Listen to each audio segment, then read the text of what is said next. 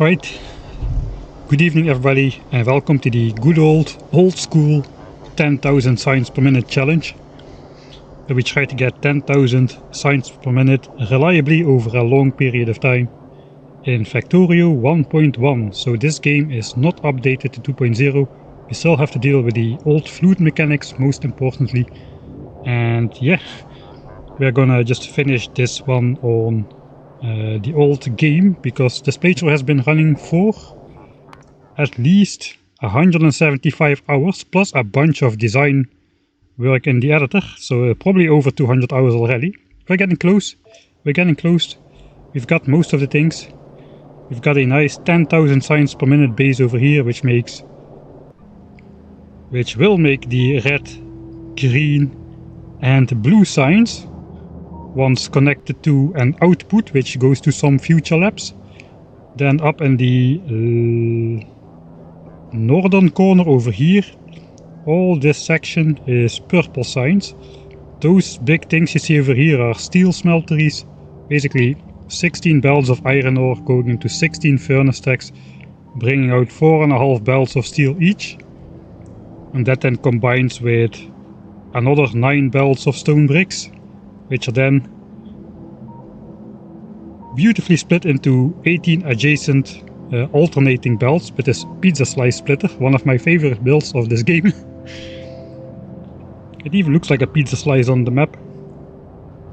Hey, good evening Krivosa. Last streams we did the blue chips thing, where it basically starts to look like a giant circuit board but on the map view by itself, because we're just handling those crazy amounts of belts. This is like 60 belts of copper, 60 belts of iron coming in into 60 belts of green chips, which are immediately converted into blue chips. That build is finished.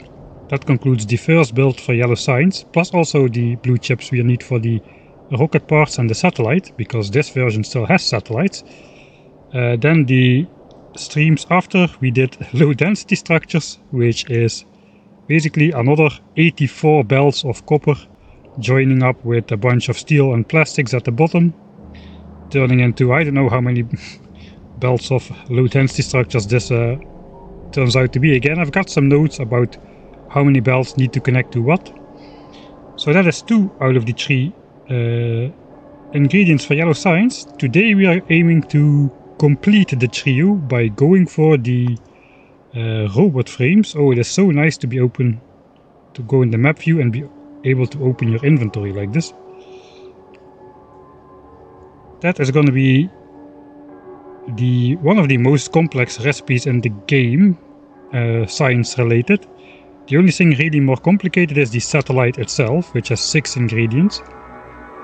But as far as science pack ingredients go, this one is the most difficult one, with 4 different ingredients requiring both special type of oily fluids, the lubricant for electric engines made from heavy oil, and then the sulfuric acid for the batteries. And then we just need to sprinkle in some more steel and electronic circuits to get the robot frames. It's not too difficult in a smaller base, because there you can simply, smaller base, let's go to the starter base, where we've got those things set up already. So basically we bring in engines and green chips here, turn that into electric engines. Those are output on a belt, together with more green circuits. So we got green circuit, electric engines, steel and batteries coming in from below. It is so not nice to not be able to open an assembler from the map view. All these 2.0 mechanics are already getting ingrained in the system and clicking like a madman. Hello mildly blue. So yeah, that is our task for today, except we are going to have to scale it up by, oh no, a factor of like 150 or so.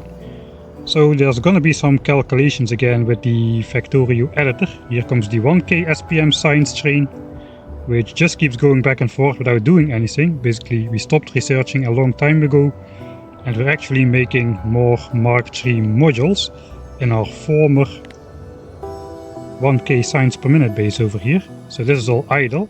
The part that is not idle is the circuit area.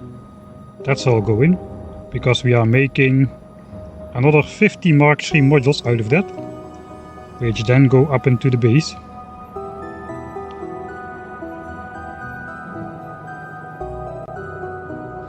Alright. You know what I would start with today? Hydrate. It's good I got my coffee ready. Today I'm planning to drink it warm. I will try to drink all my coffee while it's still warm. We'll see if I succeed. Man, yesterday was a absolute slugfest of a stream though. Basically, designing spaceships is pretty hard, as you want to keep it as small as possible, as spaghetti-like as possible, to keep the footprint as small as possible, that kind of things. It turns out to be not really necessary to keep it as small as possible though, but it just feels like you should do that. So yeah, it took me all stream to just build one spaceship in editor mode. Hopefully today is gonna go better. We are going to start off in... I don't know if we're gonna start off in editor mode. I think we're gonna start off in calculator mode. Also, I did a little bit more off-stream exploding biters to clear out the pollution cloud, the future pollution cloud, a bit better. I basically continued until rockets ran out. So this part is still not really done yet, but this is a pretty big distance now to the edge of the pollution cloud. In fact, we should have our spiders returned home. Am I still getting...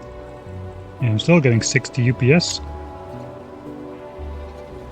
Alright, so if I'm not doing anything, I can still go at about 1.5 times speed. From the map view, especially with like overlays on, like pollution and stuff, UPS drops quite quickly. But looks like we don't need to be scared that pollution will spread off the edge of the map today. I mean, this is still like 10 chunks at least to the map edge. So I think we're gonna be good. If pollution spreads off the map, that's gonna generate new biters. Here is the assault team, the 2 leaders. Actually, I should update this guy's name. I accidentally copied this guy over to this guy, and now this guy is also called the Teal Widow. But this guy is the slightly less white recluse, because the original white recluse, which was actually white, got blown up. So this guy is slightly less white. Anyway, you can see rockets, we're almost out of rockets. These guys request an inventory full of rockets. We've blown up all the biters. Let's see the kills of the last like 10 hours. How much time did I spend? Looks like I spent some time on stream, and I also spent some time off stream exploding biters. So yeah, it's like 10k behemoth worms, 11,000 nests, 10,000 big biters, etc, etc. So these guys are ready to be restocked by the bots. So I guess let's bring them over. We should have some nice bot explosions going on the screen.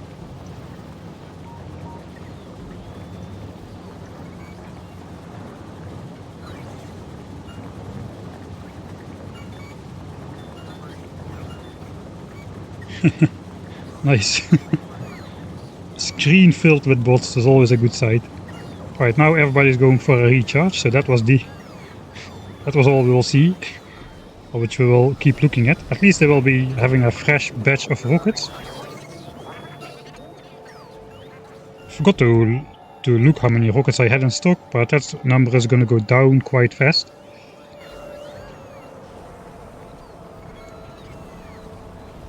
Hey, hello, Sildevan. How are you doing? Yeah, pretty good. Today's good.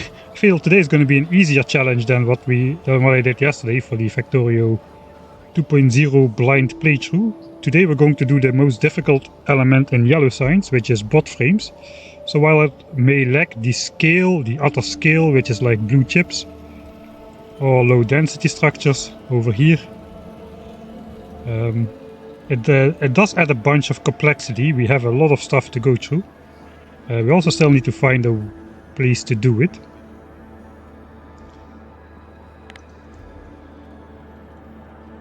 Hey, hello, Ian. I just cannot figure out how to pronounce your name. I want to say Ian, but that is just misreading your name.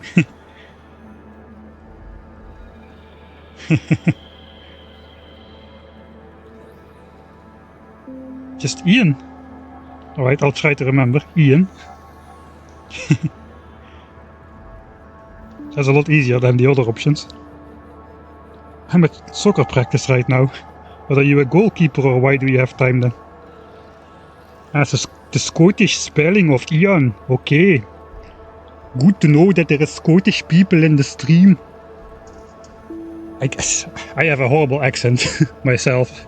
So trying to mimic other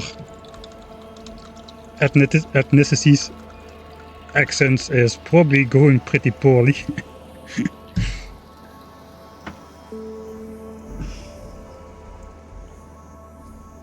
Ah, you're not Scottish. Blame the parents.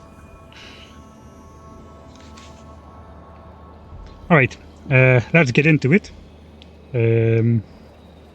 I guess I can just leave the game running a bit so we produce more stuff while we go explore in... We can just chill out with the 100,000 bend fishes which are in this lake. I had a lucky roll with my starter lake here. Come on, spider, spread out. That looks natural enough. Let's chill out with the bends. 100,000 fish. Right, what do I need to do? Basically, I need to go over here. Boing, now we should be... Okay, that's bad.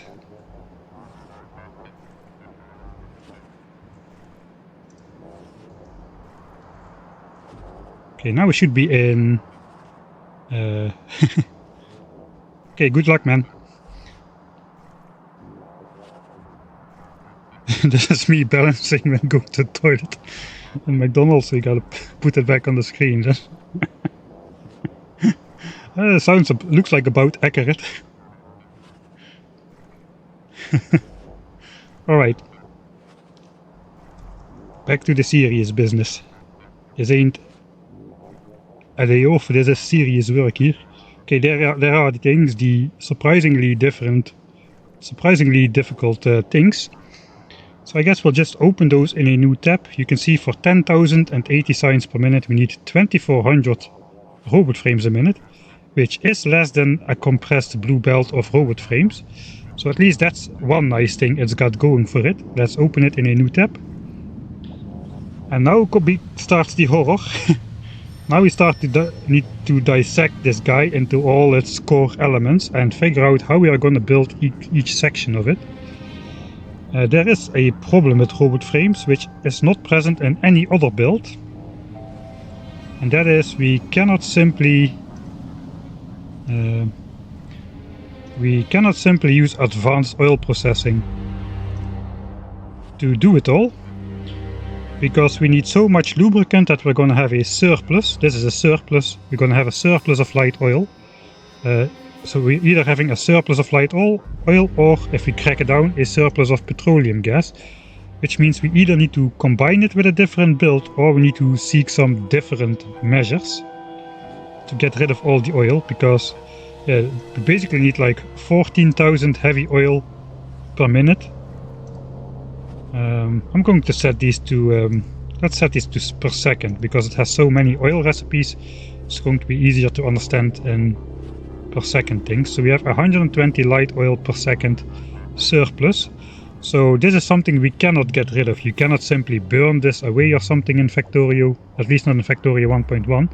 There is no recycling, there's no mechanisms to get rid of something. If you produce it, it has to go somewhere. So, yeah, where do we even start? I guess let's try to see what the other recipe which produces heavy oil does if we select cool liquefaction.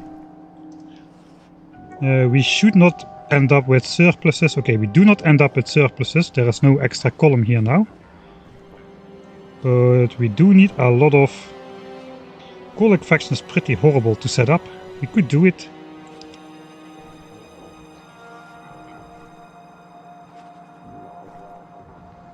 That is a lot of heavy oil a second, though. That's most of a pipe of throughput of heavy oil. Slightly over 2 belts of coal. What do we need for iron? Iron and about 9 belts, copper about 3 or 4 belts. We don't need plastics though, so we don't need coal for anything else. All this coal goes into coal liquefaction and steam for coal liquefaction.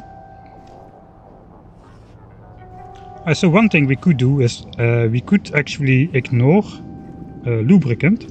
We just open lubricant in a new tab.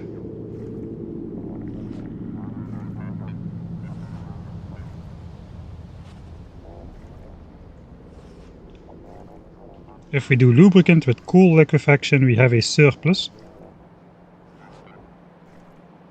of both light oil and petroleum gas. We could crack the light oil down to petroleum gas and then use the petroleum gas for the other elements in here. So we would only use coal liquefaction to make enough heavy oil for lubricant, crack down the other products, prioritize the consumption of that into batteries, I guess, because batteries is the other consumer of oil related stuff. So that would have to become petroleum gas. We need, let's say, if I click here, we should be ignoring lubricant now. We don't need light oil for anything. So if I set this to the simple basic oil processing, only basic oil processing,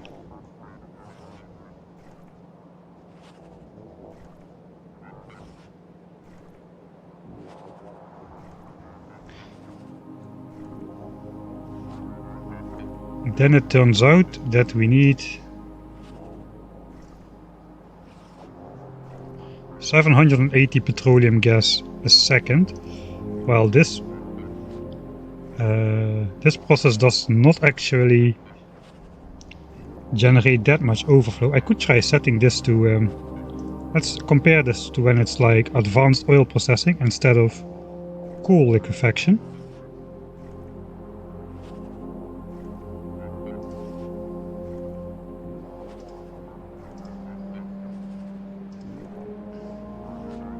Okay, now then we have too much surplus, I think. So advanced oil processing generates only a little bit of heavy oil, 25 units, and it produces like twice as much light oil and twice as much petroleum gas. So that together, if we crack this down to petroleum gas as well, it's going to be like 700 to 800, and we need only, actually that's pretty close.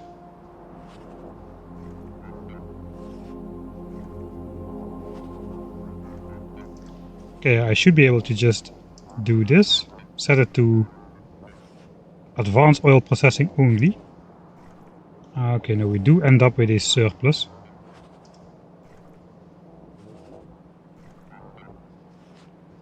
Alright, we do end up with a surplus if we do only advanced oil processing.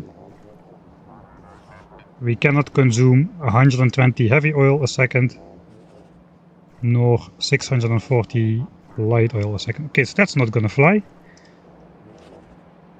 Let's set it back to basic oil. Oh wait, no, wait. I didn't have cracking on.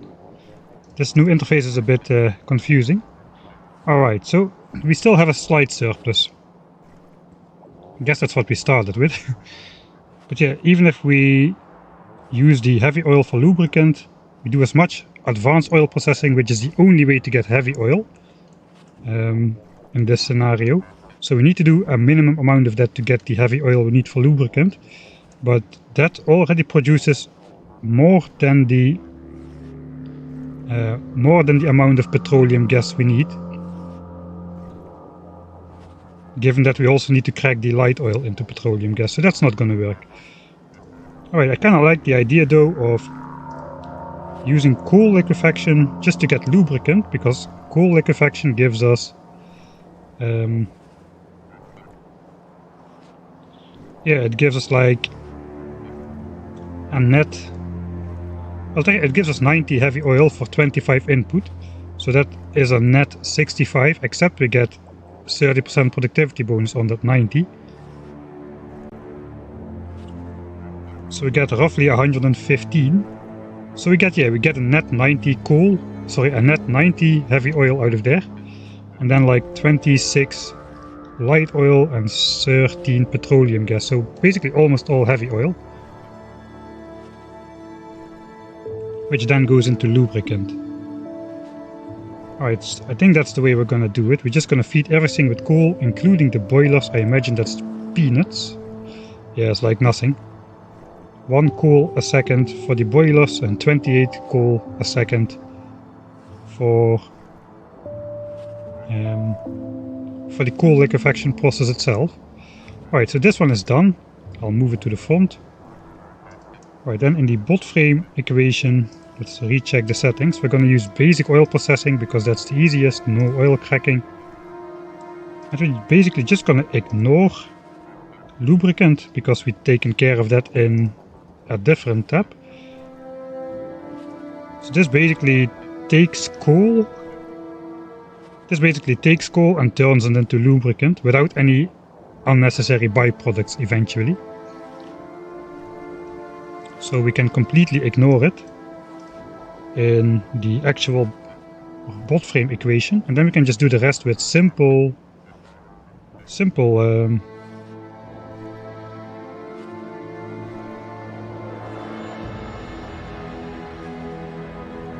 with basic oil processing.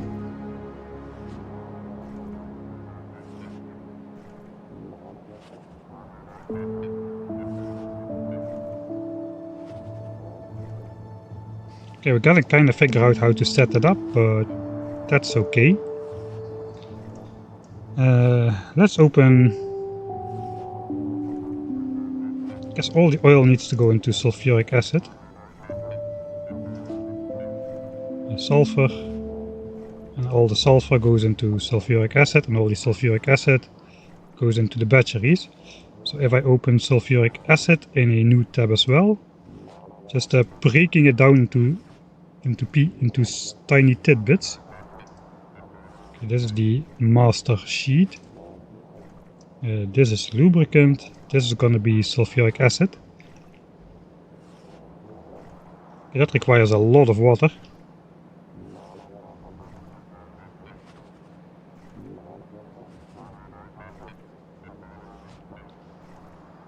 And a little bit of iron.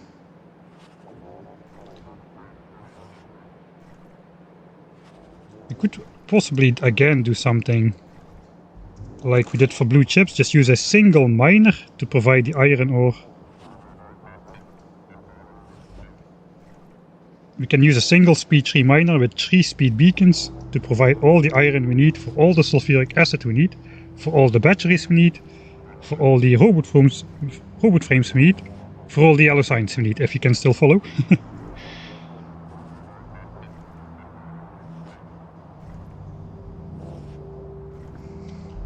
Alright, so that is just like 1 miner of iron, and the rest is all fluid mechanics. So I think we can set this aside as well. It's basically going to be 3 separate builds, 1 for the lubricant, 1 to make sulfuric acid, and then 1 to make everything else. But now we can ignore sulfuric acid, and now we are left with only assembler products. I guess chemical plant products as well, but that's just where the fluids come in.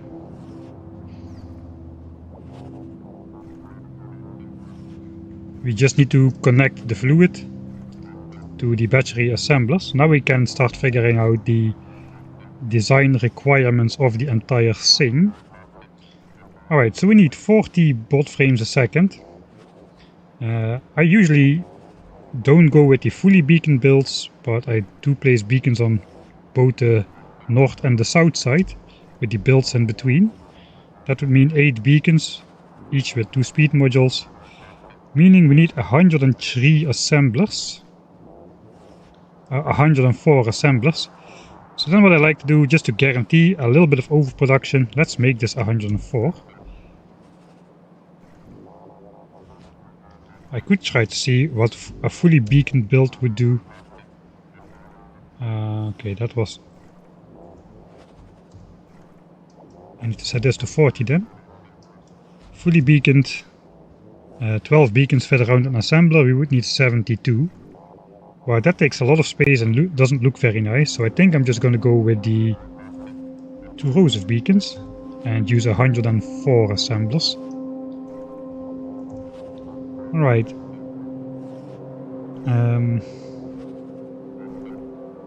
What needs to go in there? 2 belts of green chips, a belt of steel, I guess 2 belts of batteries, and a belt of electric engines. So basically, we won't have too much space if we have a beacon on the north and the south. And with this many belts of input, we have to divide it into like smaller sections. So perhaps 2 times 52. Let's open in a new tab. Say 2 times 52 assemblers. Then we could go with 1 belt of greens, half belt of steel, half belt of electric engines, and 1 belt of batteries. That is possible, but it will require a lot of belt weaving.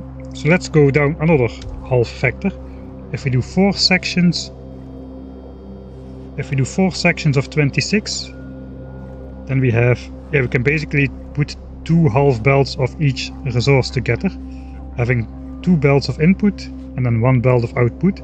Still requires a bit of belt weaving, but at least on one side it will look clean. We finally don't need to worry about inserter speeds or anything, because the robot frames take like 20 seconds to make and require absolutely nothing in terms of resources, like pure quantity, I mean. So even if these machines would work at crafting speed 20, which they're not gonna, we could still deal with only yellow inserters and it would still keep up just fine, I think. Alright. Let's go back to the full build just to see what kind of amounts we need. That teaches us though we have to deliver like in four parts with 4 sections of belt. So 4 times 26 will equal 104.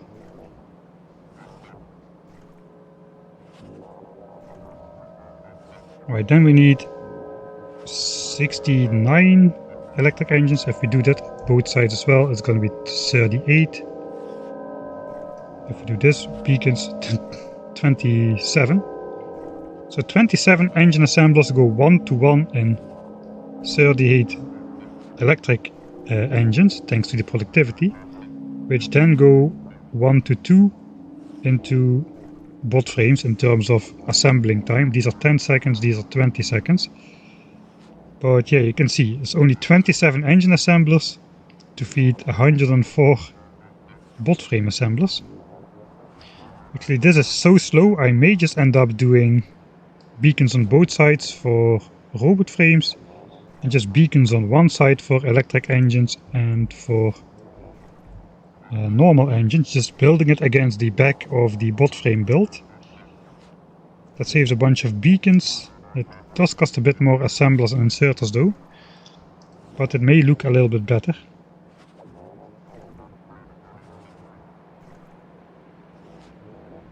Alright, we need like 1 belt of steel that goes both into bot frames and normal engines. There's almost exactly 4 belts of iron into steel.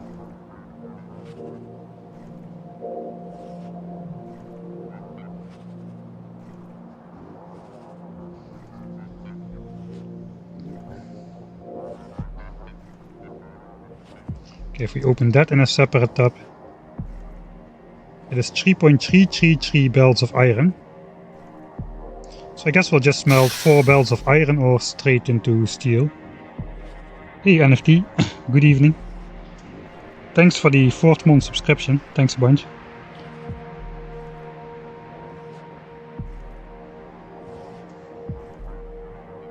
We're at the process of figuring out chopping the complex bot frame into bite-sized pieces. We've already separated lubricant, which we're just going to produce with coal liquefaction without any byproducts.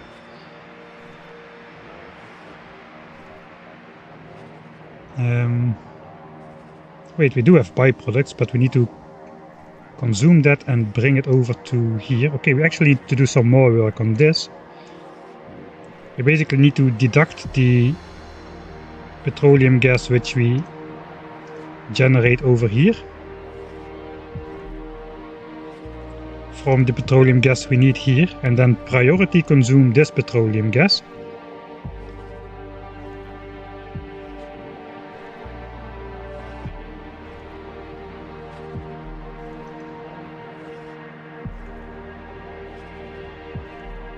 I never go on Twitch, so I always have the Prime sub.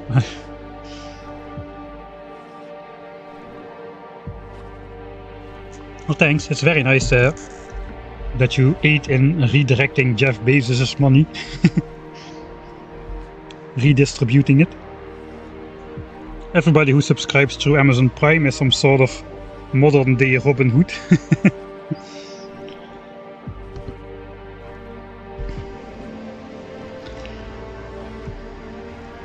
Alright, so good you tuned in, because now I double check this and we indeed need to take care of the overflow here. Let's first continue with the steel. The oil is a separate thing altogether, so we can just continue with this sort process here. Basically, we will just use 4 belts of iron ore smelted into 1 belt of steel. That will have back pressure. We produce like 5% too much steel or so. That is good because we need to divide the steel over 2 different locations, so at a weird ratio. But if we have a full belt and we do 1/3 and 2/3, they both should have like the appropriate amount of steel distributed to them from the start before it even backs up, so that is nice. Alright. I guess then we have gears and pipes. Not really too worried about that. What does iron need to go into? Yeah, this goes in steel. Oh yeah, we need to make like 3 belts of green circuits. That is also a separate build. I can probably just ignore that, because I know how to make green circuits already. We've done it a bunch of times. Guess I can also ignore steel for this equation. Then the remaining iron we still haven't assigned is a full belt of iron for batteries. I guess it's also going to be a full belt of copper for batteries. Yes, it is.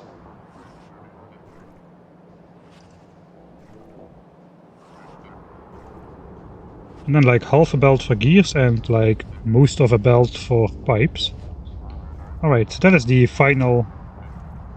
That's the final breakdown, the basic engines. So we got basic engines, those we combine with lubricant and green chips into electric engines. And those we combine with more green chips and the batteries and steel into bot frames. That is the plan. Just wrapping my head around it a little. I think we're ready to go back into the game to start designing a bit. Except for we need to figure out this puzzle. Alright, so cool liquefaction produces mostly heavy oil, but it does produce a little bit of light oil and petroleum gas as a byproduct. And we see that here as a surplus. We need to get rid of that surplus, which means we need to crack down... Basically, we need to crack down the light oil into petroleum gas. So I have to enable light oil cracking to petroleum gas.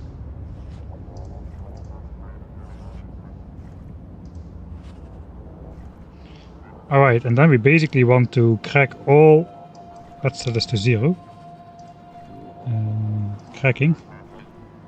We want to crack down 72.455 light oil into petroleum gas. So we gotta figure out how much petroleum gas that will yield. The light oil cracking takes 30 light oil, turns it into 20 petroleum gas, but it will be with 30% productivity, so it will actually be 26 petroleum gas. So if we divide this number by 30 and multiply by 26, we should get the amount of petroleum gas we need. Let's try that. 72.455. 72.455 divided by 30 times 26. equals this number. So I'll copy that. Try to find the tab. We want to produce this much a second. Okay, and then we still have a surplus. Ah, no, wait. We need to add this to it, because this we already have. We just try to demand production. It first assigns the surplus to the production. So we have to add 36.228. So we end up 99.022. 99.022. Alright, that does it. So I guess we're going to assume we have 100 petroleum gas a second coming in. That is not good. I have to assume 99, a little bit less. So we go to the sulfuric acid tab. Can we do negative production? That is the question. Alright, so we need 780. We get 99 from the coal liquefaction lubricant process. That gives us 99 petroleum gas to spare. So here we would like, if I just type minus 99, will this work? This should go down to about 681, if this works. Okay, it does. Alright, that is nice. We can basically remove some of this petroleum gas from the equation this way. Okay, that means we just need a single pipe of oil, 1200 oil. Wait, I guess 16.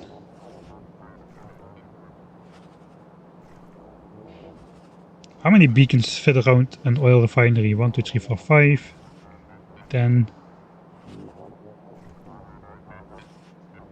16, I think. So we need, yeah, I remember now. One of these fully beaconed ones can produce 100 petroleum gas a second. So indeed we need 7 oil refineries to make more petroleum gas. But then we gotta make sure to prioritize the petroleum gas coming from here, because this may otherwise clog up the system and block lubricant production. So yeah, we first gotta make this work. Then we gotta make this work. The lubricant, then the petroleum gas to sulfuric acid. It's a lot of water though, it's a lot of water.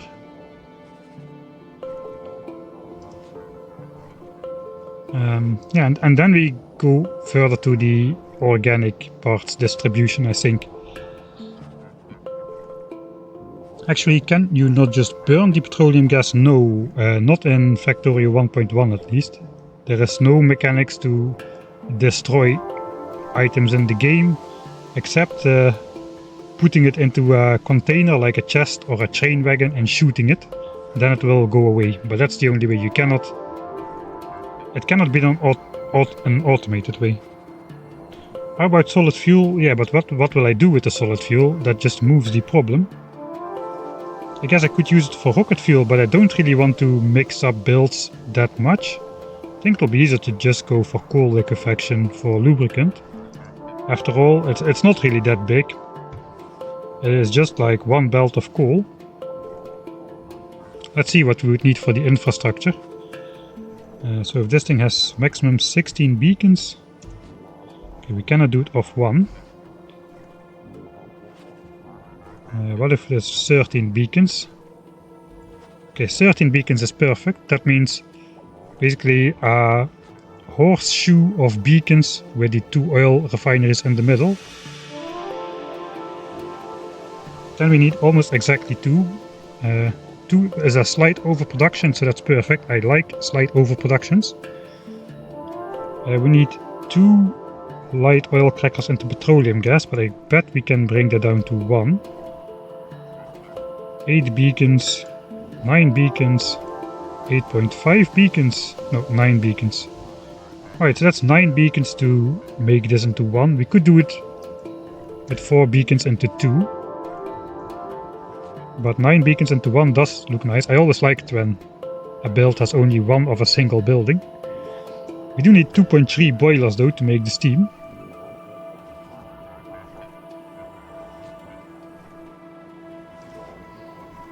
Can we set this to like heat exchangers? I don't think so. Nah, it's not gonna work like. Let's just use normal boilers. A little bit of water, a single belt of coal. Basically a red belt of coal would suffice.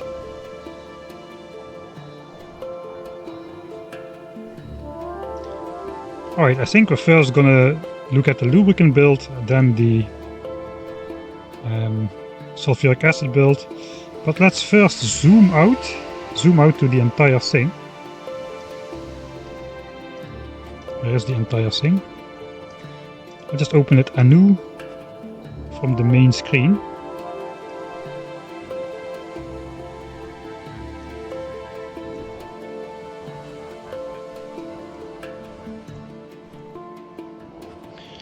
So I want to see just how many resources I need in total. Six different destinations for iron. Alright, this is 4 belts of iron ore into steel. I guess this is a half belt, that's 4.5. This we round up to 1 belt. We round up to the nearest half belt. So that's 5.5. This is a special case. 3 belts of green chips, right? Yeah, 3 belts of green chips requires 2 belts of ore. So we're up to 7.5 belts. 8.5 belts. 9 belts. So we need 9 belts of iron ore, basically. So that's like half a normal batch. That is not a lot. 9 belts of iron. And copper is even less. Yeah, copper is even less. We also need 2 belts of copper for the green chip setup, and then 1 belt of copper for the batteries.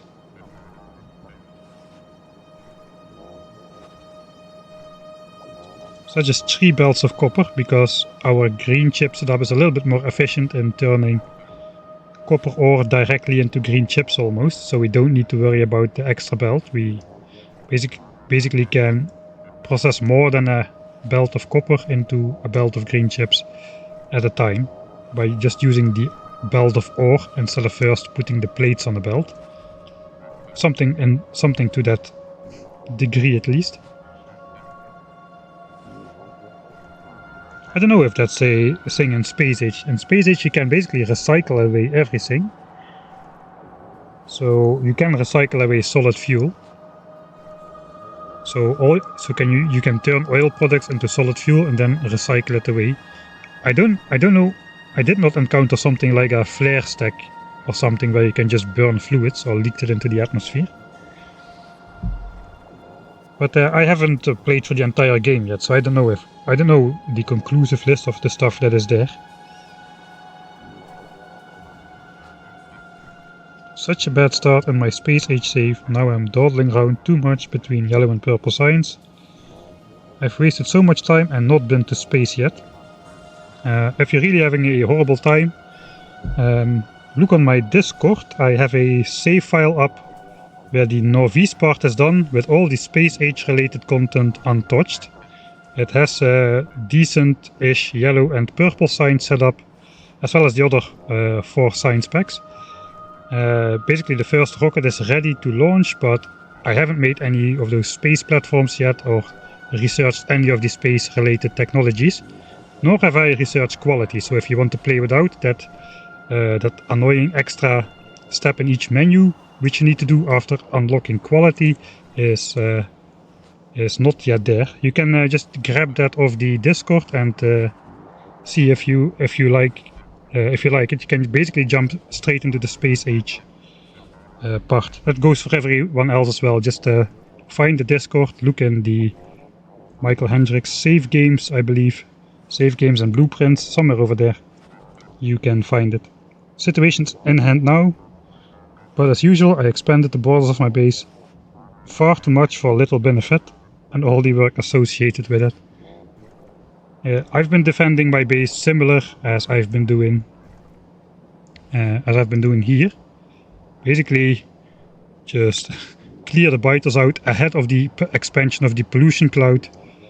I've been doing that in Space Age as well. It's working pretty well so far. Well, opinions are divided among about that actually. We haven't had a single biter attack on the base though, so in that regard it's working.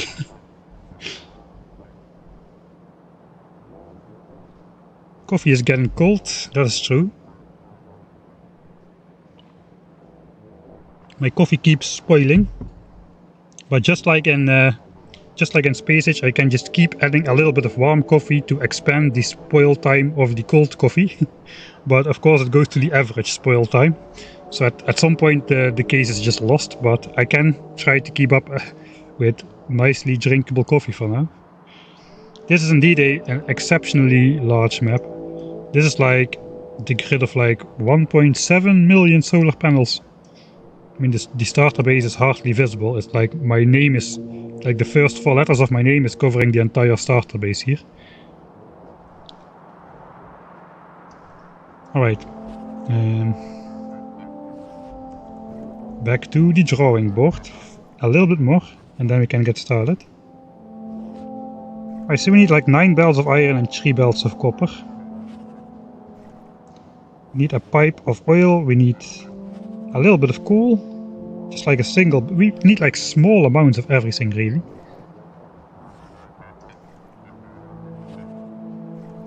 Let's look at the big picture, what else is left to do. I'm just going to out all the stuff we've done. Military science we're just going to ignore.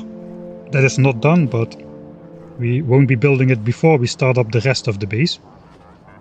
Eventually we will be building it though. Okay, so yellow science, we're working on that. We have done all of the blue chips for the entire base. We have done all the low density structures for the entire base, including space science.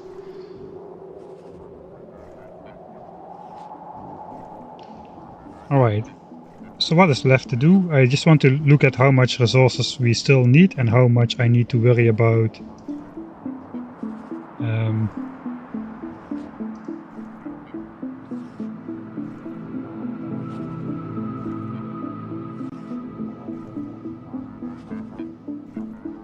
is using coal liquefaction for some reason.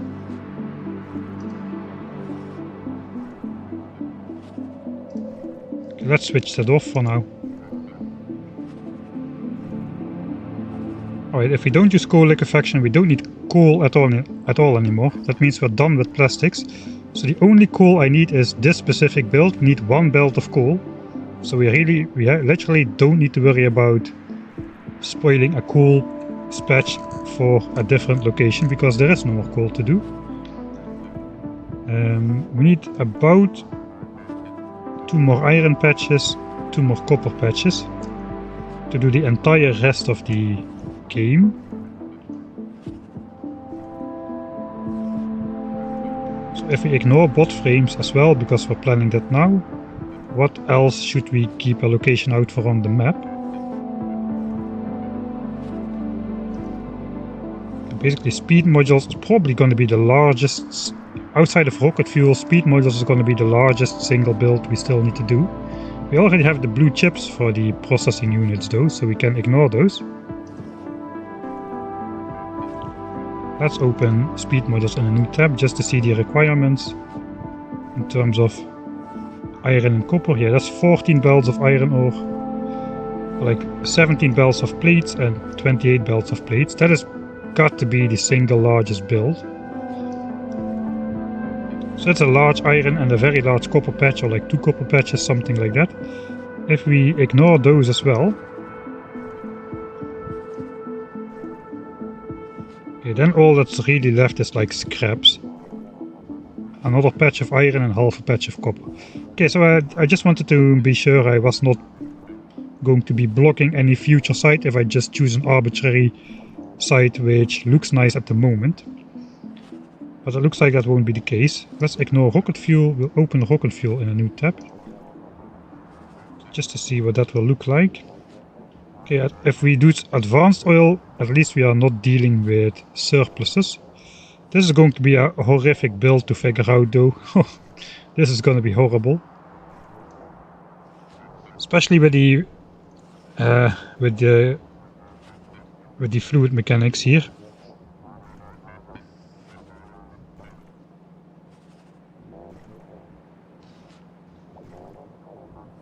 Could try to make solid fuel from only petroleum gas and then just use a little bit of light oil. That is still going to be difficult though.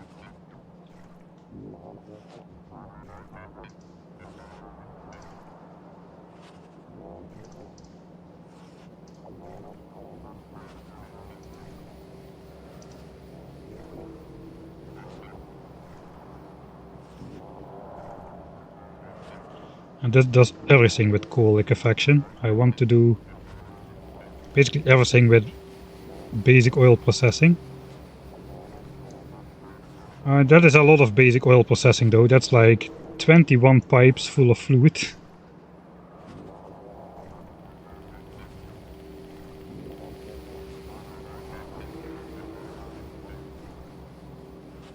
No, that's probably just going to be advanced oil. Alright. But yeah, that concludes what I want to know for right now. This can go... This we keep open. This is our lubricant build. This is our sulfuric acid build. And this is the rest. And steel, we know that's going to be just 4 belts. Alright. Let's switch over to the game after all.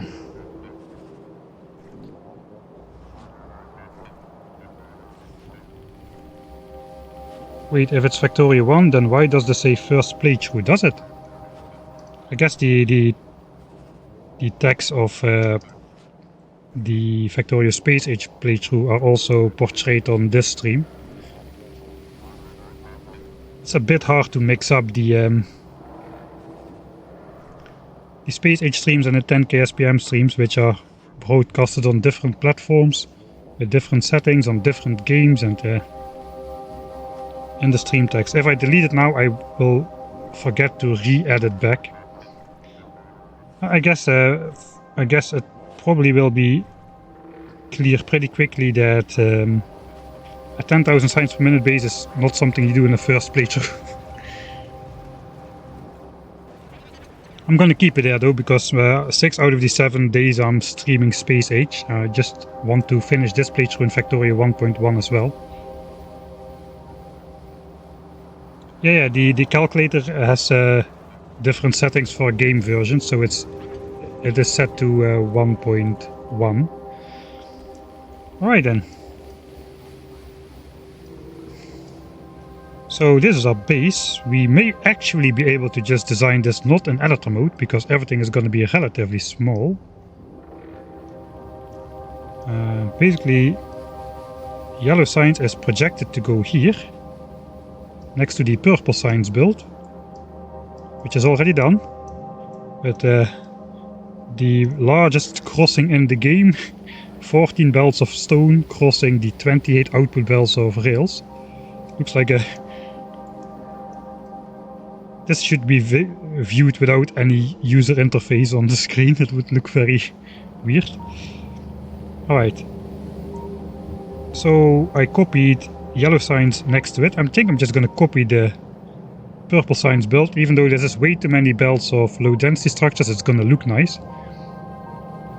Just to have it like sort of symmetric. Okay, so it would be kind of nice. I guess we could technically use this coal patch. We could use this copper, this iron, although it is located on top of the Roboport highway. I also could use... I just need 1 belt of coal, so I could just draw that off of here. We can probably draw 9 belts of iron off of here. This looks like I left myself space to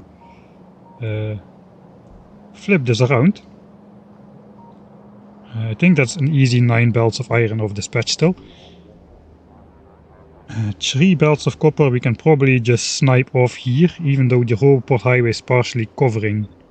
3 belts of copper is going to be easy. And we even have oil. The only thing we don't really have is water. That is going to have to come from somewhere. we may just pipe that over in the darkness all the way to here. We've been doing that here as well for sulfuric acid for blue chips. That's just 4 pipes. Just abusing utilizing the unlimited pipe length we still have here in Factorio 1.1. Not all things about the old fluid system are bad. If you need a small trickle of a fluid, you can just connect the pipes and the fluid will trickle in. And as long as you don't need that much, it will be enough.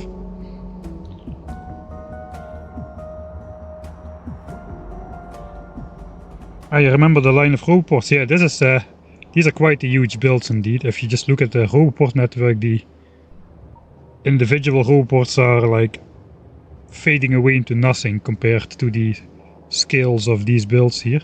Let's just zoom in once on blue chips.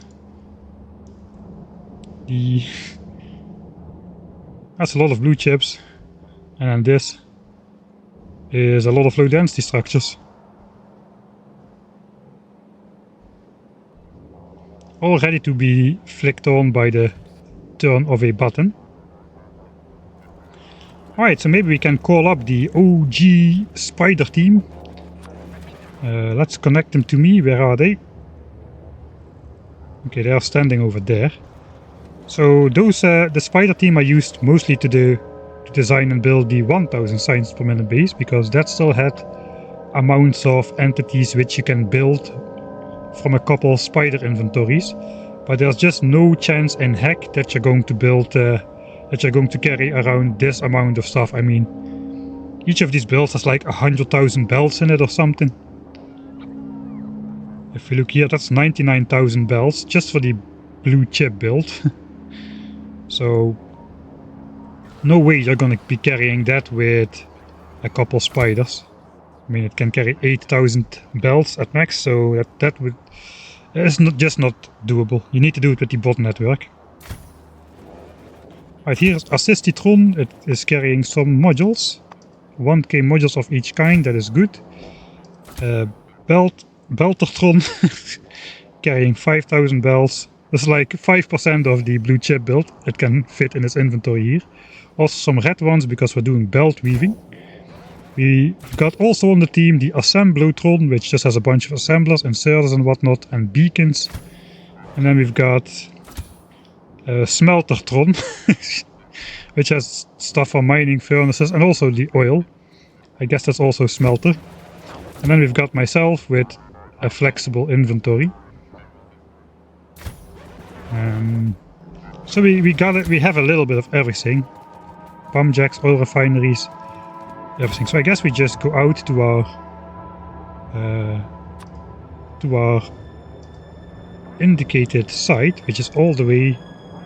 I'm so far zoomed out you cannot even see the Spidertron lines on the map. I have to zoom in for that. I guess we're going to go here.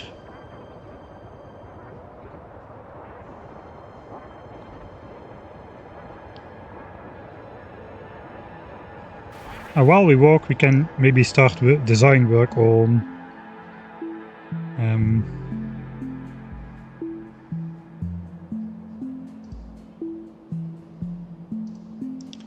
one sec. Hey, hello CRX.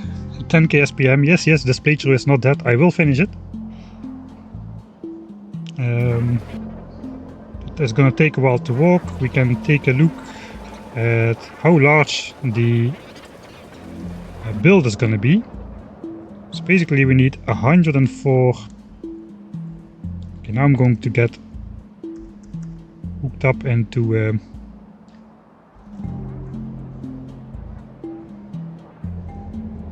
now I'm gonna mix up the Factorio 2.0 and 1.0 controls quite a lot. Okay, I cannot control this from the map view, but I can copy this recipe, put it into here.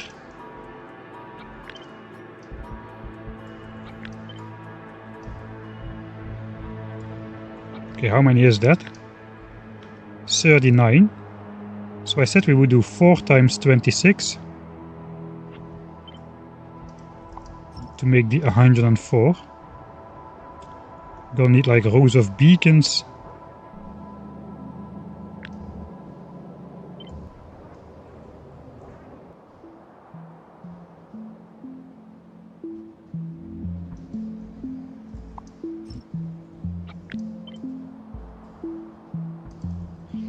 Something like so. We won't design the input, we just want to know how big this is gonna be. So 26.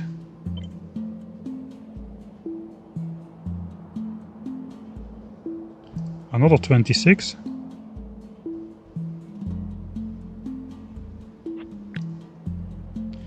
Maybe it's possible to split them apart by one tile to have a visual center. Okay, looks like we arrived already in the spider. So that could be 104 bot frame assemblers. Then if I quickly look back at the requirements for bot frames,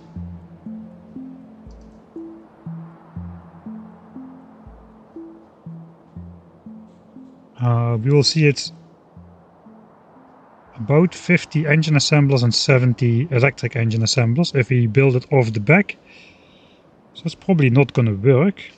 It's going to be wider than our 52 wide bot frame line. So I guess we'll also set this to 8 beacons. We can maybe keep the engines normal though. Okay, so we need only a belt of circuits going in and half a belt of engines coming out, so we don't need a lot of space for that. For normal engines we can mix the steel and gears and have a dedicated belt for pipes, and then just bring out the engines on the belt as well. So we don't need as much space for those as well. Okay, that means we can basically do the 8 beacon build for electric engines above the bot frames or something, and then do a 4 beacon build against the back of the electric engine build for the normal engines. I think that would work out nicely. Okay, so we need an engine assembler.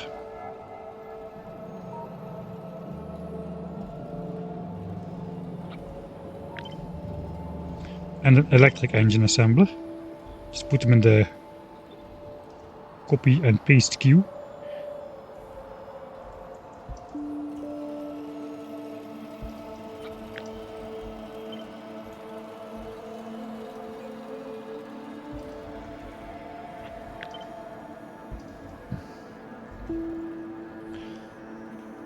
Right, so that will be 38 of these. Not really sure how far that's going to go. 33. That should be 38. And then I would need 49 engine assemblers.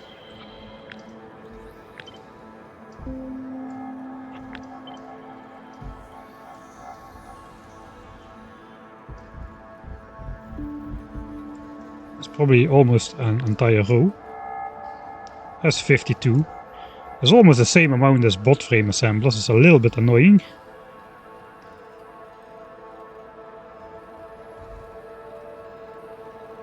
We need 49 though.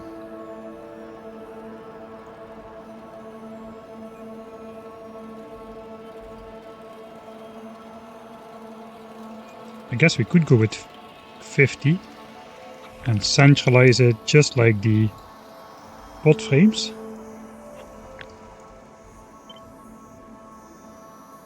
Just for the visuals.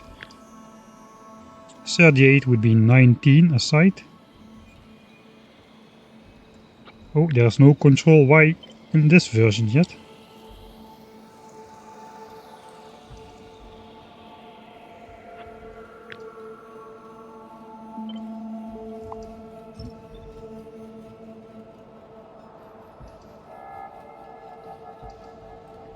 Alright, we can cut off this beacon, cut off this beacon.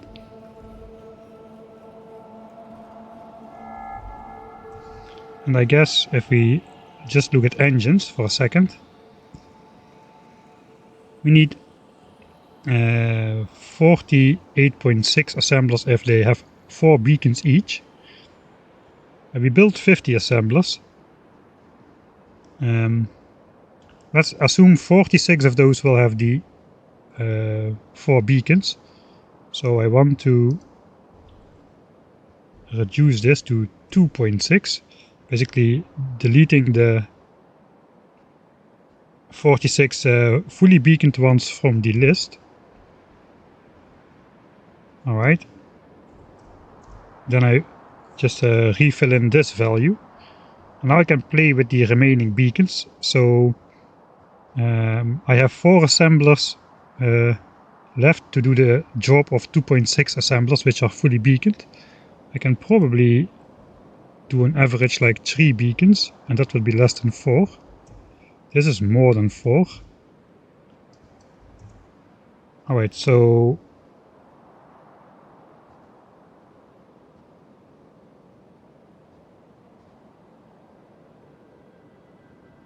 I guess if one of them has 4 beacons and one 3, we have 3.5 on average.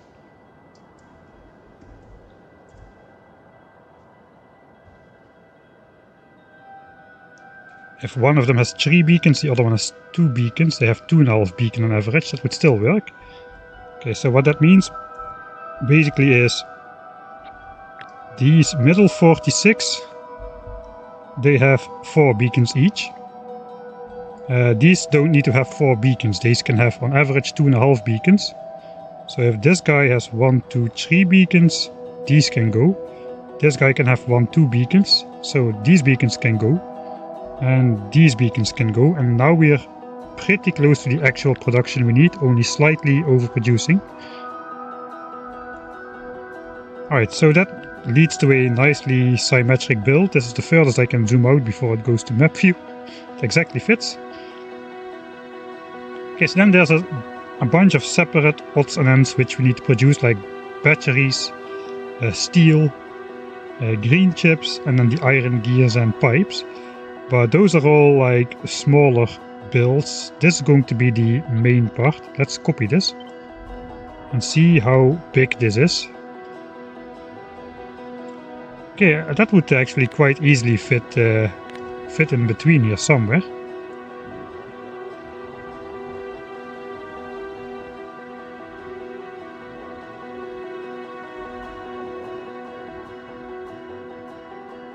That could even just fit like right here or something.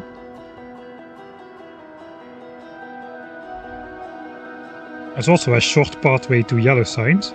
We get iron here, we get coal here. Alright, so the approximate size. Let's switch off the roboport. Approximate size is about this.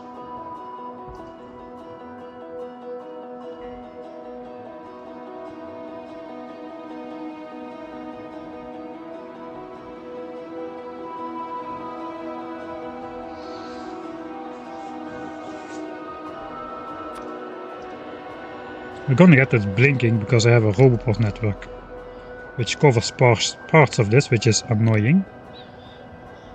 So maybe I will resume to... Maybe I should resume to just designing in editor mode.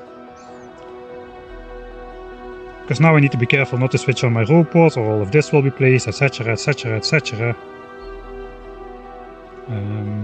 Yeah, I think we're gonna just design in editor mode anyway. So let's make a save here. Save.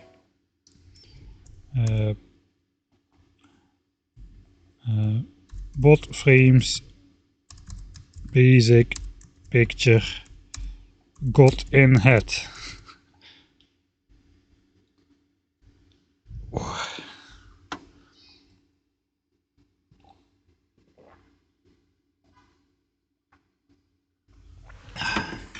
And I need to get up and stretch.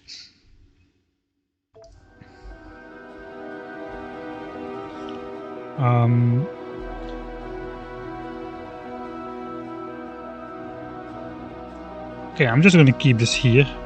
Let's make a separate save. I learned from yesterday, before you go in editor mode, you make a separate save called editor mode. so you don't accidentally overwrite your actual game save with a save where you basically cheated. So a separate save.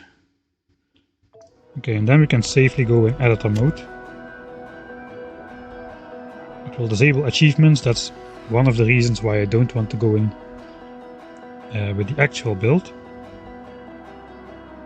Alright, so what does matter? I want to throw away most of the base again. So we can simulate stuff. Okay, the entire 10k SPM red, green, blue build does not matter. I can do the get up and stretching in this time frame. I'm pretty sure we're going to have some long waits. We can get rid of... I mean, I'm gonna be building it here. My resources are here. I do want to keep this part, but I can get rid of the entire stack of everything up here. We can get rid of the starter base. We can get rid of the entire 1k SPM base. We can get rid of the entire nuclear plant. Where's the bots? Alright, the bots are just gonna go to this network. I guess that's alright.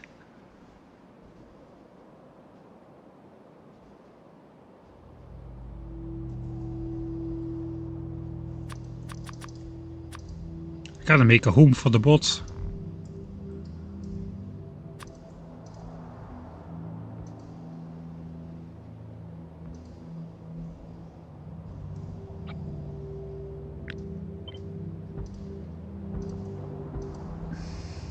And a bunch of chests for whatever they're carrying.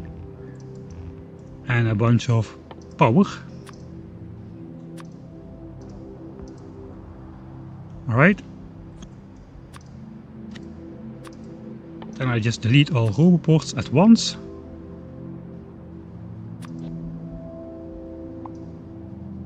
Let's look where there are roboports.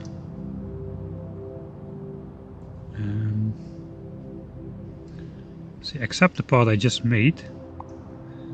I just made this part. We do this.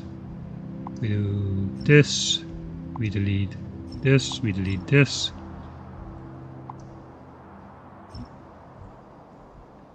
And hopefully all these bots are now going down here. Looks like they are. No bots are going up to this part, so that's good. Okay, then we delete all roboports in here, and that is going to take a little bit of time. That's 10,000 roboports. And now I can do my stretching. Hey, hello Jamacha. Thanks for the 11 months. I found the button to press which makes the tsh sound. Nice. Yeah, 11 months, man. Almost 1 year of streaming now. Oh, that went fast. Looks like the computer is in a good mood today. Thanks as well, Conkers, for the 7th-month subscription. Hooray, and non-spoiler stream. Something to watch on the background for if you're playing Space Age yourself, I guess. That's nice.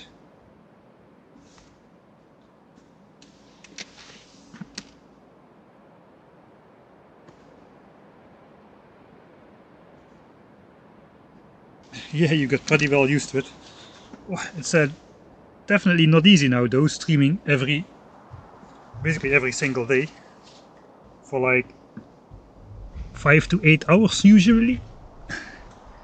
Right, that was the get up and stretch stuff. But yeah, I'm having tons of fun with the Space Age expansion, that is for sure. Even Gleba could be considered some sort of type 2 fun, I guess.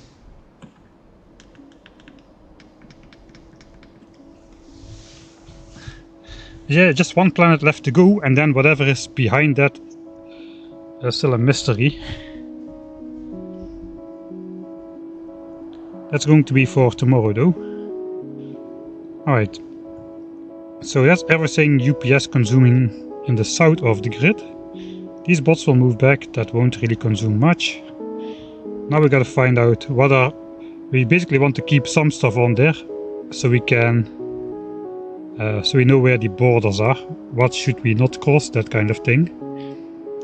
So I guess we want to keep the yellow and purple science builds on there, but I can get rid of just everything except the outline.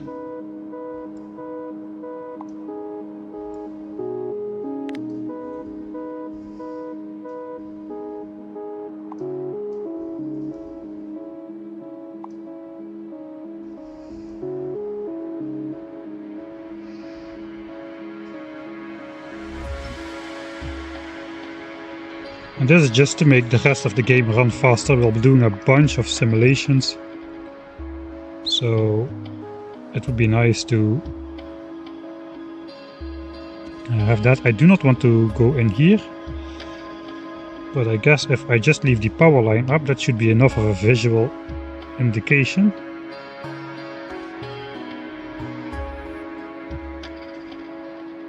I probably also should leave the row ports up, to be honest.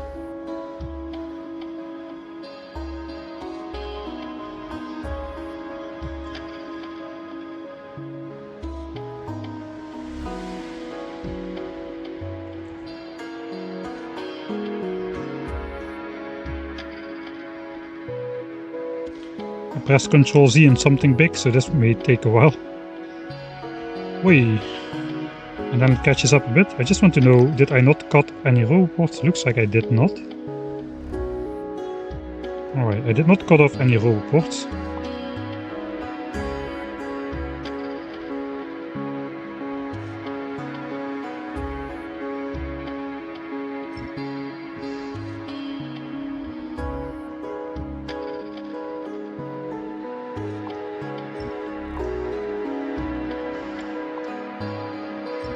I will leave the giant crossing up. This can all go though. This can all go.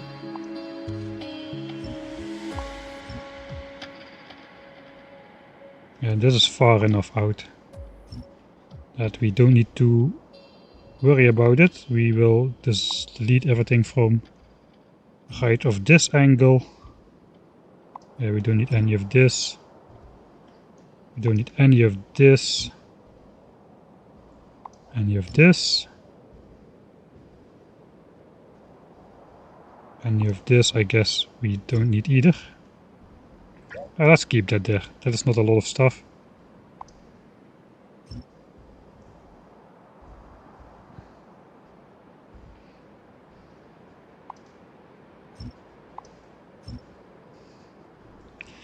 We can delete the entire low density structure thing.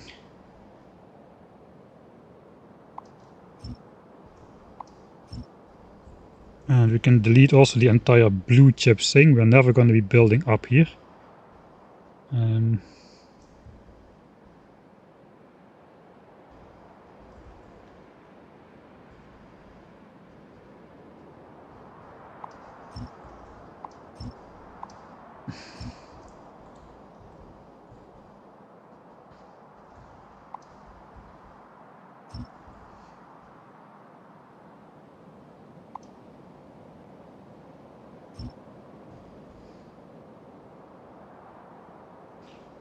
So I do need to keep up these miners and stuff because that's what we are using up there.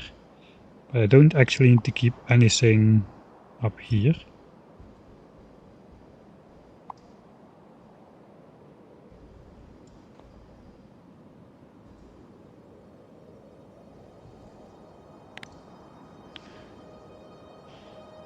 Alright, so we are using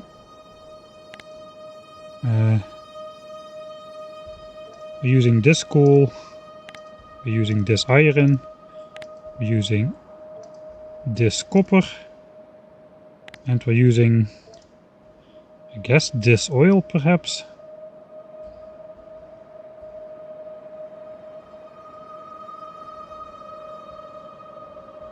Yeah, this oil was all exhausted, I think.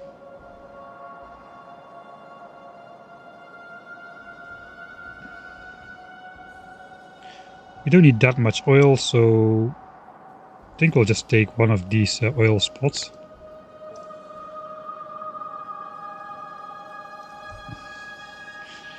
This actually looks like a decent rocket fuel space as well. There's... okay, here's a lot of oil as well though.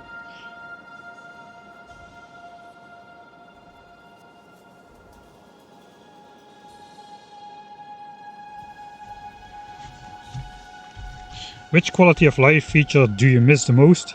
It both has to do with the map view. I absolutely hate that in the new map view, if you're in the map view and you press inventory, that you cannot just take stuff from your inventory to ghost place on the map. You can only do it from this menu with the ghost cursor. You have to confirm quality every time. That is absolutely horrible. But the nice thing is you can actually, when you're not in map editor mode, you can just open ghost assemblers and set recipes in there, like I'm doing right now, which makes it a lot easier to design in not editor mode as well. So yeah, both the most annoying change and some of the best changes are both in the map view, in my opinion. Conquers in the glabber hole now. That's a deep one. Good luck getting out of there.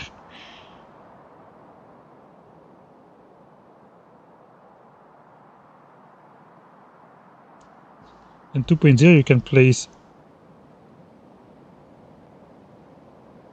you can insert fish into lakes with inserters. That would be nice. Yeah, confirming quality is definitely a flow killer. I would suggest just not researching it until you really start to plan to use it. No, I don't agree. It is very annoying. Also, I want to check this because I keep pressing E in things which I do not want to press E in. I just want to know, am I going crazy or not? Okay, I'm looking for the green wire thing. That is also not there. I have to have actual green wires in my inventory. Alright, if I type in this field 4000E, it will just confirm and close it, because only a number goes in here. But if I do this in Factorio 2.0, it will actually type the letter E in this box. So what I used to do is just like 4000 confirm with the hotkey E, which is the hotkey for confirming. It will just type 4000E, and that is actually very annoying. That goes wrong all the time now.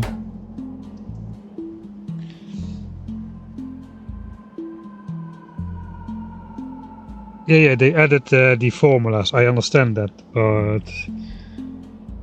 so yeah, you can type 10E3, but it's a little bit unfortunate that the hotkey cannot be used like that anymore. It is a similar feature like the restart button. It is like useful in like a tiny niche amount of situations, but it is just mostly annoying and in the way and dangerous even for other purposes. That's also how I feel about being able to type E in those number squares. You don't need it. You do not need it.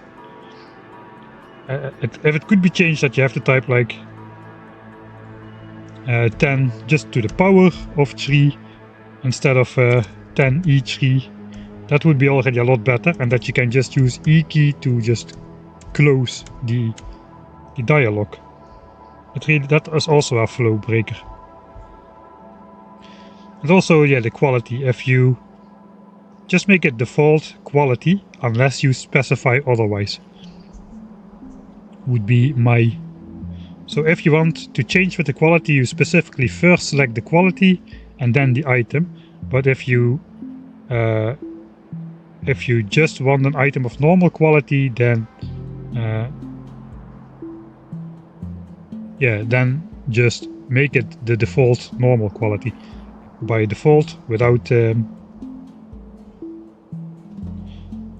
getting in the way much. Alright, let's do a giant map update, because all of this is basically gonna disappear. I can delete my nuclear reactor here as well. I can also delete the bot network now, because everything is in there. Then we just basically delete everything except for the solar field, because that's a lot of work. Then we delete all trees and rocks of our entire work field.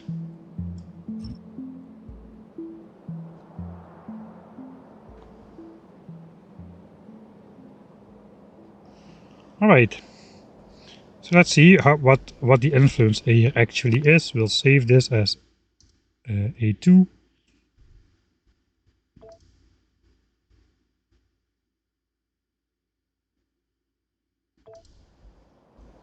Okay, now I no longer... Let's see what kind of UPS we can get.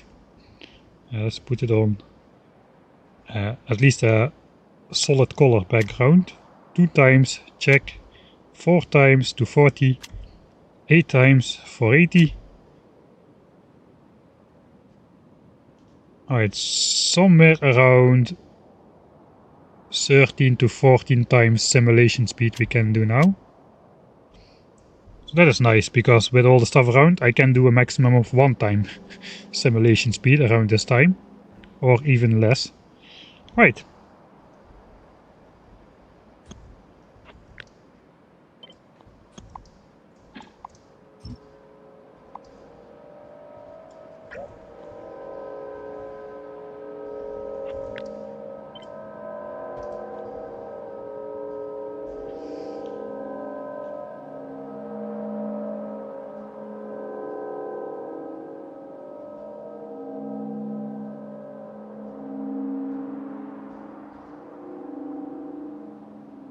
You could report that as a bug. Yeah, but it's not a bug. They deliberately changed it, so it will just get moved to the not a bug feature.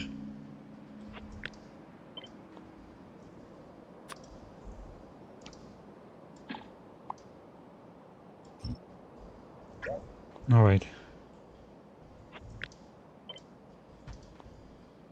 Okay, now we're good. Now we're good. Let's save here. I think Vulcan is probably the best planet to go to early on. Not because of the features, but it's the easiest, I think, to set up stuff. It's the easiest to set up new stuff. And to actually make progress. There is no annoying... You just make stuff in a different way without annoying other mechanics you need to learn or deal with, like on the other 2 planets. Just try to be trying to keep it a bit spoiler free in how I say it.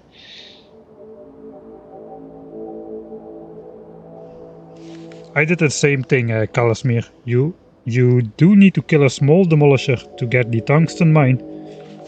But I think the starter tungsten mine can produce enough science to get through the entire game, basically. So there's no real need to kill larger specimens if you don't specifically want to. Alright, let's get started here, because I'm just blabbering and not doing anything. Okay, we first go design the oil build.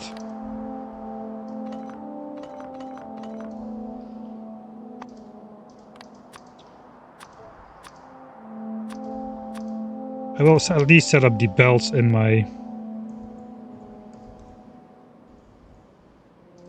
inventory. So this is editor extension mod. It will make sure some of the stuff always stays in your inventory, so you don't run out all the time.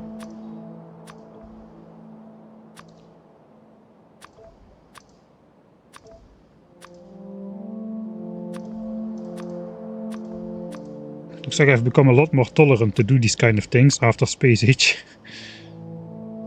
Actually trying to properly set up stuff beforehand. We're gonna need basically everything for this weird oil cracking build. We're even gonna need boilers. Okay, boilers we need only once though, so let's do this. At least this will always be in my inventory now. Alright, so we're gonna ignore this now. This part. This is just the sizing for the end build. we are going to be starting with the coal liquefaction for lubricant. I think that's actually the easiest part of the entire thing, believe it or not. So let's quickly remind ourselves. We need to make 306 lubricant a second. For that we need to mine 1 belt of coal. We're gonna need 200 water a second, which is nothing. We can get it with a single pump. And we need to crack down all the remaining light oil to petroleum gas. And that we need to send off to batteries, wherever that is gonna be. So I guess we get started with this. We need, for coal liquefaction, 2 oil plants with 13 beacons around it. And then 9 beacons for a single oil cracker. Let's see how much lubricant we need. Let's go maximum. That would be 4. Just a normal build. That would be 6.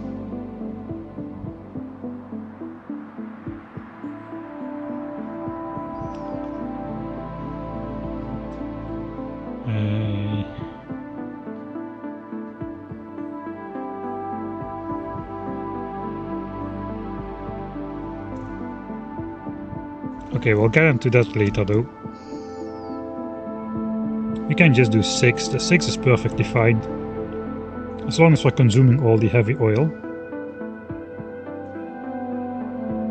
Alright, let's first do the actual coal liquefaction. So if we do 2 plants, we need to consume 28 coal a second into 2 machines. That probably requires like 2 stack inserters each. Alright, I'm in the right screen. So finally we are designing some stuff from scratch here. We need coal liquefaction. Oh yeah, I forgot to do the update.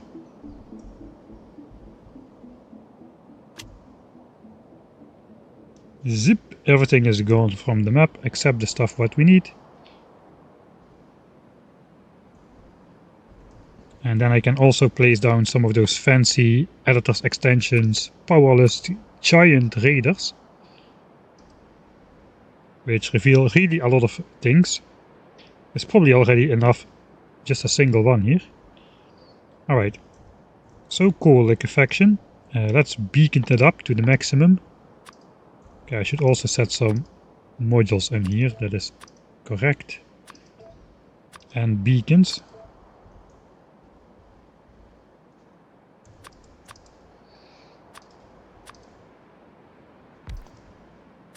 Okay, beacon speed.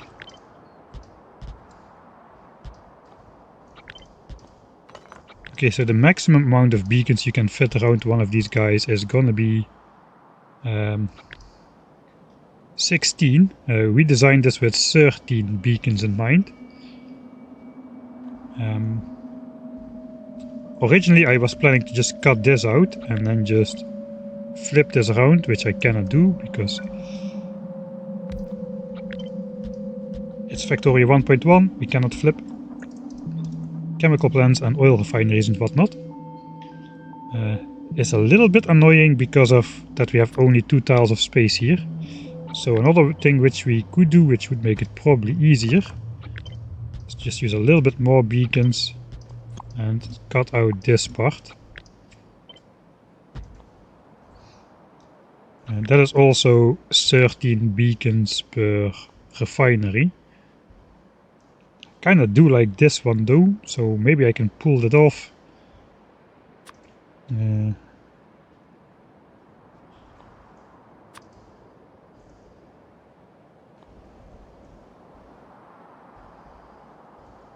On the other hand, we also need like 9 beacons for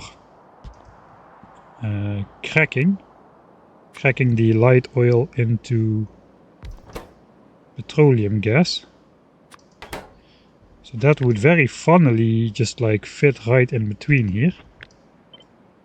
Just like really, we could wedge it in there like so. Just for fun.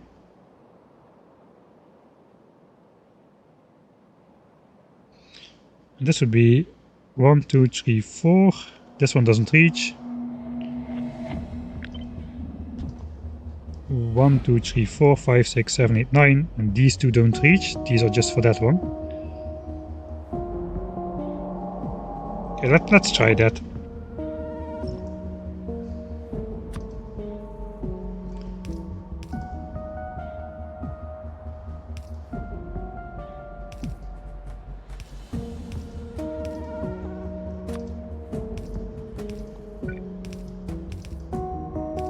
Okay, so that is steam. We should not forget about the boilers. I'll just quickly look. I think there was like 3 boilers. I'll just put those on screen somewhere so I don't forget about those. That's to make the steam for coal liquefaction. The annoying thing about this is we need to bring some heavy oil in here to start it up.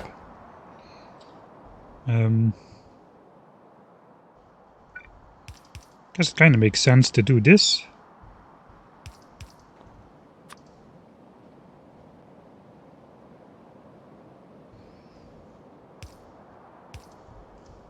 And we could hook up the output back to the input.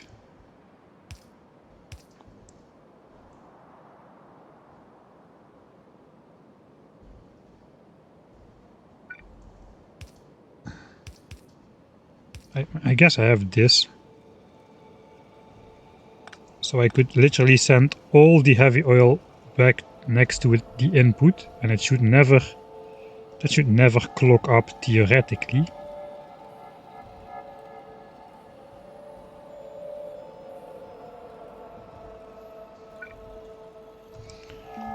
All the light oil has to go in here. We've also got water going in here. Guess water will come from here, connected to the boilers somehow.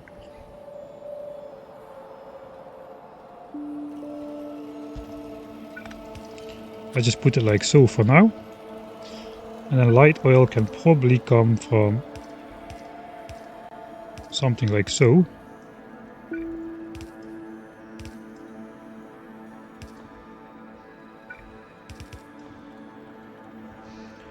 And then we just need to hook up the petroleum gas outputs together.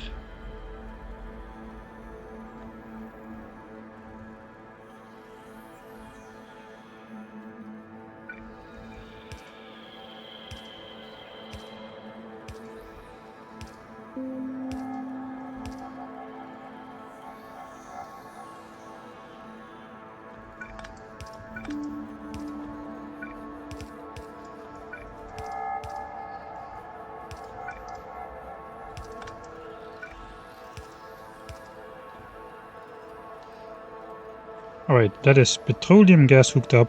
Also, Factorio 2.0 has a really nice pipe visualization. If you mouse over a pipe, it shows the entire pipe grid where it's connected to, which helps a lot. Okay, this kind of starts to look nice already. So as long as we feed this, we get rid of all of the light oil, cracking it into this single machine. All the petroleum gas is hooked up. That needs to go off to batteries. Well, to sulfuric acid then, to sulfur I guess. And then sulfuric acid and batteries, that chain. So that is the purpose of all petroleum gas. All light oil is gone because it's cracked. And then we just have the heavy oil feeding back to the input.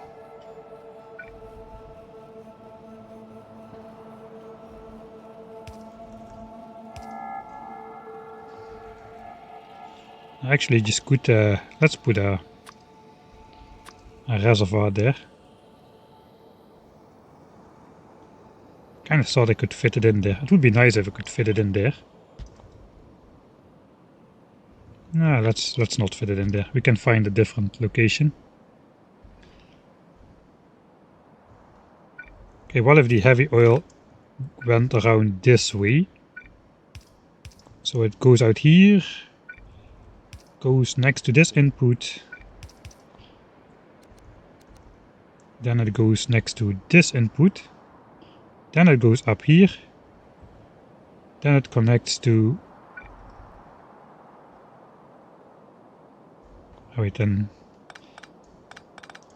this output first has to connect to this output then. So this goes out here, out, out, out. Both of that goes next to the input here.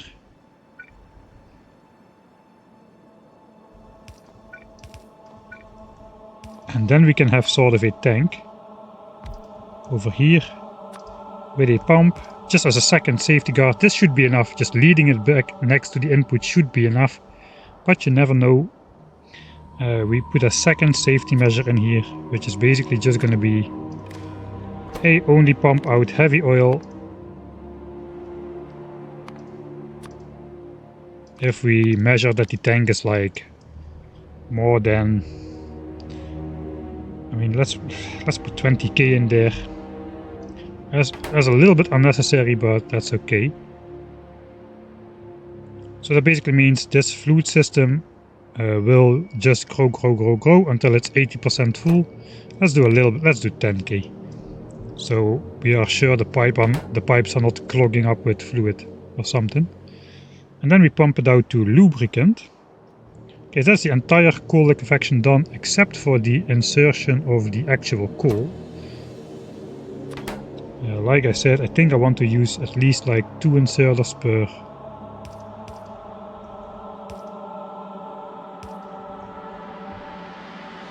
side here.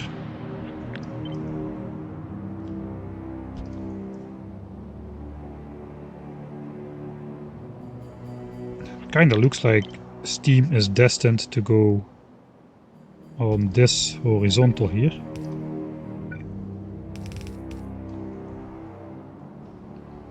And the coal should probably come in on this belt then.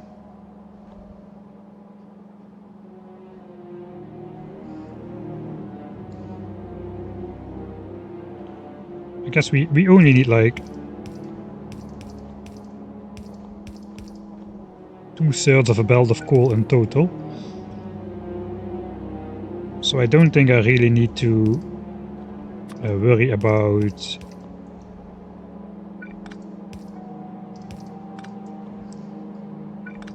I don't think we need to worry about the distribution too much. It will naturally flow where it needs to go.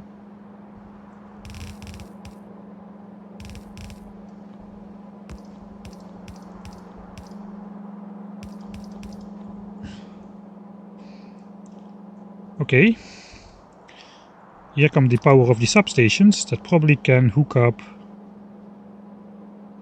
almost all of this with a single go. Guess we'll put one on the outside as well. And for now we'll put one of those accumulators in here,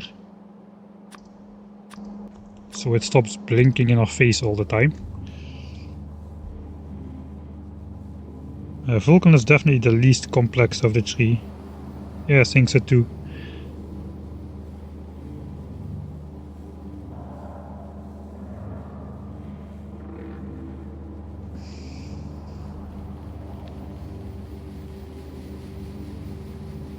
I think I'm building too big. I'm making a big chip plant. I would say try to once you go through the basic technology tree and unlock the science pack, just look what you need for the science pack, just look what you approximately need for whatever science per minute sounds acceptable to you. I would say 60, and then you will quickly find out that maybe you don't need as many resources as you need at all, and you can indeed build decently small, and then later, once you have all the productivity bonus machines from all the worlds unlocked, you can combine those into a powerful base. That sounds like a good thing to do. It's not that I'm doing that. That sounds like a good thing to do. Accidentally killed 2 small demolishers when I was only targeting 1. The other one just wandered into the turret range and get wrecked as well.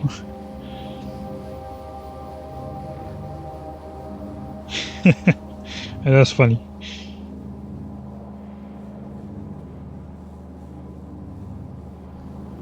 Why do you connect both outputs of the light oil cracking? Because it looks nice. That's the only reason that it is connected like this. I tried to make the builds at least look a little bit visually pleasing as well. Alright, so here's the belt of coal coming in. The belt of coal gets distributed. We just need a pipe of water coming in. Water also needs to go to here. We no longer have space.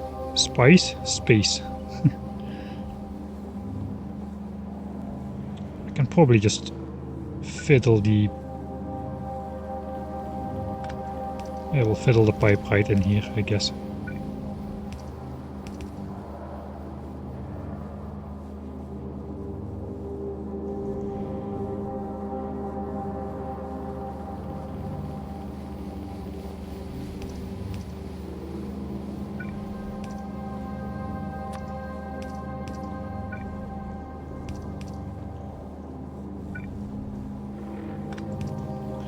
Okay, so I need in total like 200 water a second, which means my pipe can be more than 1000 units long, like visible units, so I can probably just pipeline that straight out without any pumps or whatsoever, and we will have more than enough water pressure to keep everything going all the time.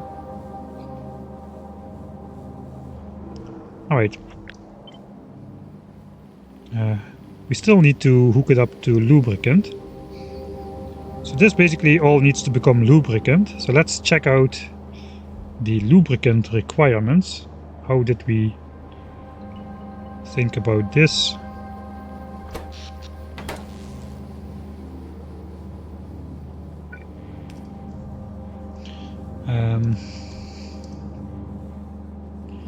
So we need 6 if it's just beacons on both sides. What if it's beacons on one side, then we need 10. Well, if we do like fully beaconed ones, it was 4.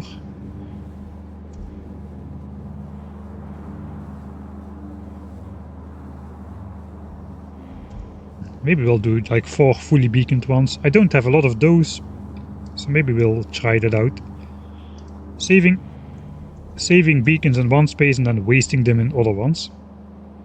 That sounds like a me thing to do. But it will be 4, and 4 is a nice number. Because we can make a square of squares. Lubricant.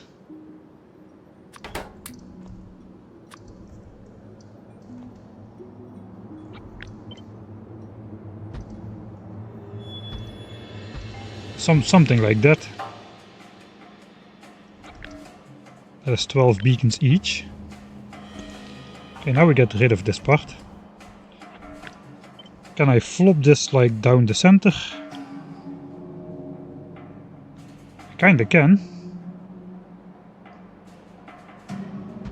If I maybe make this up a tiny bit different.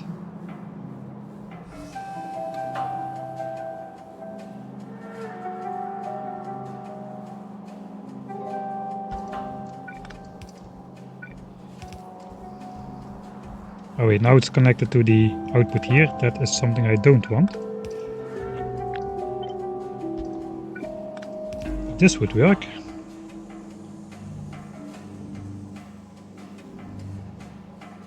Except it would connect to here now. Ah wait.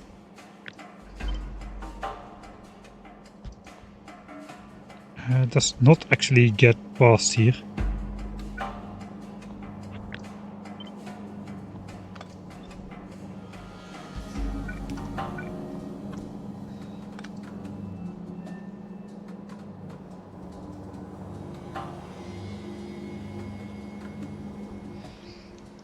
Okay, basically I just want to push this against here, but it looks like I cannot. I can leave just one tile open though. Maybe that would be okay as well.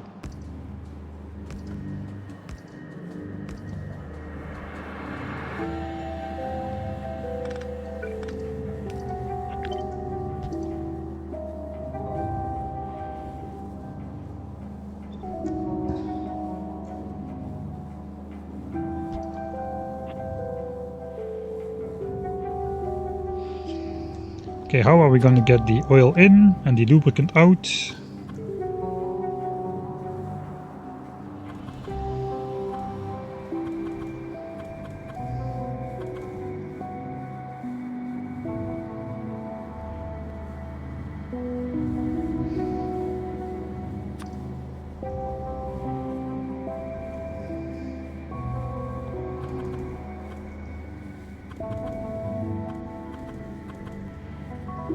Probably just through here.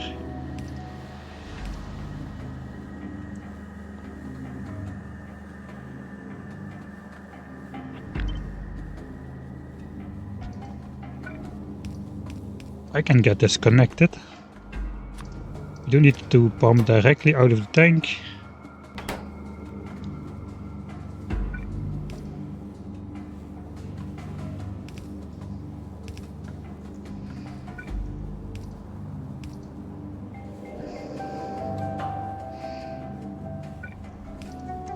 Alright, that connects it here.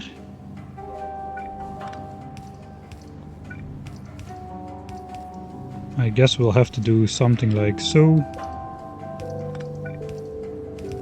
to connect it to the other side as well.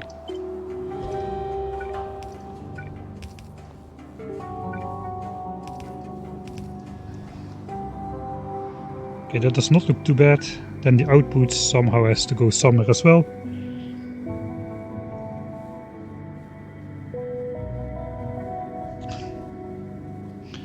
In German you can just keep gluing words together and it will still be a valid word.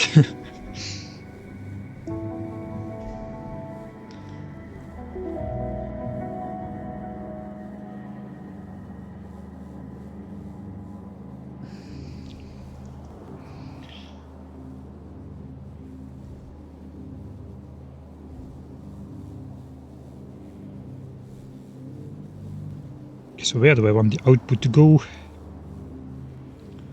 It would be nice if I could make a gap in here. Let's actually go back then here. So if all of them have 12, I need 3.6. What if all of them had 11.5 beacon, which means 2 of them would have 12 beacons and 2 of them would have 11 beacons. That would fit. If all of them had 11 beacons, okay, that would fit as well. So we can do something symmetric. We only need 11 beacons. 10 is not enough, but 11 beacons is fine. So we can delete 1 beacon from every single build.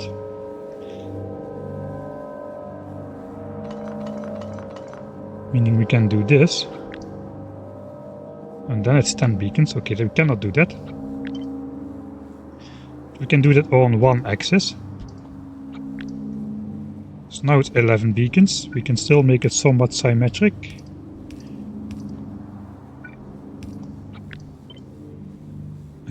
Okay, wait, that's the wrong one. We need to hook up the lubricant output. I guess like so. And then it can come out to wherever it needs to go. And wherever it needs to go is exactly this area over here. Okay, so we do need to input electronic circuits and output engines. So we either need to do belt weaving or just go with a single row of beacons. I think we will do belt weaving though. So the thing is, if I have pipes on one side, there is no space anymore to place inserters to input anything, because the beacons are in the way. So I would either have to rotate, I do have space to rotate these into pairs. Let's check this out. We have space, so maybe we can utilize that space. So technically, if this would be organized like so,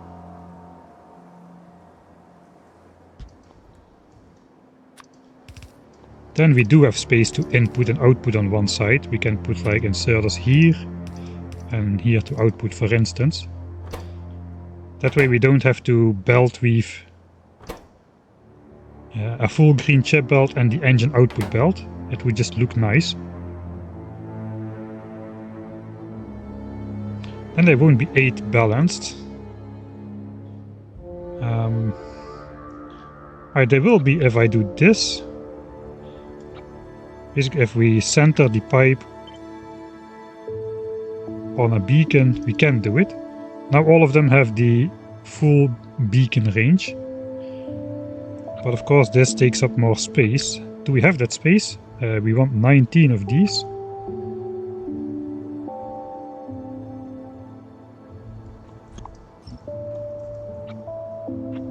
It basically means this one has to be in the center. There's one of the 19. That's going to be 3 of the 19. Now I can basically theoretically just drag this. 5, 7, 9. 1, 2, 3, 4, 5. Okay, I can. Theoretically I can. It would get a bit longer though.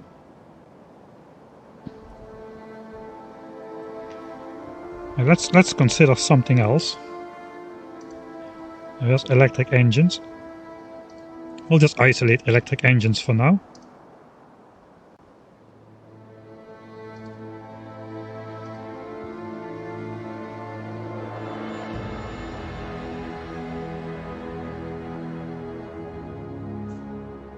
So we need to input a full belt of green chips and output more than a belt of engines. We did go with 38 assemblers if there's 8 beacons. If they have an average of 7 beacons, which means one would have 8 and the other would have 6 because it misaligns, then we need 42. Okay, then we need 42. Let's go back to the game. That basically means if you put these adjacent all the time,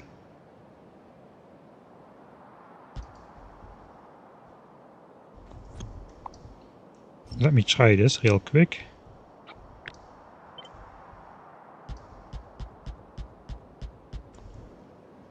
Alright, let's see if we can find the pattern. Starting from the center. If it's misaligned with the beacons in the vertical column, then it has 8 beacons. But if it's aligned like this one, it has only 6 beacons.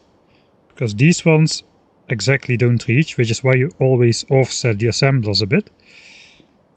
So we have 8 beacons, 8 beacons, 6 beacons.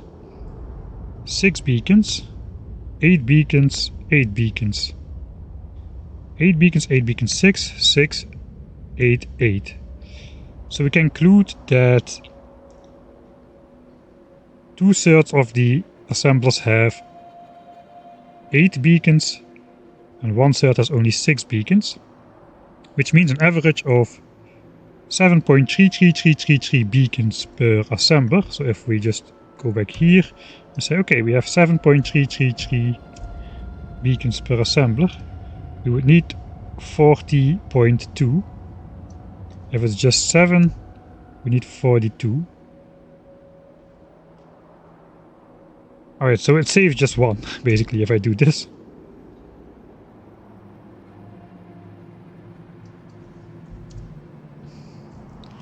Alright, option number 2. Don't think we'll go for this option.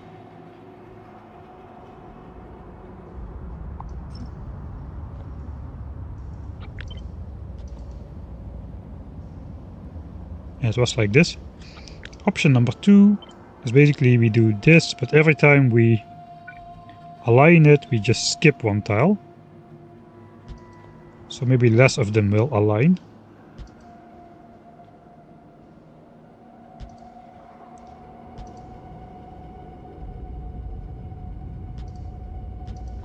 So we basically get pairs of 4 where one of them aligns, 3 of them don't align, which leads to 8, 8, 8 and 6 beacons. So that's 7.5 beacons per assembler. Go back to here. If it's 7.5, we need only 40. 40 is a good number. 40 is a good number. Back to the game. Okay, then we need to find the center point again. Okay, we're gonna go with that. 40 is a good number. We then need to make sure we start like so. This is the center point. So I want to flip it around here.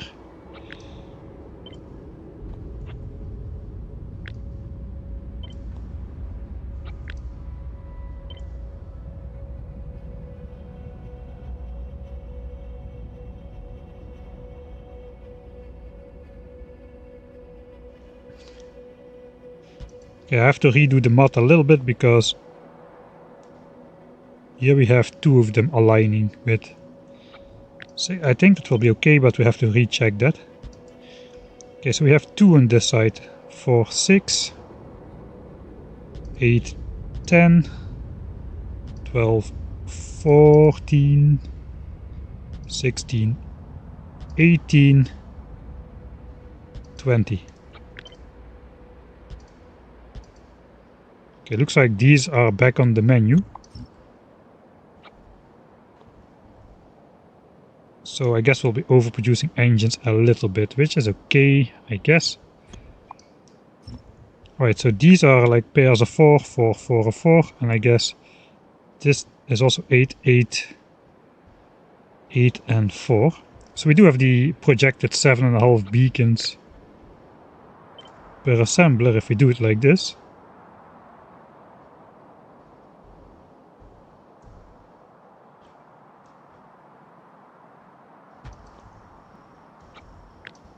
Okay, and that is 40 assemblers with 7.5 beacons on average per assembler. That should make enough robot frames if the theory is correct.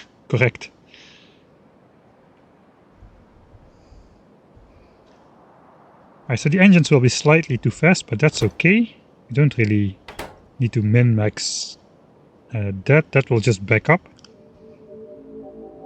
But the build looks fairly symmetric. I may just add 2 useless beacons at the end of it, just so the beacons are symmetric.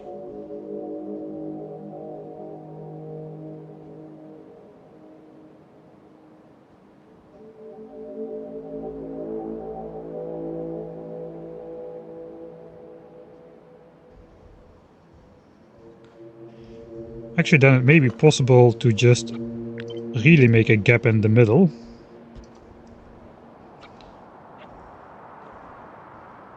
Is that useful? No, it's not. It's not useful because we only need half a belt of engines in total for all electric engines. We do get out more than half a belt of bot frames though, so maybe it is useful, we need to consider. Let's check out the other requirements again. So we decided to do 4 parts of 26.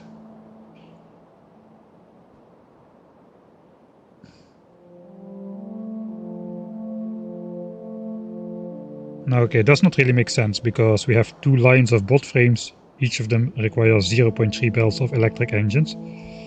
So we don't really need to bring it in through the middle and split it off to the left and right. Let's close the gap again.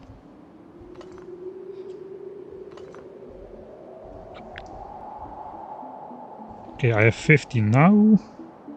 Guess that looks nice. Let's just keep it like so.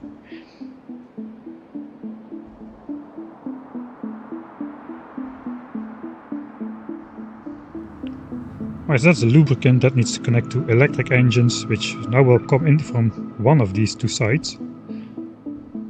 I guess it could come in through the middle. At least that could go through the middle then.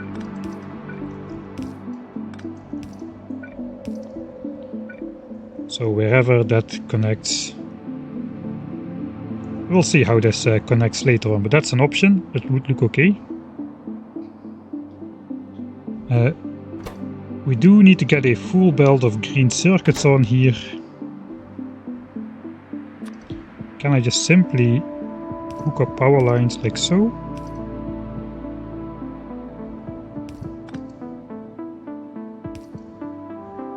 No, because we don't have the gap here. So either need to work with substations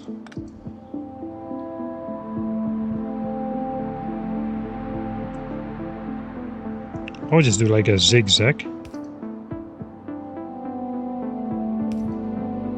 Okay, let's put a infinity station here as well, so I can see what's powered.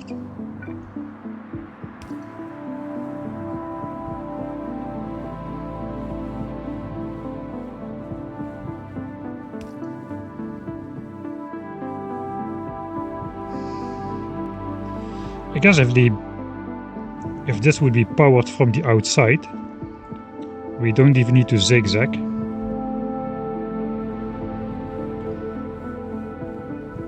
We can just keep all power. It's literally between all these nooks and crannies.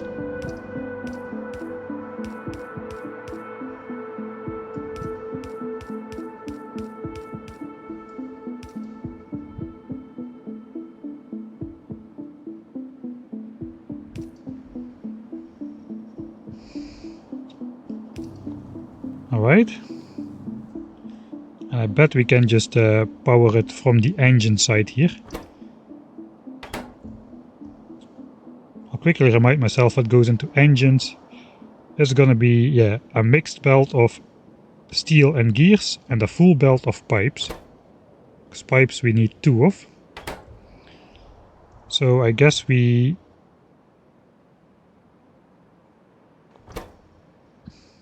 can do long-handed inserters, or we can belt weave.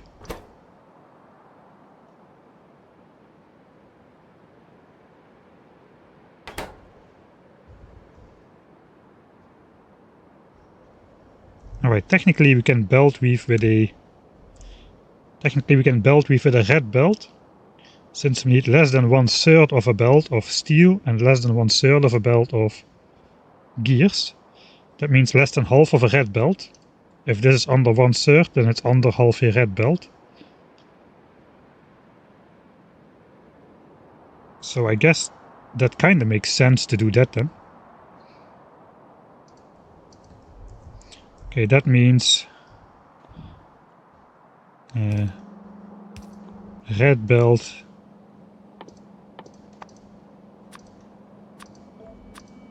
let's add the red belt, and let's add yellow undercounts there as well in case we need those. 1 second.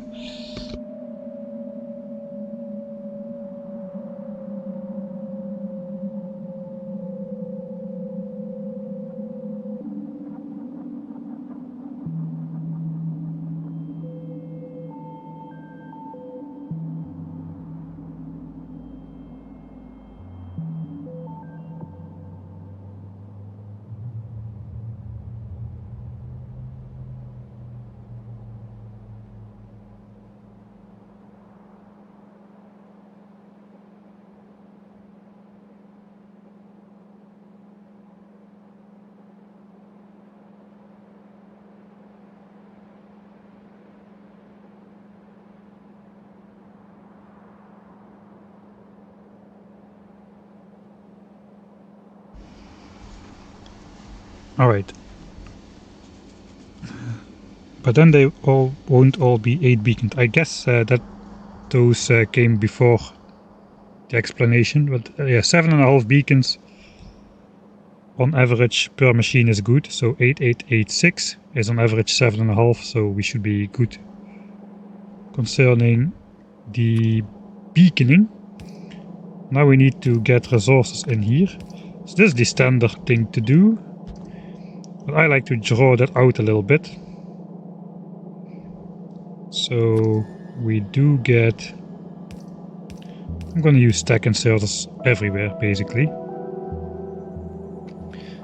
But we can draw these belts out a little bit, so it looks a little bit nicer. So if we bring all these to the front a bit.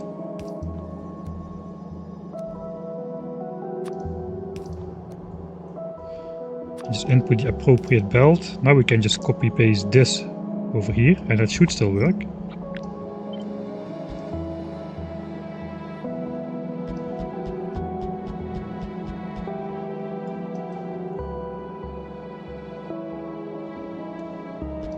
Alright, and here we need to pull it apart 1 tile further.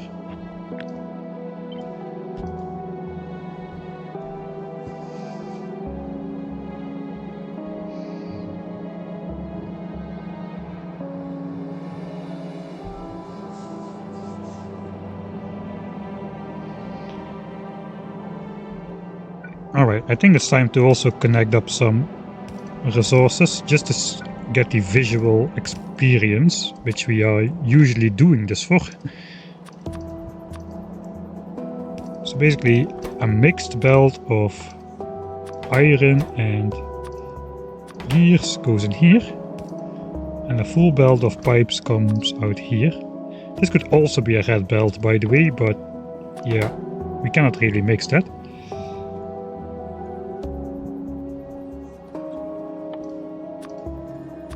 For now we'll also just hook up a giant substation which can cover everything. So that would start off engine production. Looks like all the resources are coming through. It takes a little bit of time to fill up all these internal buffers, but that's okay. Just wondering if I can do... I think we can just flip this around as well, just make this a bit longer.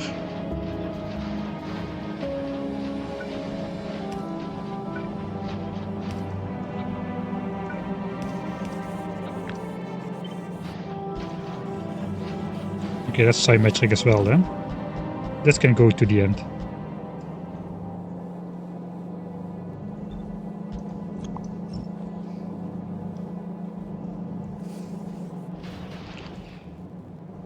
Okay. Did my rage quit? Well, it may just happen, though. I really think after playing Space Age for a bit that Space Age is a lot more complex than I had expected it to be honest. This feels like very easy now. The only thing that makes it difficult is the scale at which we are trying to do things.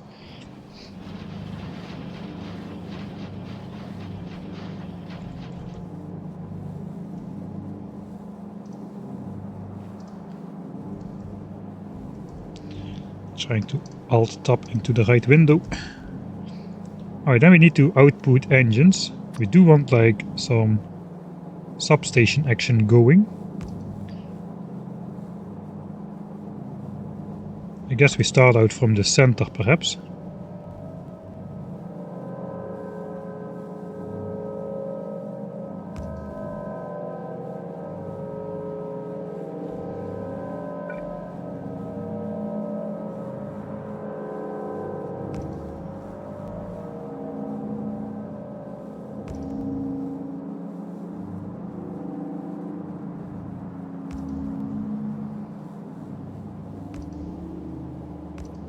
Okay, that is fairly decent.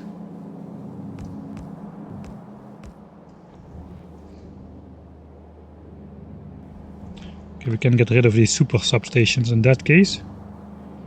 Okay, everything is powered then. Now we just need to take care of the outputs. So we are getting out, let me check real quick. We are getting out less than half a belt of engines, if I remember correct. Yeah, 0.45. So now we need to think, where is green chip production gonna be? Because we basically want to belt the engines out, I guess, the same way.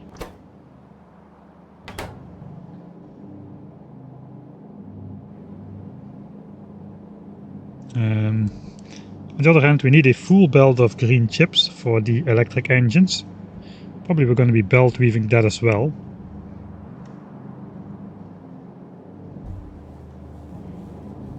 So if it comes out this way,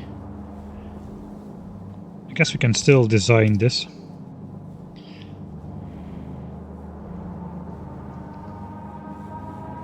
I just don't know which way this is going to go. I mean, I also don't know which way this is going to go. I'm assuming here. I guess we have the iron patch here. Some of the smelting will be done here.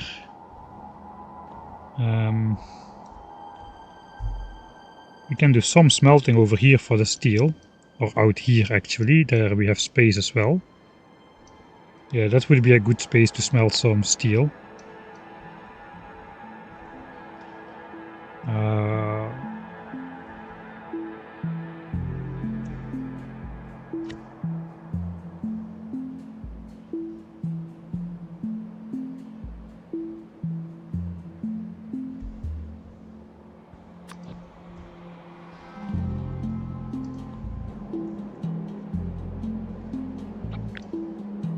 Okay, this is to form like compressed belts of green chips for blue chips.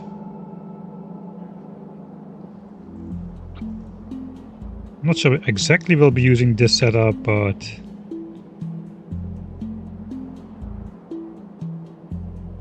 it's going to be around this size. Whatever we need for green chips. Okay, that's pretty large actually. There's going to be 2 over 3 belts of copper. I guess we could draw iron for green chips off of here, since it's really right next door.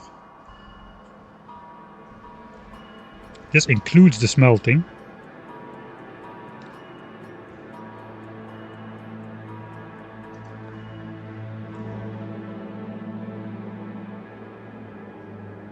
So 1 line for iron smelting, 1 line for copper smelting, that all becomes green chips.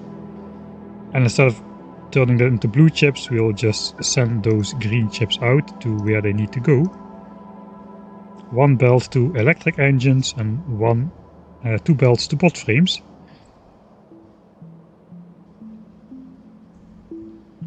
We can feed them with iron and copper from the bottom.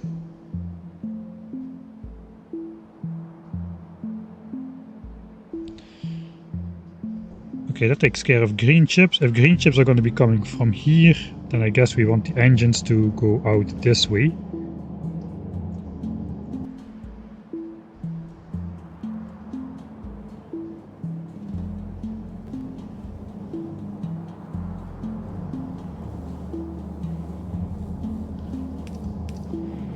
I guess we'll just do a drag the belt. Just keep as much belt space visible as possible. That will look the nicest. All of this is going to be like double inserted things then.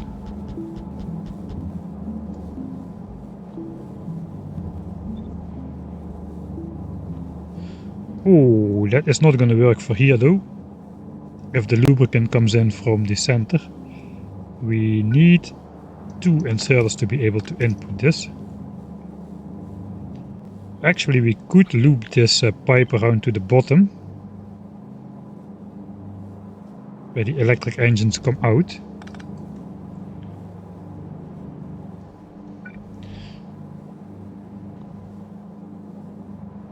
Yeah, that is kinda unfortunate.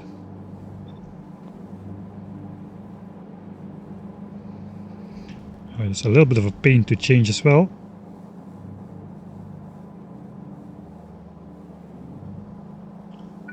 Alternatively, we just have the lubricant come in from the side. That kinda is okay as well. We'll just keep this open as originally intended.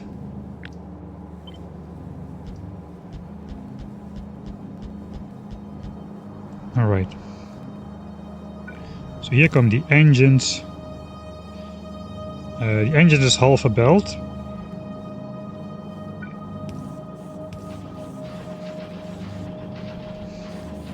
Around this point we probably just want to make it into a full belt, because then we can downgrade it to a red belt.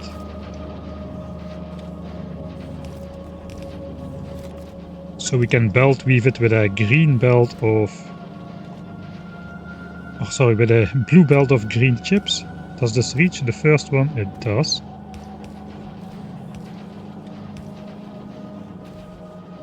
So the green chips can basically come in like so.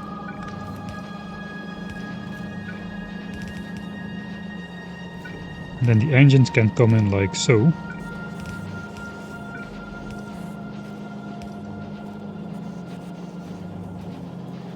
I guess that's the best we can do for that.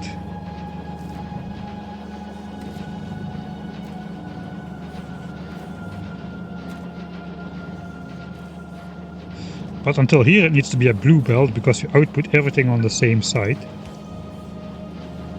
Okay, looks like we are gonna be making pairs.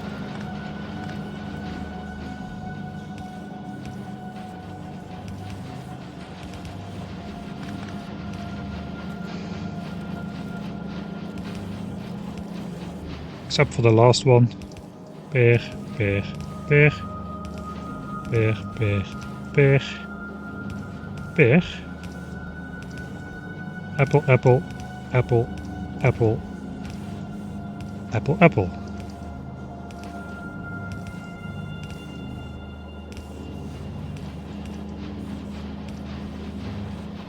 Alright, that's the output.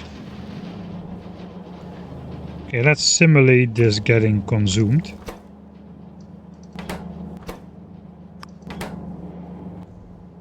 Which basically means just shoving these away into something that consumes them.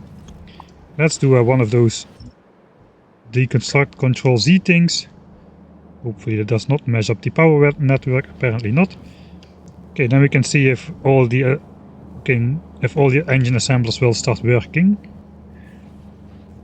We have a few too many, so it may not be the case, but we should get a reading of the engine production in a little bit.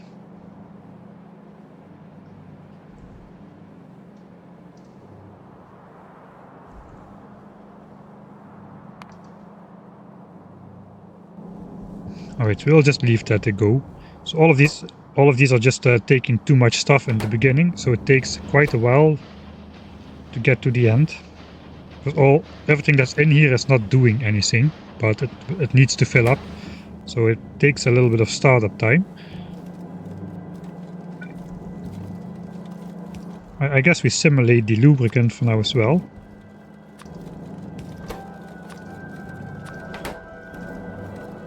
And we simulate the green chips.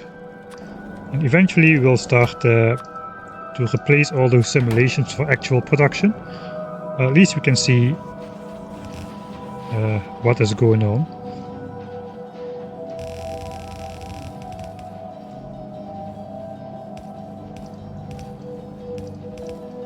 Alright, we get out more electric engines than one belt. So we will need to sideload this. And we will also need to copy this structure over.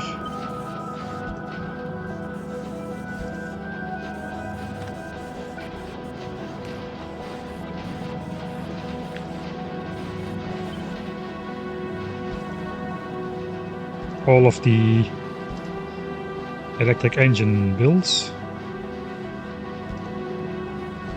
The center one is a example, or like a exemption, because it's only a single one, just like this one.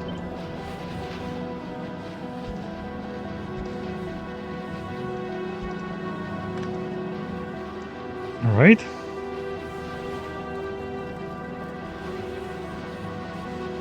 So that should be electric engine production. Let's also simulate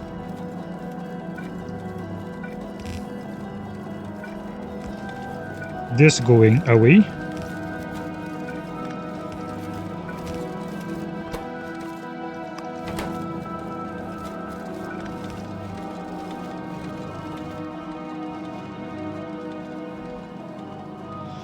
Alright, so that's electric engines.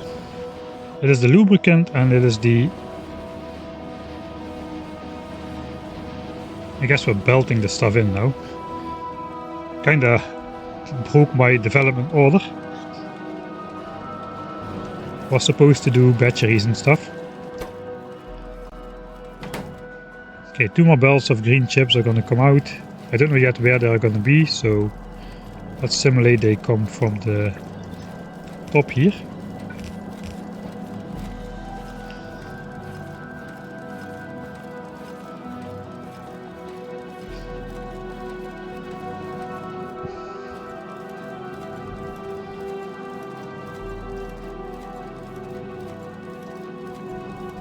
Alright, let's look again. So basically we have 2 rows. We're coming in with all resources from the same side, so we need twice this. I was planning to do like 4 separate ones, but looks like I stuck myself into a corner.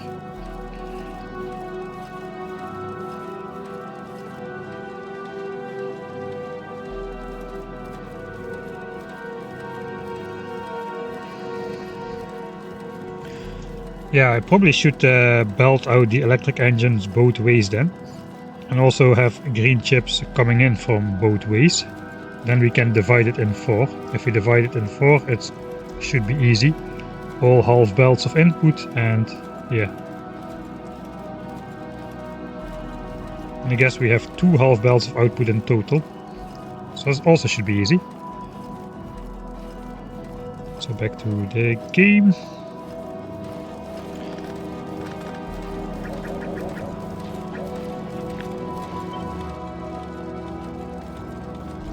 So I guess what we really want is something like so.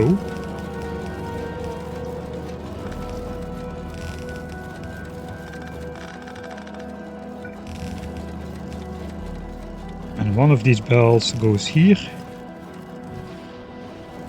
One of these belts just goes all the way around and comes in from the other side.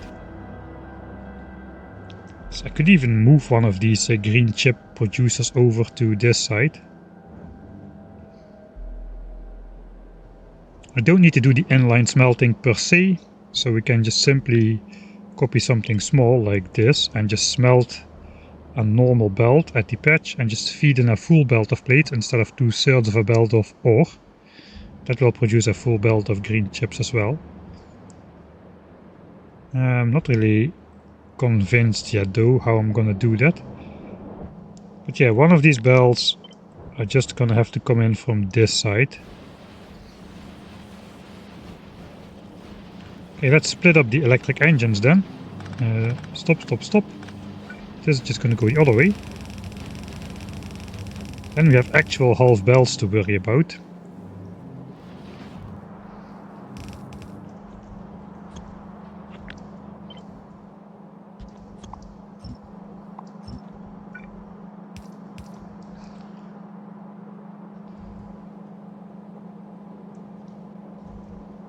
Alright, so electric engines is gonna be a half belt. We also will have a half belt of steel incoming. We can join that up with the electric engines. We also will have batteries incoming. That should be a full belt.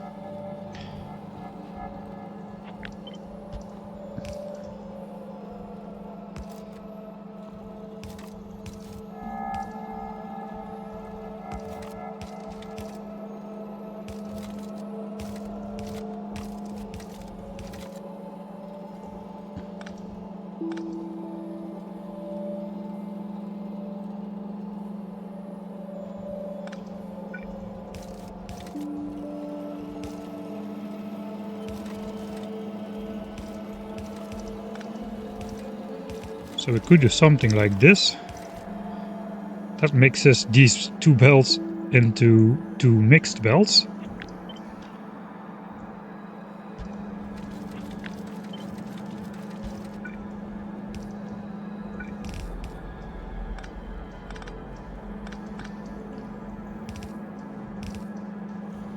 Alright. We split this into 2. One of this goes in here. And these 2, one of this goes in here. Guess we will be doing more belt weaving of this kind to get all of this through here. The question is, can I? Theoretically yes, because this can become a red belt, since it is less than a half belt already for 2 of these setups. So if I split it in 2, it should be able to become a red belt. So I probably want to move this in a bit closer, like right up against the thing here.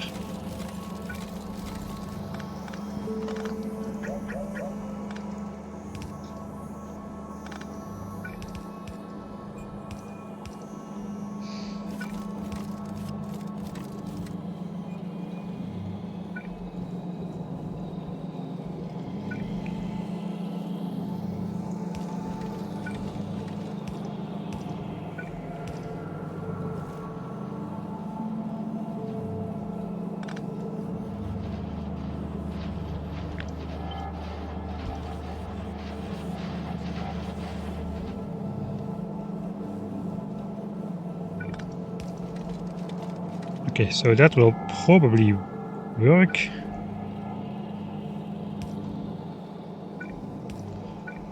think it's quite nice though to just line this up like so.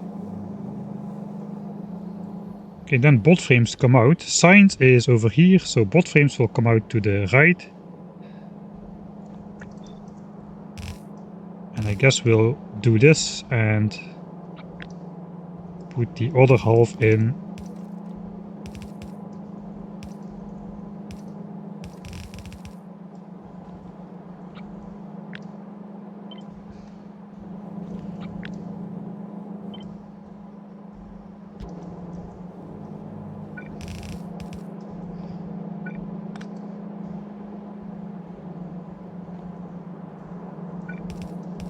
Over here, looks like we have to go straight. So we can put the underground belt in there.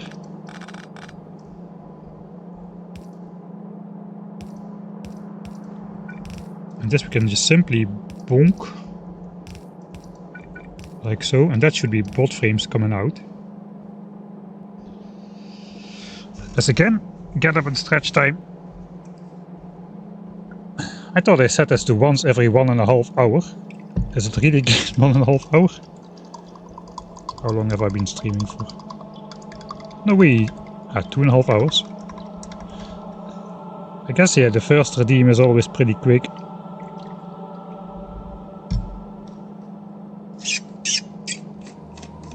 So far it's been going well with the drink the coffee while it's warm plan.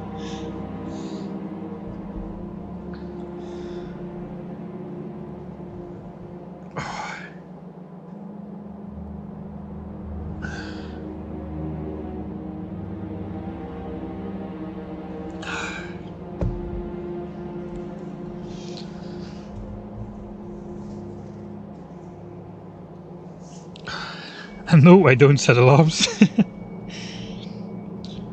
Of course you don't set alarms. You set a timer.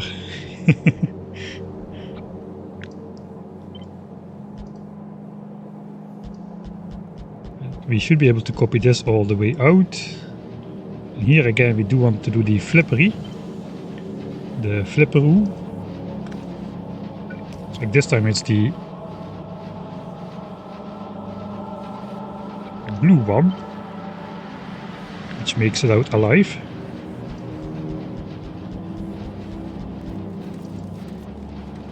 Alright. And that means all the ingredients, all the 4 ingredients are on one side, and here we can have just a nice and clean bot frame output.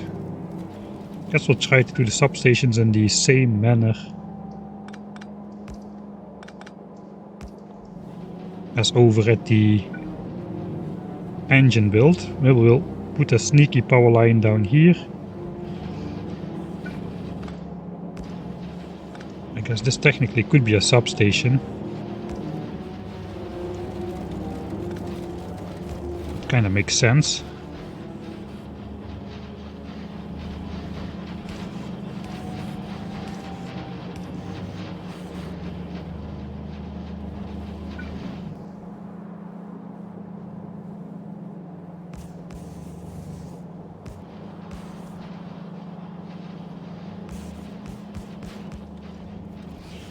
Alright,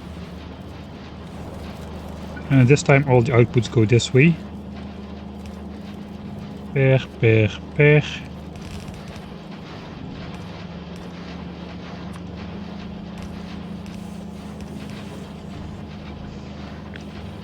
And I have to think if I actually want to use the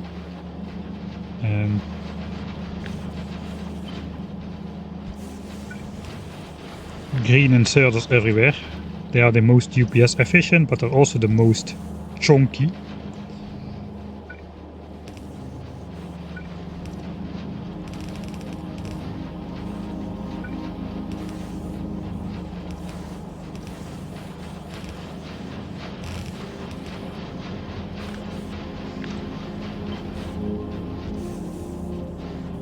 And finally again a build which at least feels like it's on a little bit smaller scale, design wise.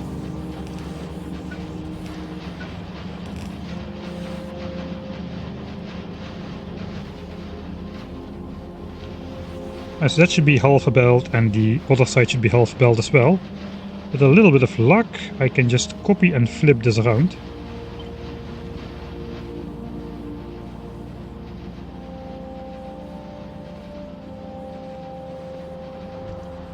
Okay, that fits. That brings in resources here. Okay, the bot frames are coming out. Let's also get rid of those. So technically we should be getting 2400 bot frames a second after some time. And since everything's now connected to bot frames, we can also get rid of the fake... wait a second. I did this wrong. Yeah, I did this wrong. This is not going to be enough. We need a side, one of these sets on this side as well.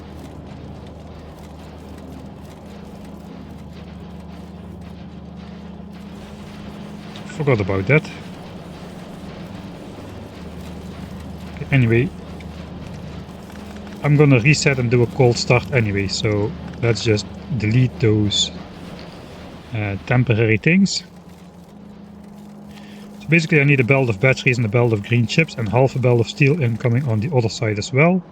So basically I just want to flip this around.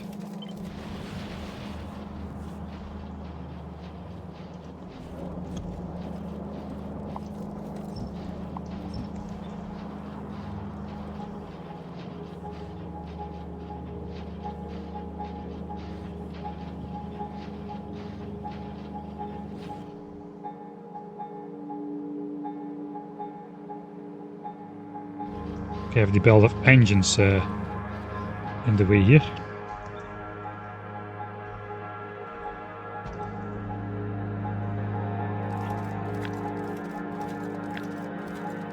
Basically I just place this like one tile further away, and we should still be good. The bot frame output is okay though.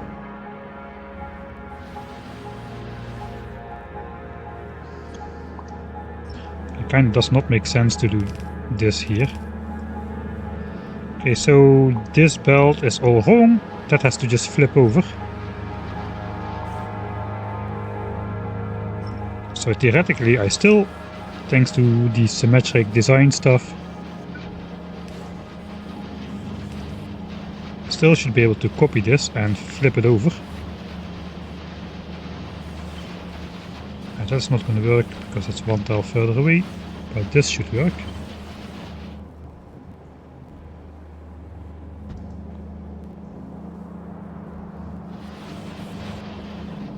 Alright, this is just going to meet up. And this is actually connecting now, so that is not good.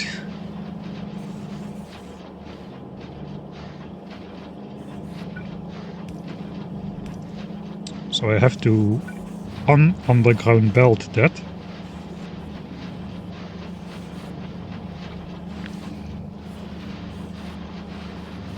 No decorative underground belts for me.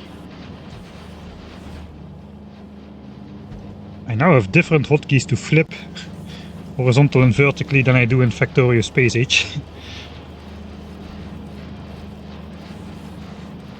I'm going to change that real quick because that is just too annoying. Controls, flip. I think I have flip vertical set to V now, flip horizontal to G, because F in Factorio 2.0 just flips things in your cursor as well, which is not compatible with my flip keys so far. Okay, let's see, is it correct? Yeah, I think this is now what I'm using in Space Age, I think. So let's keep that consistent.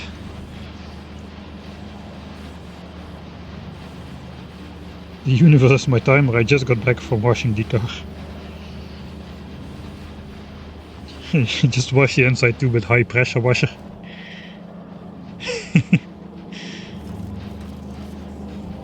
Alright, so I deleted the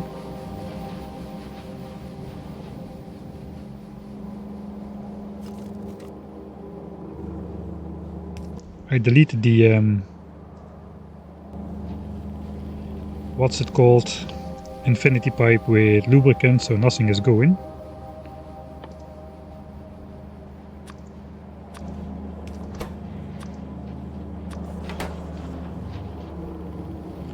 And that theoretically should be the entire bot frame build itself set up. We now just need to get the components together.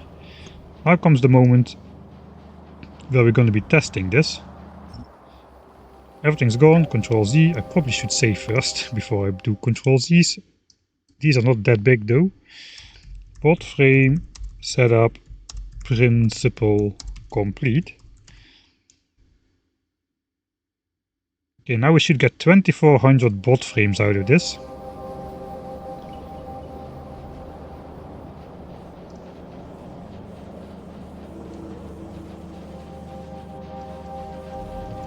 Actually 2400 and 2.4.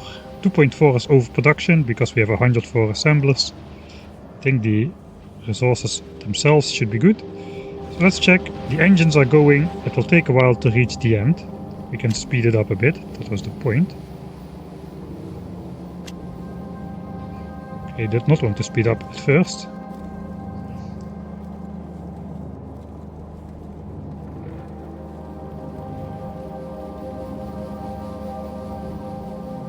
So eventually these should start going as well.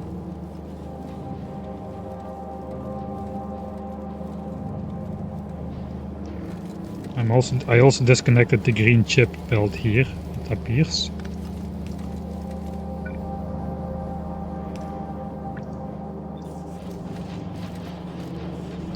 Alright, I need to do a cold start. Let's save.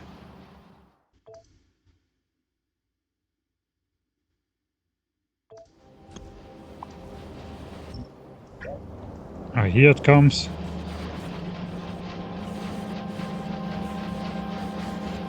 Why is this belt full?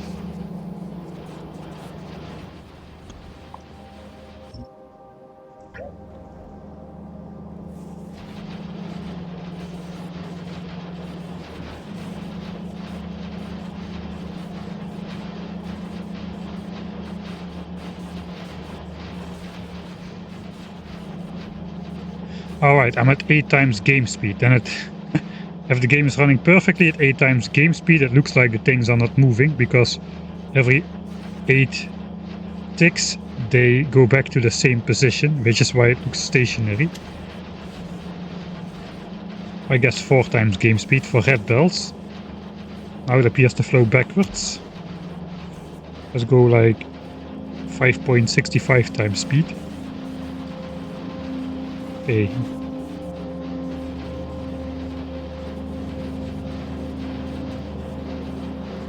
So we'll check back here. Eventually those should mostly be working. Same for electric engines, it takes a while to reach the end. Eventually those should be working all as well. These actually should all be working eventually, but yeah, again, I've got the green inserters here. I'm just wondering if I should just downsize to blue inserters everywhere here. That will really reduce the startup times and also the janky... I mean, why are there 14 green chips in here? It doesn't really need to be like that.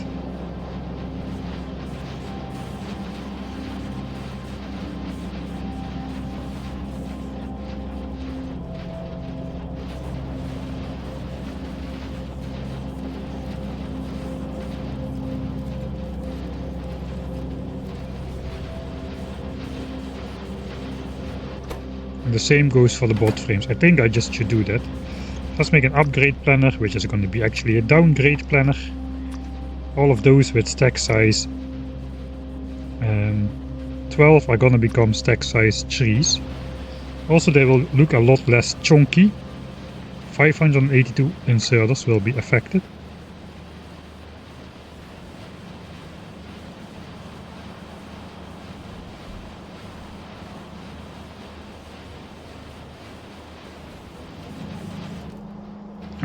Visually, we do have like a full belt of bot frames almost coming out of here, which is what we should have, like 0.89 belts. Should be 2400 a second. Okay, looks like it's working. Not quite though. No, it's not working. Something is not working.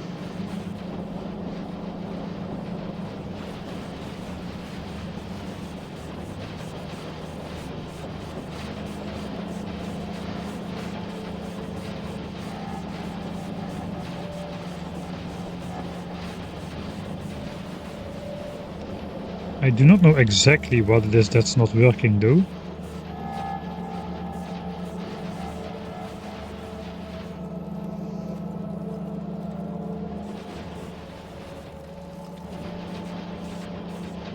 Maybe we're still in the startup phase. Seems like a red belt is too slow.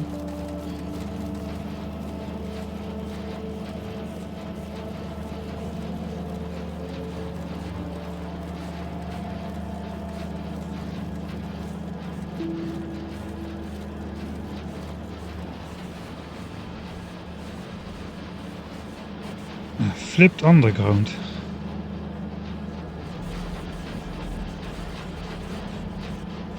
No, I don't think so.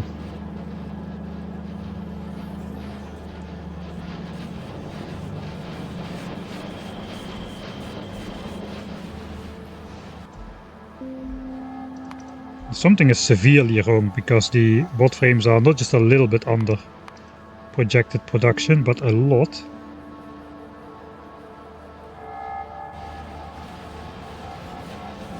Let's see, what is wrong? Visually, not all of the engine assemblers are working. That's probably the easiest solution or the easiest problem to figure out. That causes not all of these to be working. That causes not all of these to be working. Why is it though? Is it because of the red belt? I thought I figured that out. Let's go into this one.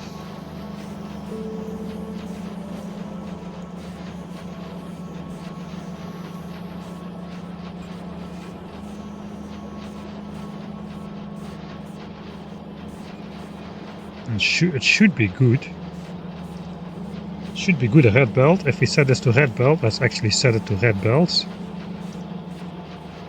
You can see that for the entire engine production we do need less than half a belt of less than half belt of steel, less than half a belt of gears.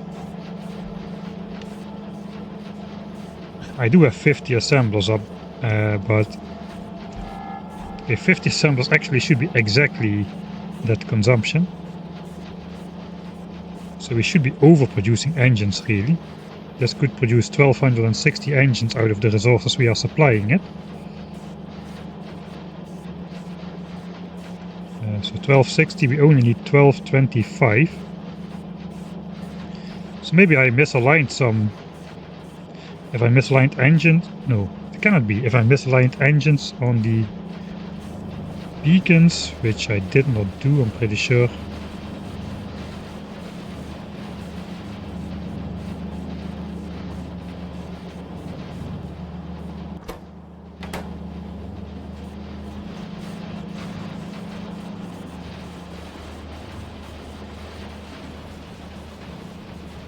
Right, how many engines am I producing? Unfortunately, I cannot see exactly here. About 1k a minute. That doesn't really help too much.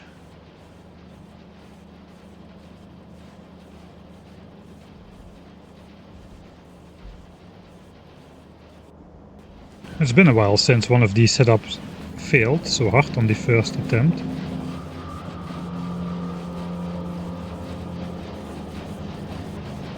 Okay, let's do a not cold start and see if we fall down again. So now everything gets tough, everything just stops working. So engines is backed up.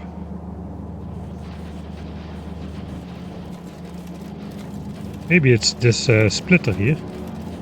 No, it's not, because engines just keep going. We can output the full demand of engines. Does this fix the entire problem?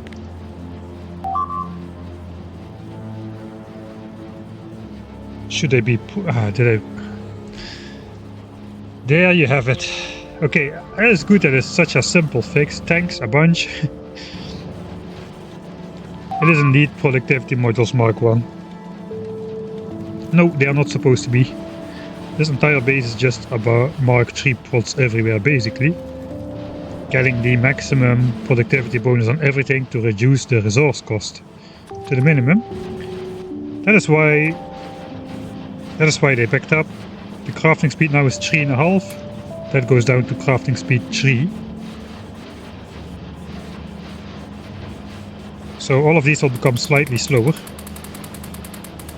Okay, now we will probably see immediately that it will start to go as intended. Okay, this is again cold start scenario. So now we got prod 3s, they are slightly slower, but they are producing more engines. And now we indeed see this reaching the end. The engines will soon start backing up actually, because we are severely overproducing engines.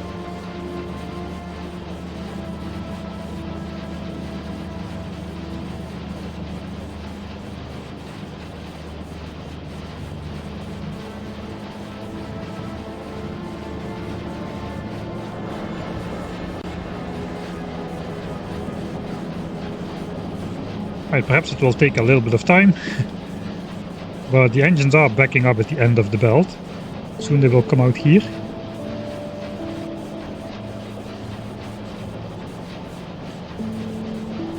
Okay, there they come. They are stacking up. Okay, electric engines go out both ways. All the bot frame machines seem to be active.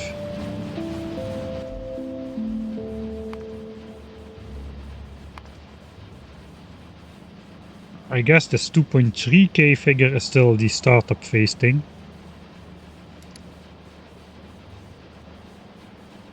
I think we'll just do a count like we've been doing before. But for that it's important that stuff starts backing up everywhere. Okay, let's go speed 1. It does look like steel and electric engines are backed up fully. Not on this side though. On this side they are not backed up fully yet.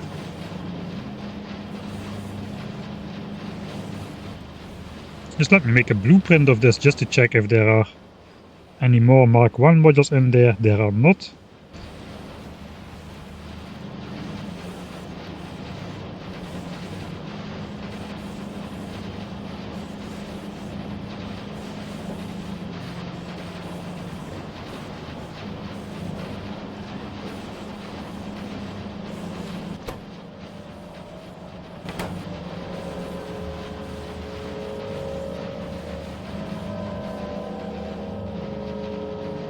Okay, so these are not yet working all the time.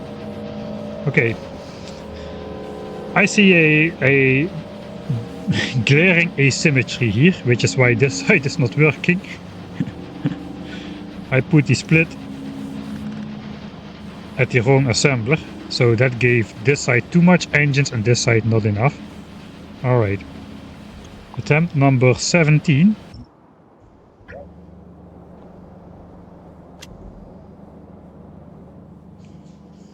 Yeah, some electric engine assemblers are not under 8 beacons. That is designed because of the lubricant.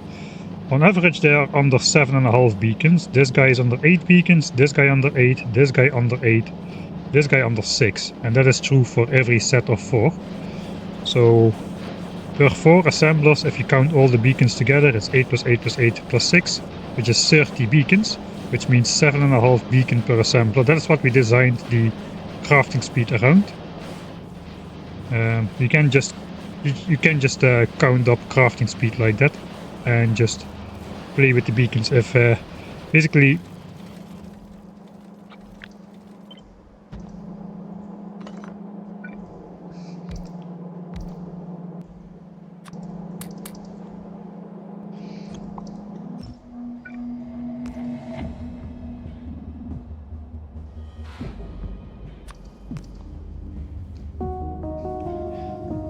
basically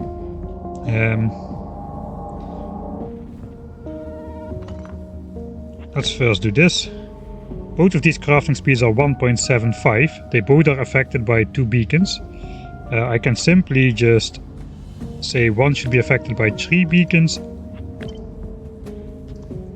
and the other one should be just affected by 1 beacon, and that will still count up to crafting speed 3.5 together. So 2.375, basically 2 and 3.8, and this is 1 and 1.8. Together is still crafting speed 3.5. I can even just say, okay, this guy should be affected by 4 beacons and this by 0 beacons. Still on average it's 2 beacons. This is now crafting speed 3 and this is crafting speed 1/2. So you can just play around with beacons like that. On average they should have 2 beacons each. So we can divide that however we want. We can do 4 beacons on one, 0 on the other, or we can just do 2 beacons on each. Of course, if you do 2 beacons on each, you probably do it like this. But the point still stands. You can just add up crafting speeds like so, because that all works additively, not multiplicatively. So that is quite useful. So if you need a total crafting speed of, let's say this is 3.5, if I would need a total crafting speed of 4, I do not need to have 3 beacons affecting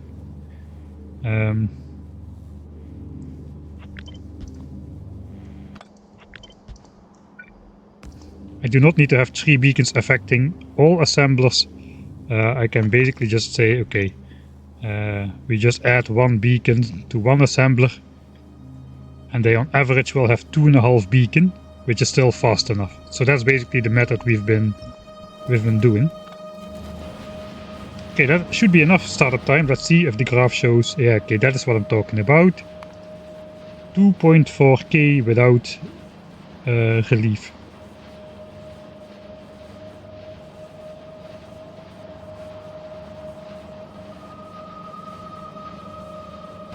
Right, I do want to do a count because it is pretty close to what we should have. So we want to have 2,400 bot frames a minute. It's actually a full steel chest.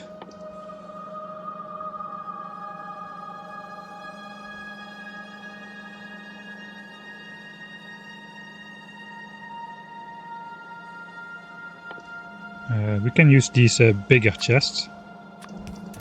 This fits 1, 2, 3, 4, 5, 6, 7, 8, 9, 10.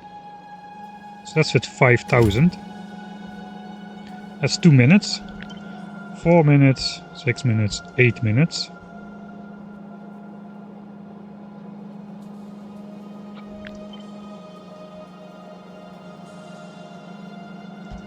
minutes, 12 minutes. Okay, that can have 12 minutes of bot frame production. Let's quickly design a 1, 2, 3 splitter. Very easy. Belt comes in, 3 belts go out. 1 output belt just goes back to the input, and that's all.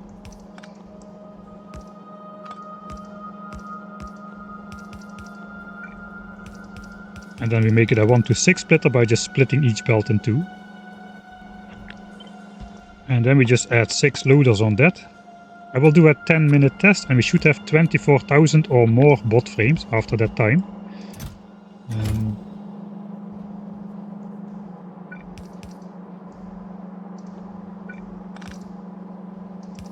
Okay. I want to do a cold start too. Remove unfiltered.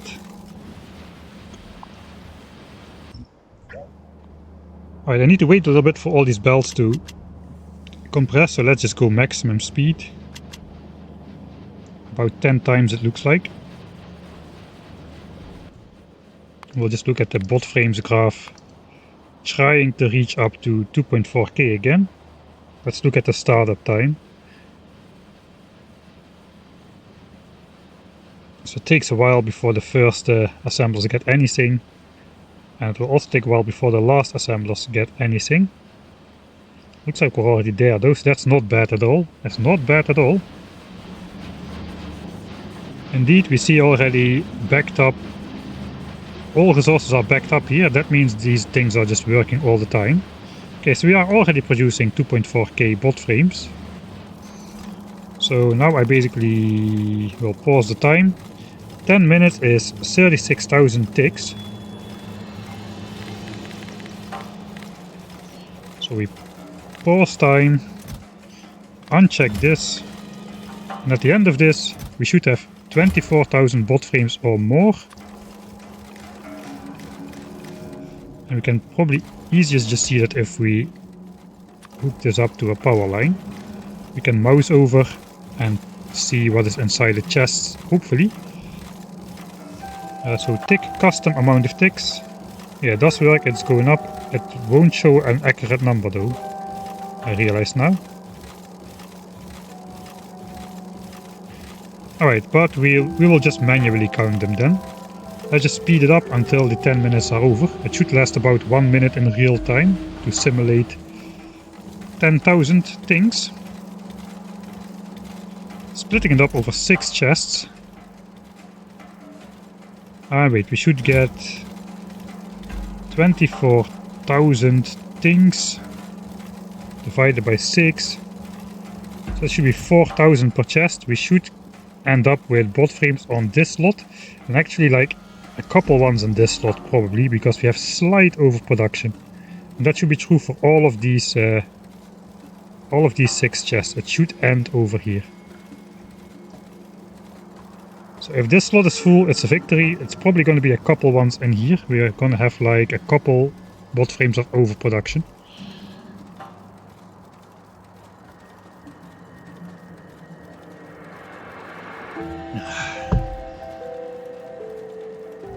Yeah, the belt seems not split in the middle. Yeah, indeed. Alright, 10 minutes have gone. Indeed, this is fully filled up. We have a couple of overproduction. Now we're going to check every chest. Can I just do that without closing the inventory every time? First chest, second one, third one, fourth one, fifth one, sixth one. Perfect. Perfect. Okay, that's good then. That is excellent. Okay, we're done. We're done with this part of the build. So yeah, this works. Let's just let it run. Now we basically need to replace all of these fake insertion things with actual insertion things. So that means getting the stuff on the patches and whatnot. We started out with lubricant, that's already done. Then we transitioned to doing this part, apparently. Right, but that is a success. Let's save here. I guess I'll just override this save because it is the same thing.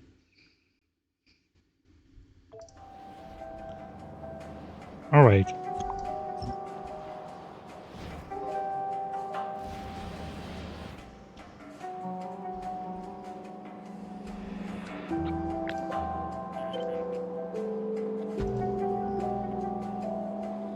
Can actually get one belt of copper out of here still. So I can make one belt of green chips on this side.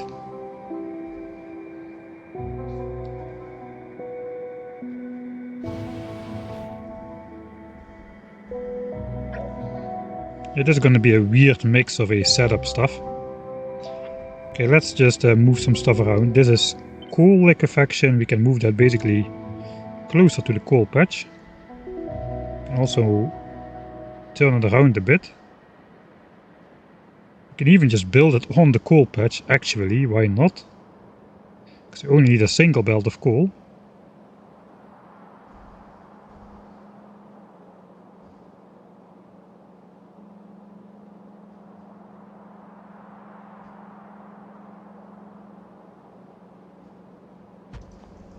Alright, so normally I like to have this one belt side loading all the others.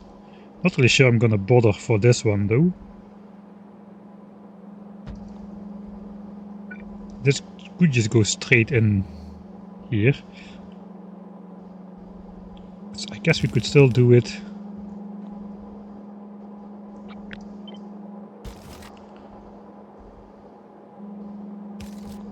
Does this even have the alert?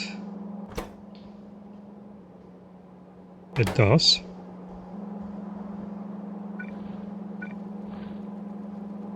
It's not going off because it's not powered. Alright, that makes sense. This one basically just comes back and will connect to here. And we don't need any coal anymore ever. So this should be okay.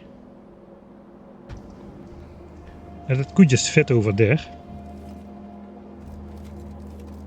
Still have to get water in somehow, but that is of minor issue.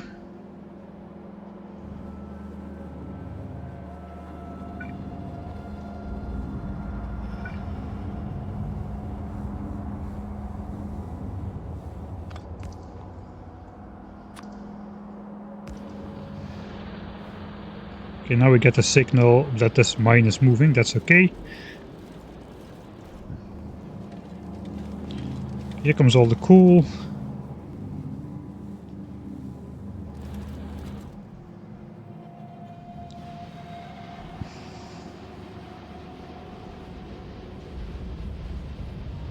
Yeah, this is a little bit cursed with the 7.5 beacons per assembler thing, I agree. A little bit cursed. That it actually works, that you can just add up an average amount of beacons and you get the exact same speed. That is not going to work anymore in Factory 2.0 with the diminishing beacons though, so that's a little bit sad, but I guess understandable. Alright, so that probably will be the location for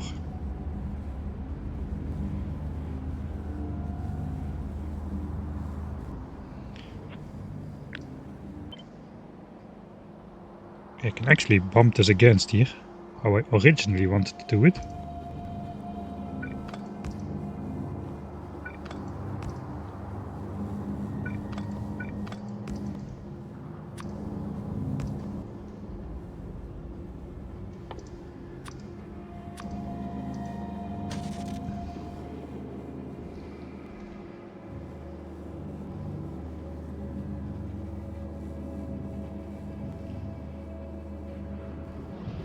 Okay, that is lubricant going out somewhere.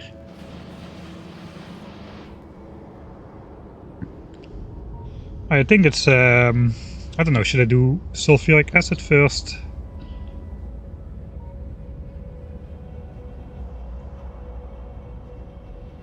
I kind of think I should first figure out some of the steel and the green chips, where that's going to go. That's going to be a little bit sizable, and then we can stash off batteries somewhere to the side.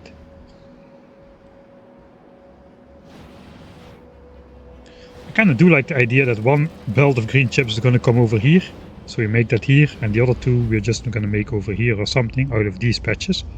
That kind of makes thematic sense. Kind of makes sense to do it that way for the time being. I think we just need to go back into calculator and take a look at basically the individual requirements for all of those products. So we ignore all the oil stuff, we ignore lubricant, we ignore the sulfuric acid.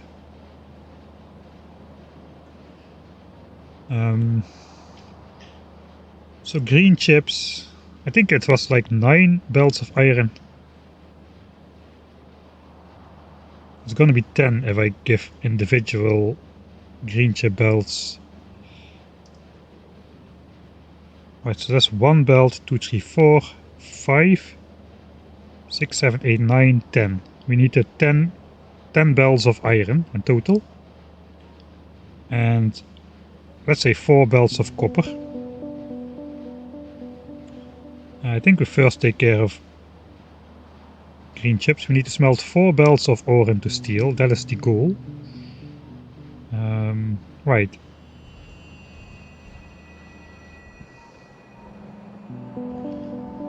So how many belts is this? This is 10 belts coming out. If I can just copy this and flip this like I should be able to do.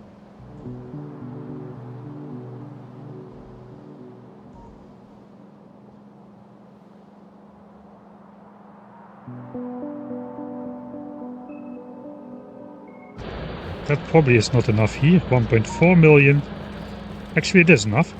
1.6. Okay, all of these miners have enough ore in them.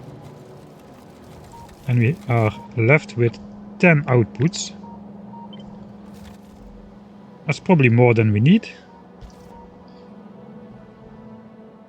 Since we also will take a couple belts from here, likely. Alright, I need 4 belts of steel smelting. So let's just go... We'll take the blueprint book for this.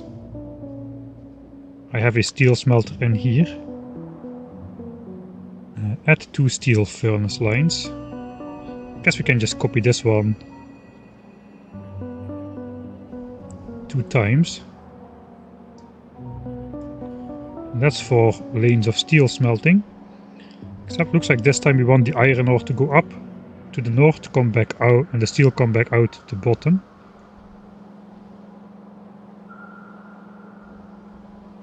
So we need to turn around these belts. This is normally clocked. Am I going to bother with a clock for this? I guess I kinda have to, because all of these inserters won't work unless there is a signal.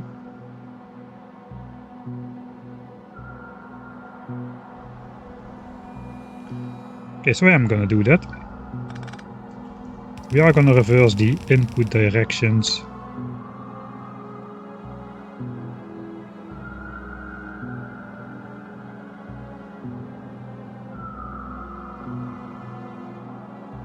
That is because of the clocking. Okay, it's probably easier then to put the entire thing upside down. And all the belts go up, and then just the output belts will come down instead. Because those are just straight belts.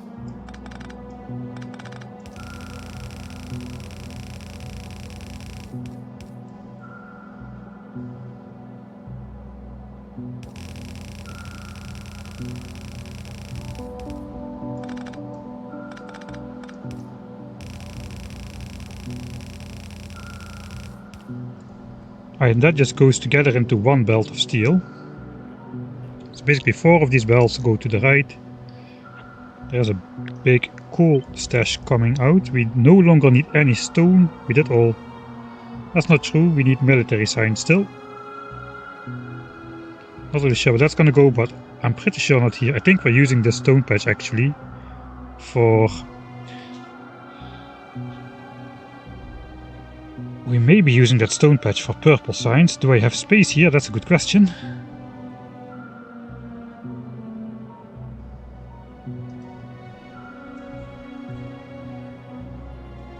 I can just put it as low as it will go.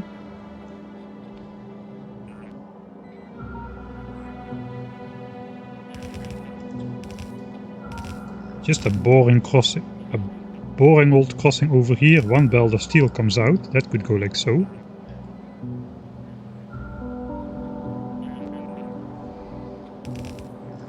More probably like so. If we can get away with that.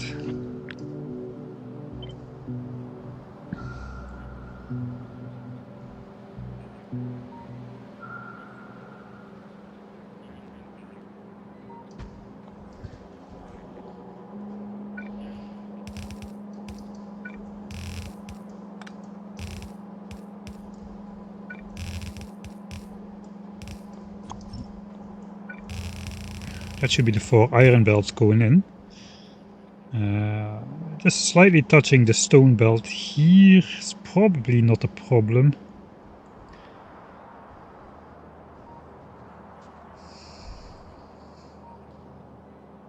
I really should look that up for just to be safe though. Placing or related stuff, I guess.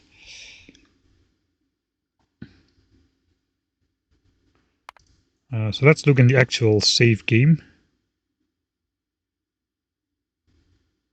which is this one.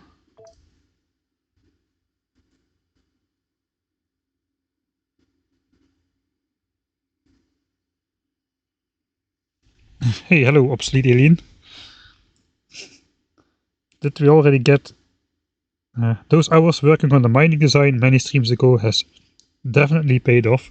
Yeah, actually still, even for smaller builds like I'm doing now, it paid off, but especially for builds like purple signs, it was really nice to just be able to find 5 resource patches, plop down 5 of the same blueprints, and out come like 23 belts of compressed steel or something along that order of magnitude, you know? Like, you can see them on the map here. It's 1, 2, 3, 4, 5. One of them is slightly altered. It has an extra line. Okay, this stone patch is untouched, so there is nothing on this stone patch. So we can safely build steel smelting over here. Alright, that's good to know. Now we need to load this game again.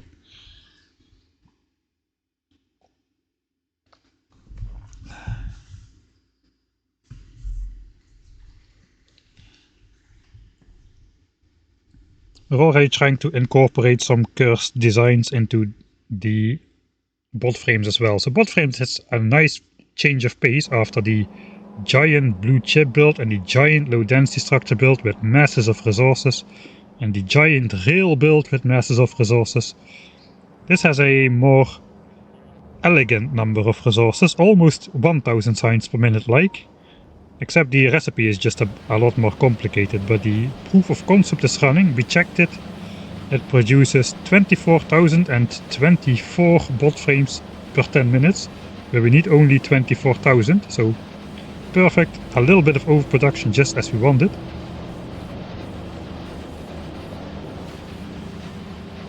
The most cursed thing about this is we are running on 7.5 beacons with of each set of these 4 electric engines assemblers, one of them is misaligned, so to say, to the beacon chain. So we have calculated this to run on 7.5 beacons instead of 8 beacons. And of course there's more belt weaving going on, but that has become standard already, I feel. Okay.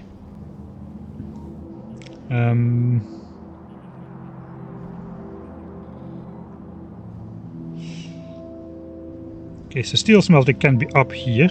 I guess we can still bend it around here as close as possible. We may just turn it back a little bit, so it can fit against this roboport.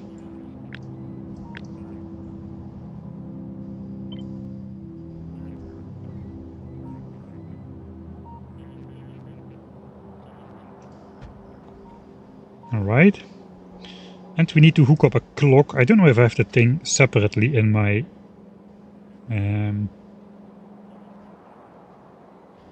I do. This is the steel clock. It exactly does not fit next to a roboport. It is 5 tiles wide.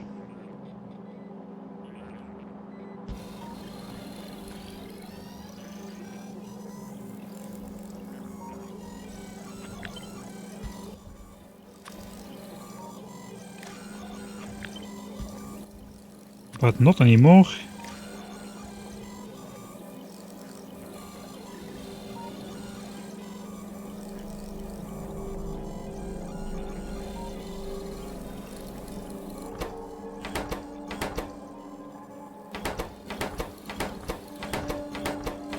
Right, yeah. So every time a little bit of a puzzle how it was again.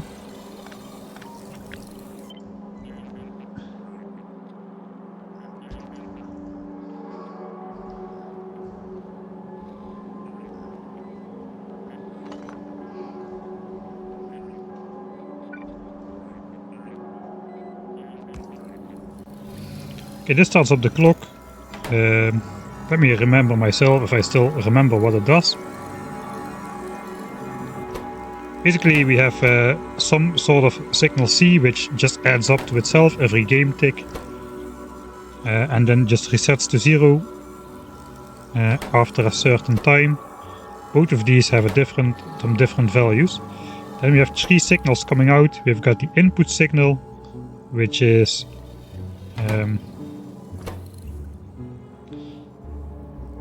the cue for the input inserters to input iron ore. Then we've got the middle inserters, which are the output inserters, because, well, it was copied from iron, so those were the output inserters. So we got a signal O, which signals when they should output. And then we get another clock which is a lot slower because steel requires 5 iron plates with the signal S, and that one just counts up way slower and only activates every once in a blue moon. So I basically wire up all these 3 clocks to the power network. Now these should sometimes, waiting for source items disabled by control behavior. So these have enough time to pick up like 10 iron ore off the belt. These just need a single tick, so we probably won't really see it.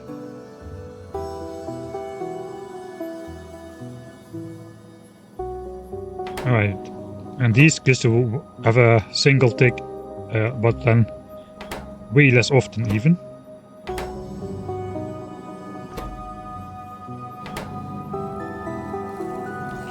I think this is hooked up wrong.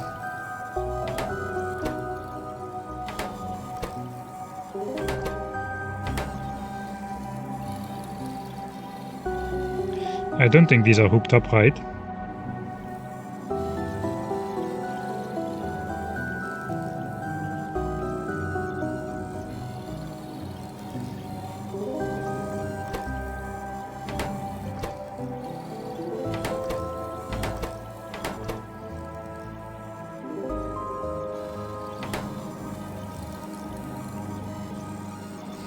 Alright, let me paste down an actual steel mine just to check.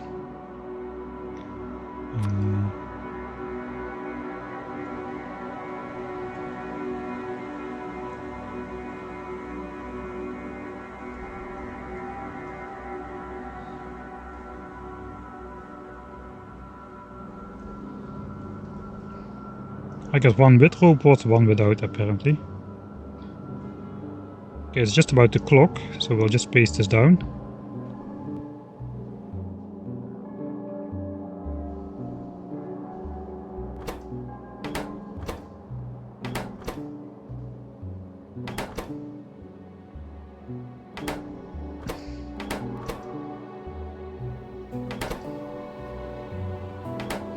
Okay, I think it does not really matter. So this should only be active for 1 tick, it is active for longer, and that's because this thing just counts up to 9 in increments of 9 instead of increments of 47. So what I think is that I originally had a 47 increment, but later I changed it because this was slower, but I forgot to set this to be less than 9 instead of less than 47. I'm not 100% sure that's what's going on, so I'm not going to change it. It doesn't matter anyway. Basically these inserters activate for only 1 tick, but they will be active for the amount of ticks it takes them to swing and swing back. So even if it's active on the clock for like 6 or 7 ticks, the swing animation is going to take like at least 20 to 30 ticks, so that doesn't change anything on how long those inserters are actually active and eating up UPS. So I'm just going to keep it that way. But I just noticed that this one just... It's not a single tick, you can see it's like a couple ticks. Whereas this one is really just literally a single tick.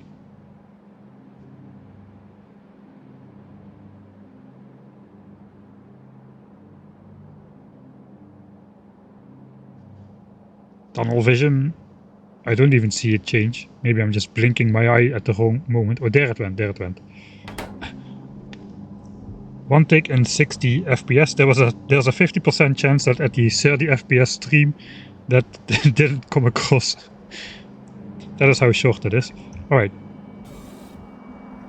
It does not matter. We are basically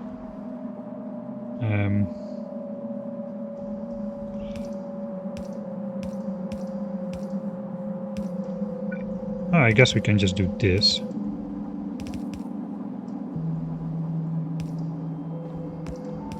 Doesn't really matter what steel we are using.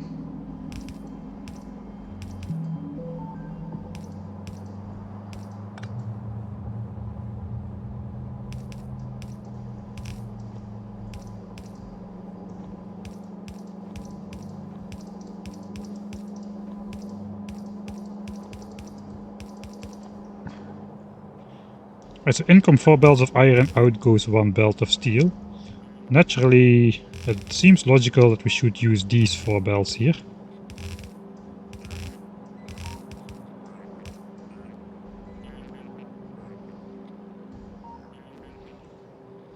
We do need to respect the existing build, because that's already built in the real world. We just have to build around it, even though I would want to move some stuff around. Right, that should be it for steel.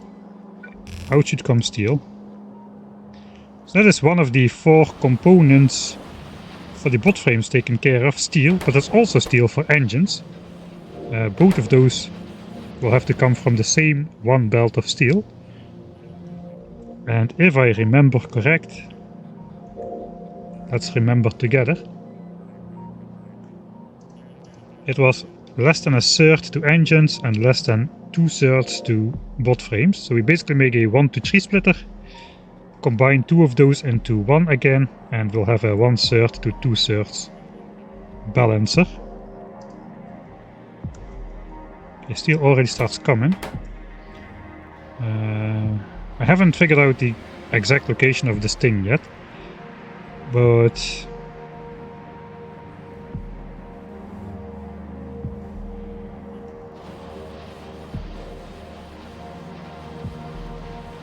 it has to go on both sides as well.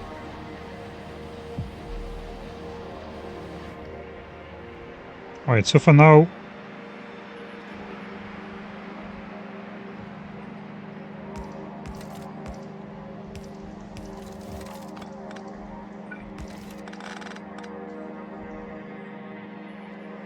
so again, a 1-to-3 splitter is just a 1-to-4 splitter with 1 input hooked, or 1 output hooked back to the input.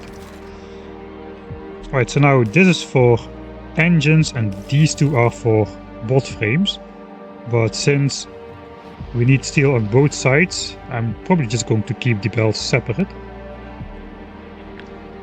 So this is just as a reminder for myself.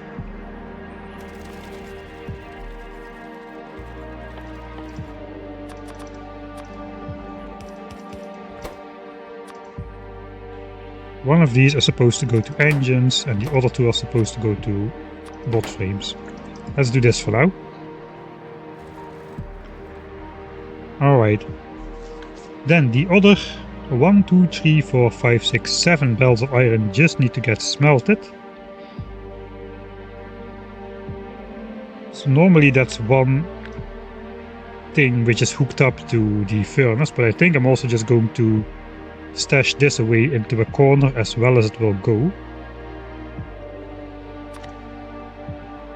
So we'll just add 2 furnace lines, which basically just we can use to extend this.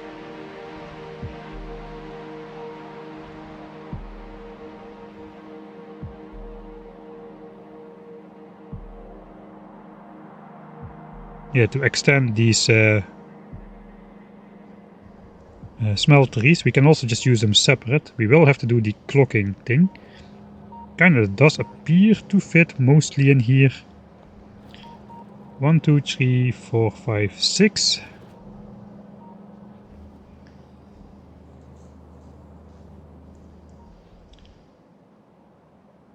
Kinda makes sense to smelt everything just here.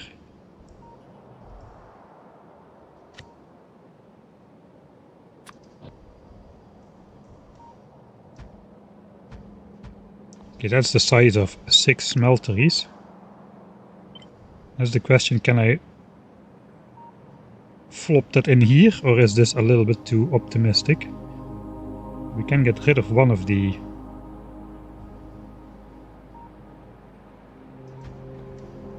power lines.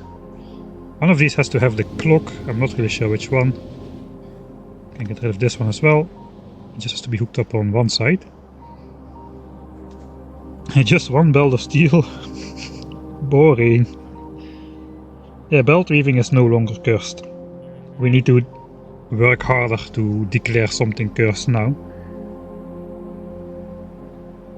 Okay, I'll align this with the top miners, but perhaps it's nicer to align this with some beacon over here. 1, 2, 3, 4, 5, 6, 7. We could align this beacon with the bottom beacon here.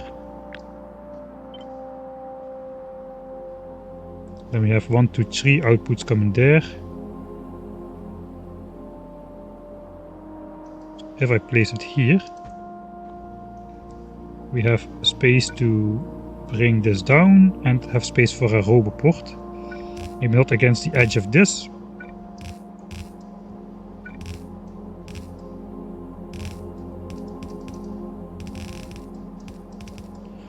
But against this edge, that would still fit. Can I get in all the belts though? 1, 2, 3, 4, 5. Okay, we have to move one tile closer. That's just the way it is.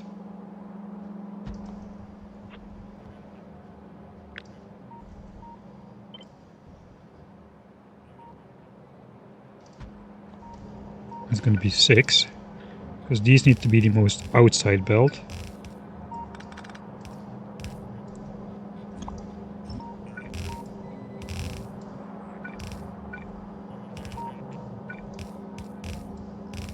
Alright.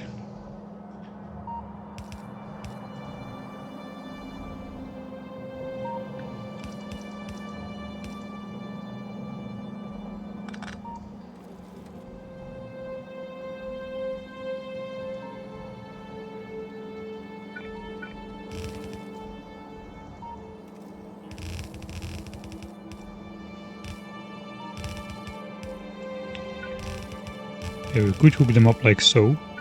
That seems like a thing you could do.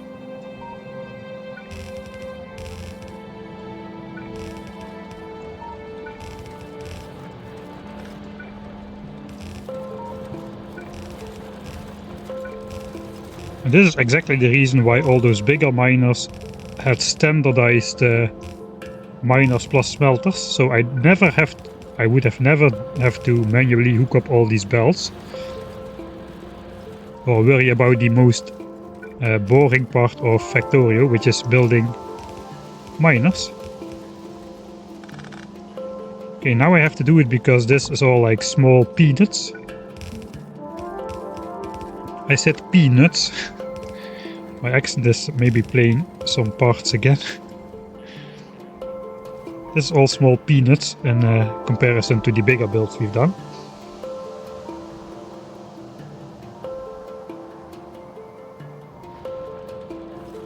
And that's all the iron smelting we need. Out comes all the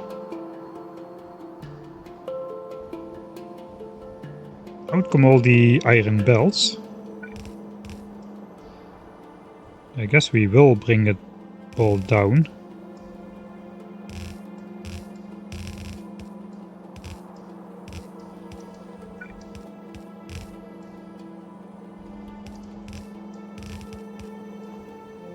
Alright, that is all neatly tucked away between existing builds, so that's nice. We still have a chance to finish up everything in here. It's still a pretty big distance to the science build over there. One of the iron belts into the steel smeltery is not flowing. Ah, I see.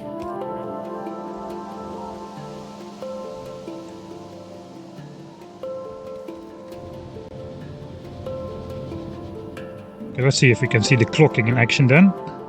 Then I can pretend that it was meant to... Here we go. Input. Input and output. Every time we input 10 ore, that makes 12 plates.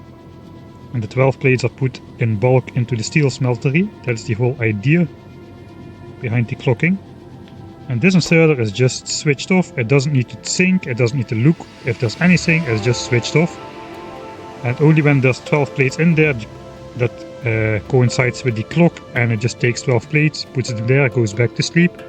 These are even better, since these activate only once every time there's like 8 steel in here. And that takes quite a while, so these inserters are really sleeping a lot of the time, which is nice. Now we get to, I guess, 7. Kind of varies a bit with the productivity bonus. But yeah, that's working how it's supposed to work. Okay.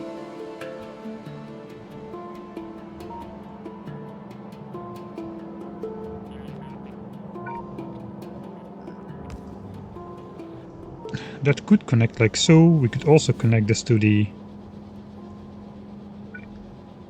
copper mine.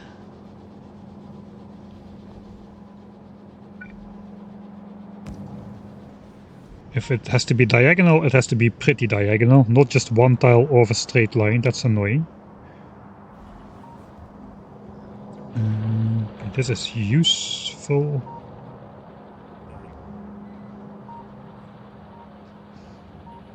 Oh, it is actually funny. So this is our one miner for sulfuric acid for blue chips. We can do something similar with one miner for sulfuric acid for batteries, although we will need to beacon that one up just a little bit more. But that's definitely something we could do. And then the question is, I probably want like one belt of copper here as well, so I can make green chips over here. Or do I just grab all the copper from here? It's a little annoying.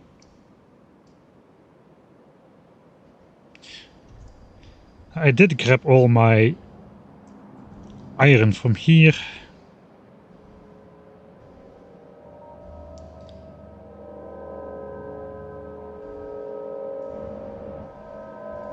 Yeah, I think I'm just gonna do that. So I have like... I have a one belt of green.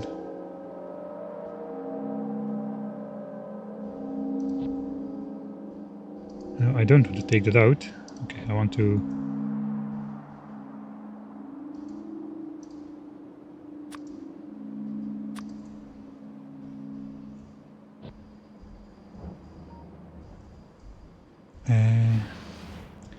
see if we can paste that somewhere over here. I think this is approximately in its definitive location. Not quite, but we'll see how that goes.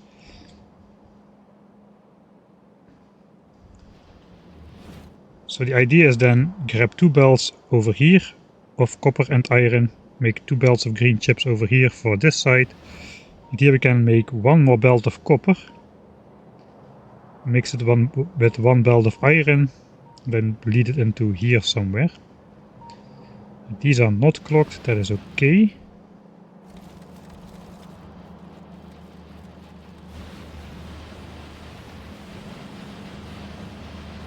Yeah, I'm spawning in two belts over here, so I guess this could be just in line, because why not?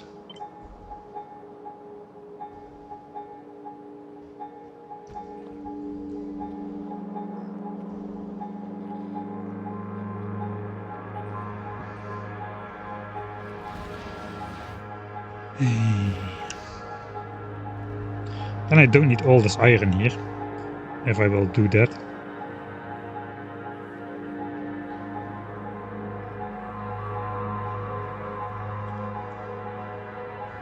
So either I just mine copper and bring it up here.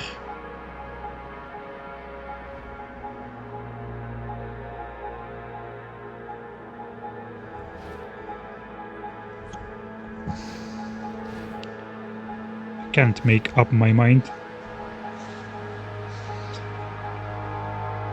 Alright, I think we then first, if we can't make up our mind about this, we first look into something else, like how big is the infrastructure for gears and pipes going to be. Steel we did, batteries we'll do separately, electric engines is done, except green chips.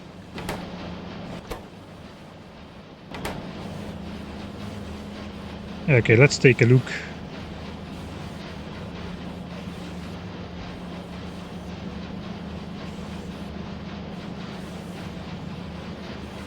The other requirements for engines.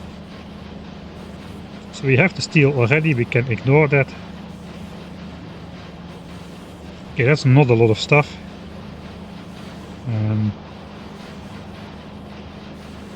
So basically I'm going to grab a full belt of iron for the pipes.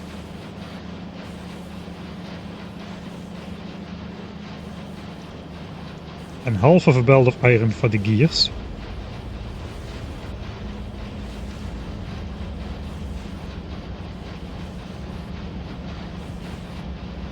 We can make these ridiculously fast, or we can just not make them fast at all. 4 beacons, 3 beacons, 3 assemblers.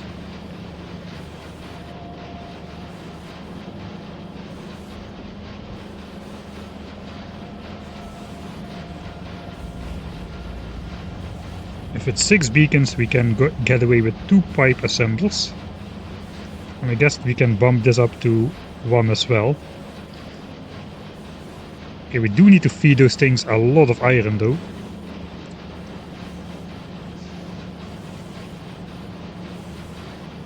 This has to have half of a belt of iron by itself. I think it will look nice though, 1 gear assembler and 2 pipe assemblers. So let's try to set that up and see how that fits in.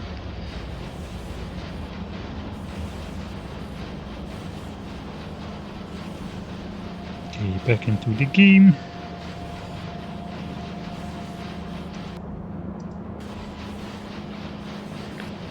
Okay, so basically we need a double-lined beacon set up. And I guess we'll separate it out so the assembler can go in the middle. That's going to be... Why are these in my inventory?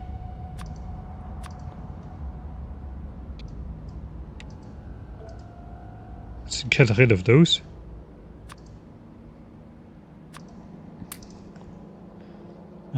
So that's the 1 single iron gear assembler surrounded by 8 beacons. And I guess the pipe assembler will be hitting 6 beacons if we just put it like so. Okay, that looks nice. Pipe gets extra speed inside.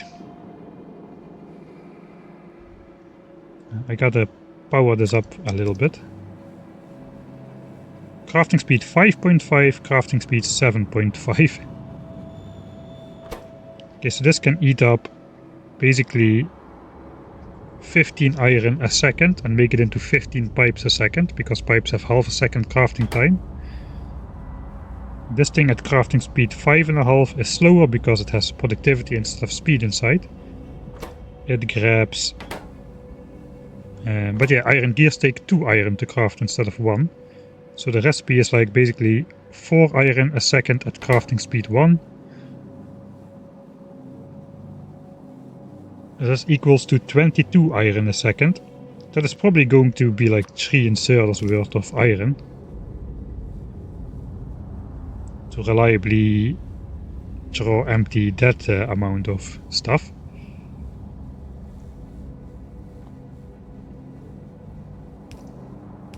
And maybe it's possible with 2.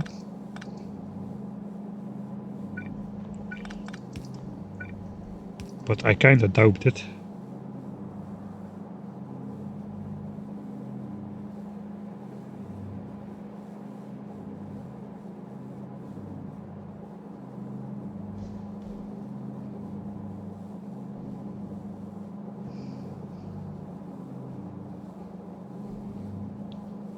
Yeah, I'm not going to answer detailed questions about where I'm from and when I'm leaving and all that kind of stuff. That's nothing to do with being paranoid. It's just basic safety.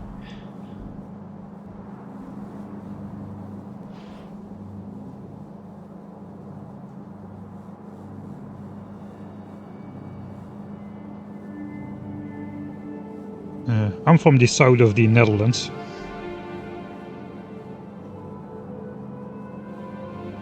Alright, so 1 belt should go into pipes and half a belt only into gears. I think it should be possible to draw empty half a belt with 2 inserters, right? Can we also output gears fast enough with 1? I think we'll just simply spawn it in and just see how it goes.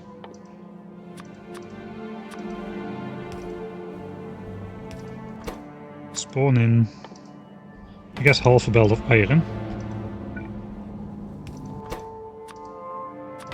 It should help that we're drawing from underground, that is a lot faster.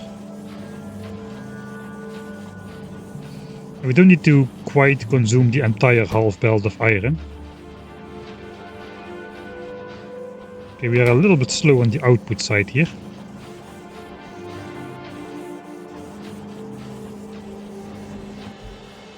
So how many gears is this? We'll have to speed it up a bit just to simulate that. The calculator says we need 876 gears. Yeah, we need 876 gears a minute, so we are not quite reaching that. Because item ingredient shortage. Okay, what if we just spawn in a full belt of iron?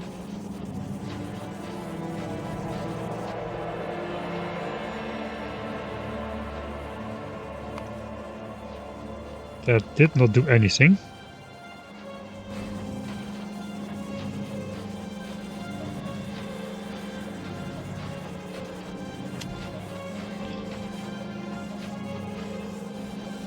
Alright.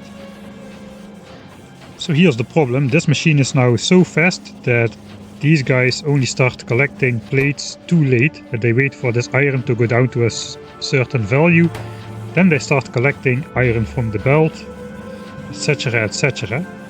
So it will actually probably work if we decrease the stack size, at least on one of those guys.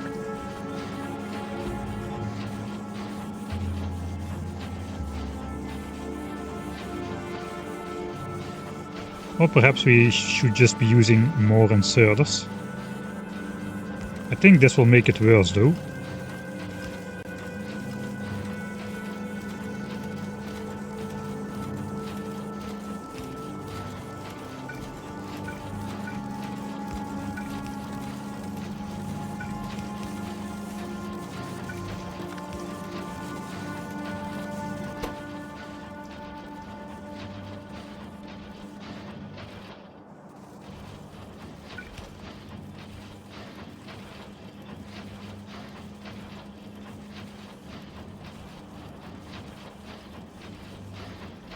Okay, now that definitely seems to work. What if we just input half a belt?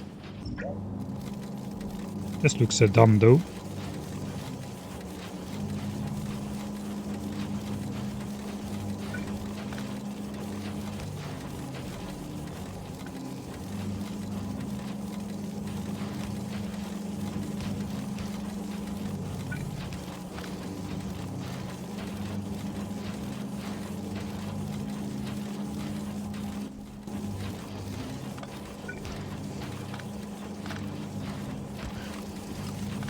There's going to be too many inserters.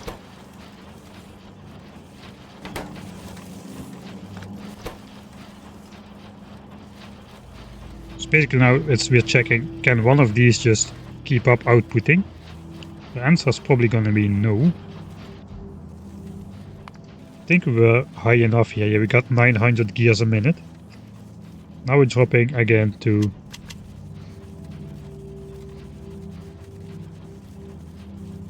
830. So that's basically output limited. We need basically 2 of these things outputting gears.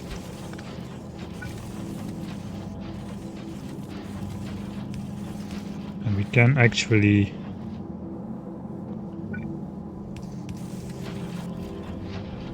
try to output it like so.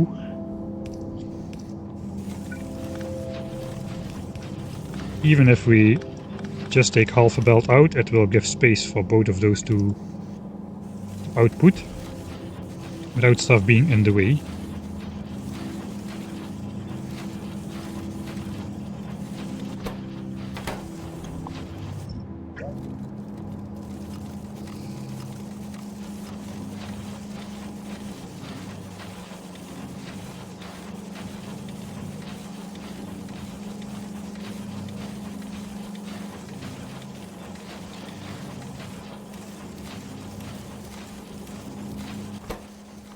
I would feel better if those would be collecting plates not that long. It's probably also better to just output priority on one side.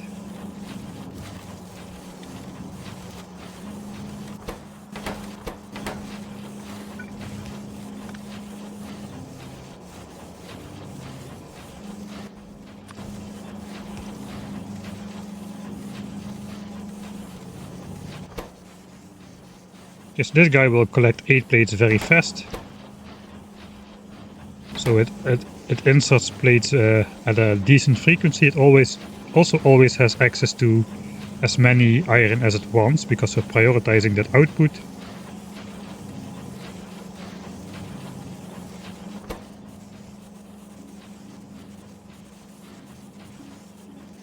This one is always switching off, waiting for space and destination, waiting for space and destination.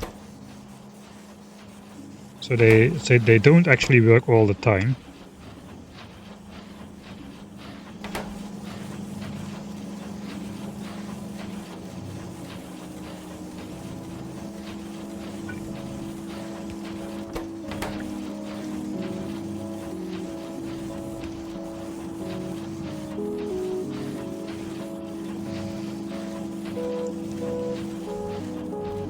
Okay, that looks to be the way to do it. Let's check production. Production now should be like, yeah, above 900 easily. We need 875. So this is a decent margin of error, even if something goes wrong a little bit.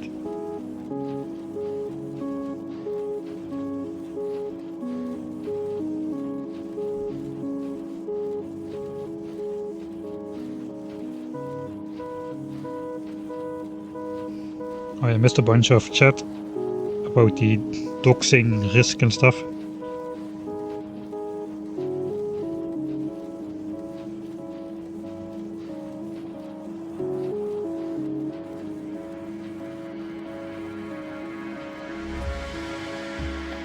Yeah, it's similar to the accident in your neighborhood. It's a couple dozen kilometers off there.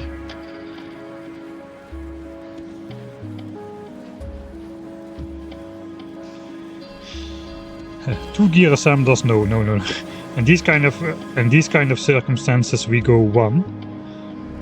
I even had like one wall assembler for the entire military science production, which I probably cannot show off. Or I can. So this was military science. It had a glorious single wall assembler for military science, supplied by 2 belts of stone bricks incoming. So that was fun. If it can be done with one, I like to do it with one, just for the fun of it. Alright, and then pipes, we need a full belt of pipes. Pipes is gonna get a full belt of iron incoming. Where is it gonna be? Somewhere over there, I presume. Let's move it up to approximately where it's gonna be. So the iron is coming in from here.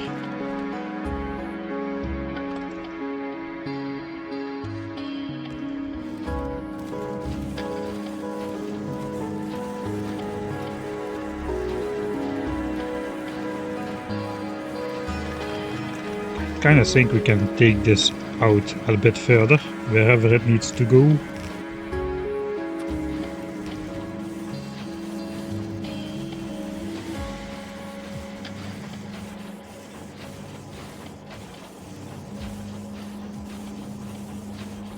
Okay, for this kind of seems the way to go. Output priority to the right, but we only will be able to grab half a belt of iron like this. So ensure half a belt goes to here. And then ensure the other half goes to the next one.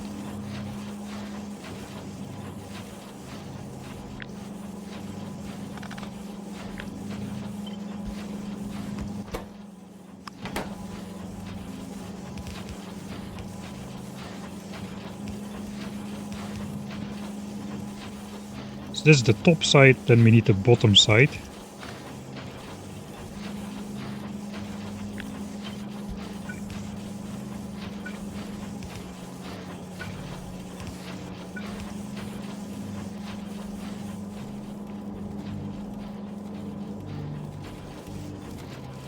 Guess theoretically that could also come in.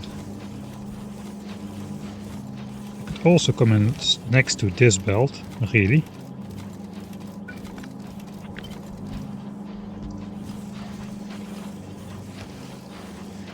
No, it cannot, because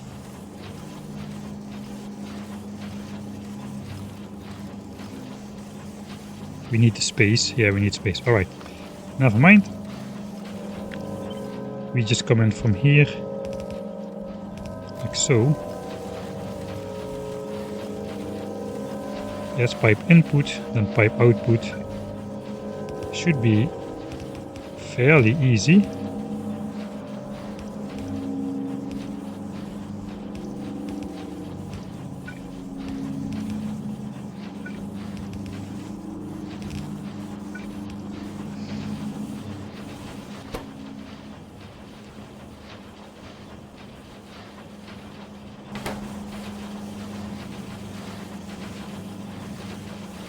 That's probably gonna be good.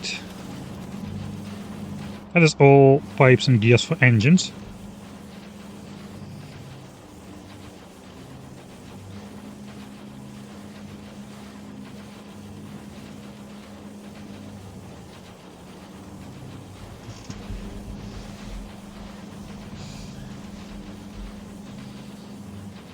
Yeah, to actually consume military science, to consume all science packs, there's only one technology, the most useless one, the robot frames.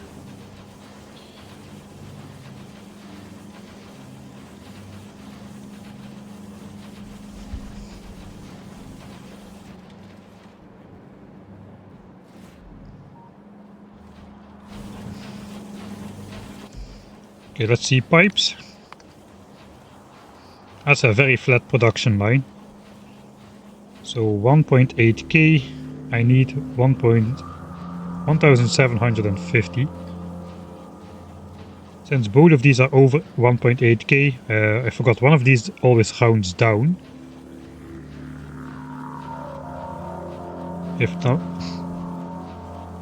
If numbers are rounded, this one always rounds down.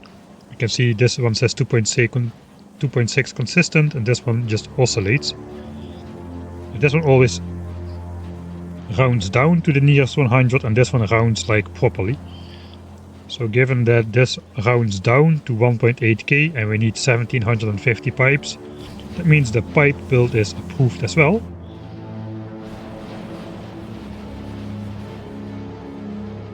Alright, then we just need to hook it up with the steel belt.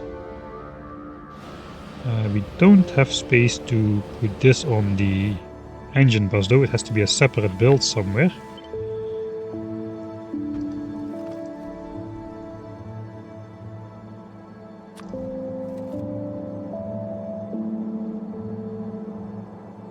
If this entire thing can be powered with a single substation, I guess we'll go for 2. Okay, so that's one element, right?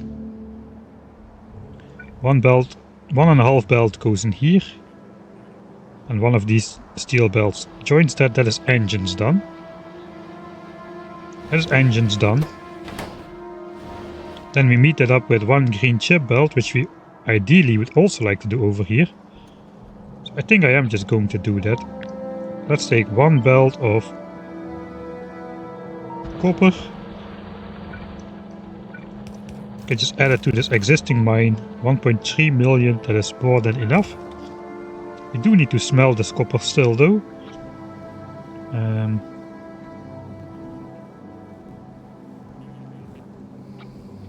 It's a little bit awkward.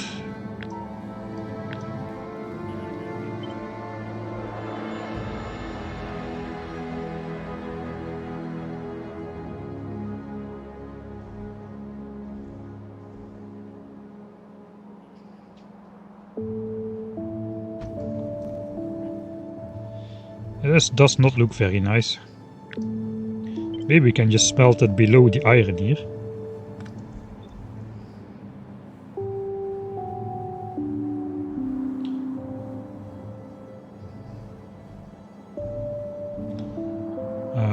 We need to lead it into the green chip build.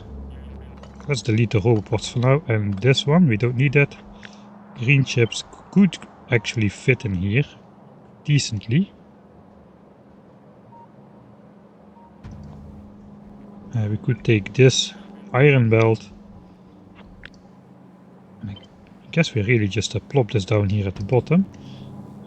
We already have the clock in place, we just need to extend the green wire. That can run on the same clock, no problem.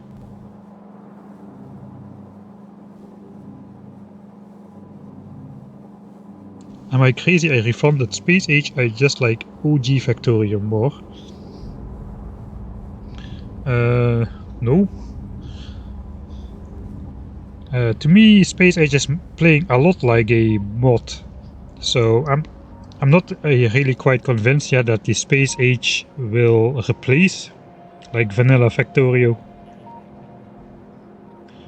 in that sense of the word. Space Age is more just like a very interesting mod which you play through like a couple times, maybe once. Even just once is already worth the money though, in my opinion.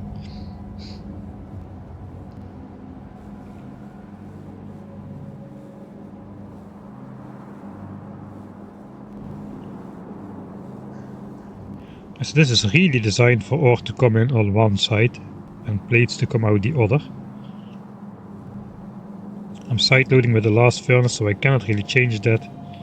We do need a compressed belt of ore. Yeah, this has to come in from the other side. It just has to be like that. There is nothing I can do about that.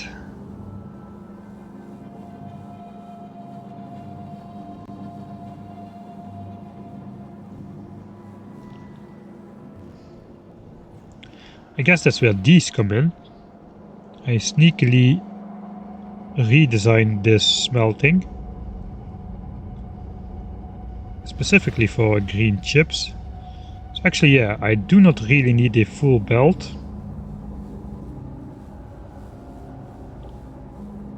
Do not really need a full belt of ore to be converted into plates. It will back up anyway. So in this specific case,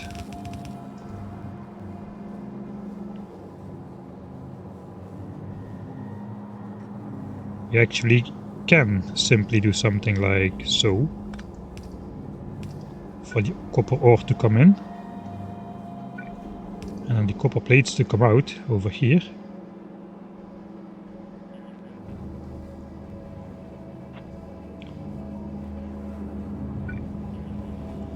Then we have iron coming in here, copper coming in here.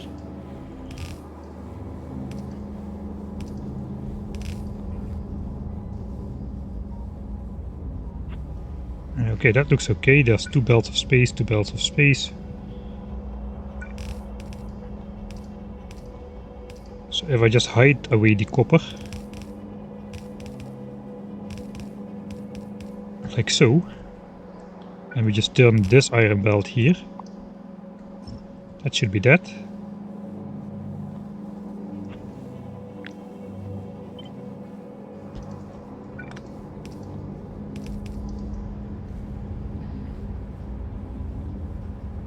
Can also bring in the copper like this actually, so this needs to go all one tile to this side.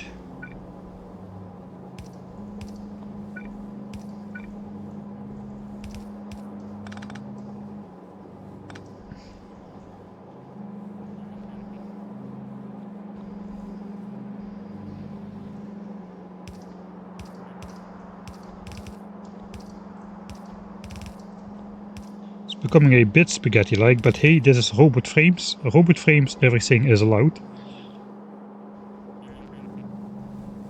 That basically means we also pull this one around here, turn it to the left.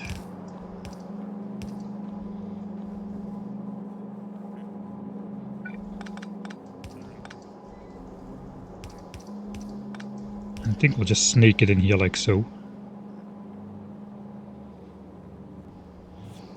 Alright.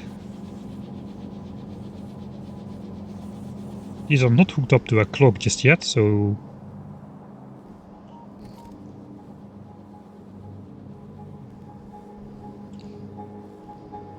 So only the last furnace is working, as those are not hooked up to a clock. Is there a clock present here? No. There's one present over here.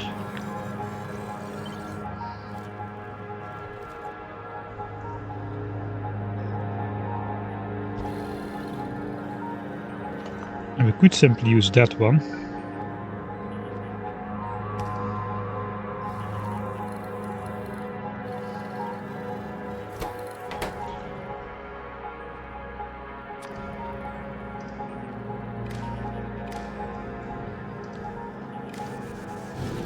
Okay, there we go. That looks like some properly clocked working. So I guess I can still do the idea of this. The idea being output prioritizing stuff on the near side of the belt, because the inserters then have an easier time grabbing the stuff. So looks like I can still get away with that. Okay, there's our belt of green chips. That's the green chips for...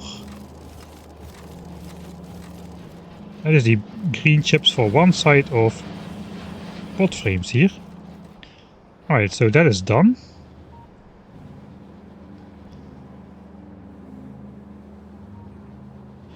Then we've got 2 belts of iron which need to meet up with 2 belts of copper over here. They're already smelted, so I'm not gonna do this, but instead we're just gonna do 2 of these somewhere, maybe on this side of the coal. And we need to lead in 2 of those smelted belts of iron this way. Can we somehow make that look nice? I guess this is the way to go. Also misses everything here exactly.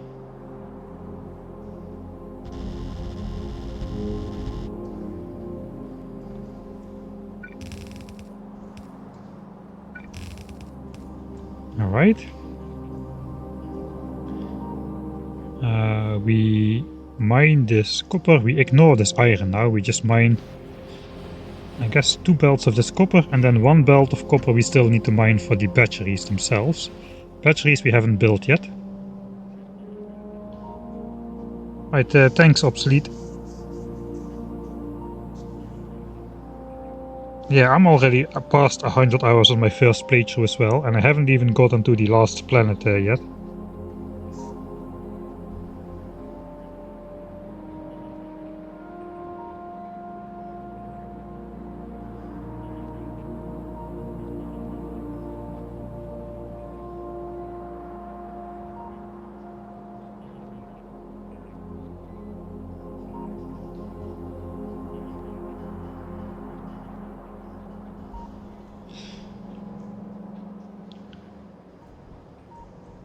Let's see if we can at least line up the beacons with something.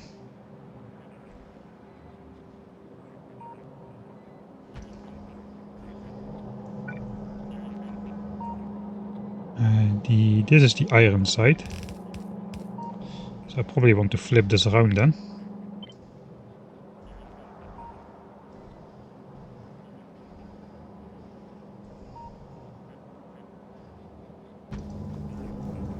So that this becomes the iron side.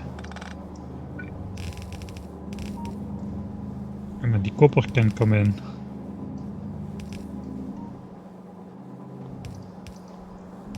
Here as well.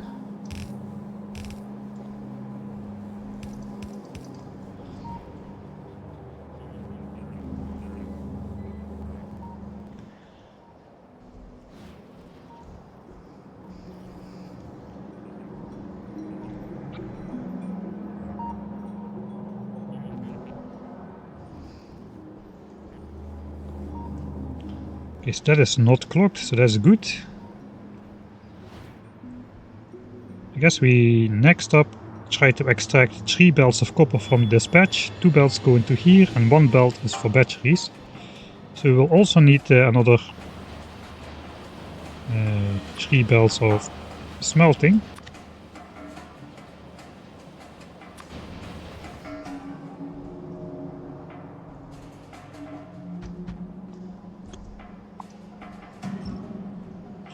Something like so.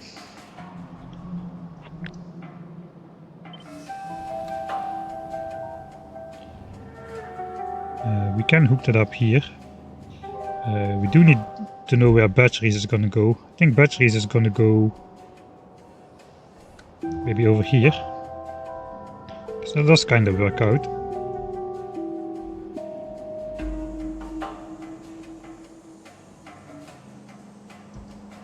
Okay, that could be smelting then. 1 belt of copper, 2 belts of copper. Wait, this map view stuff sometimes is a little bit unpredictable. And then 1 belt of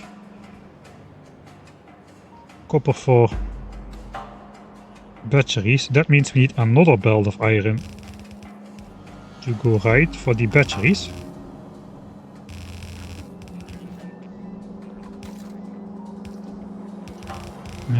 That's not gonna fit.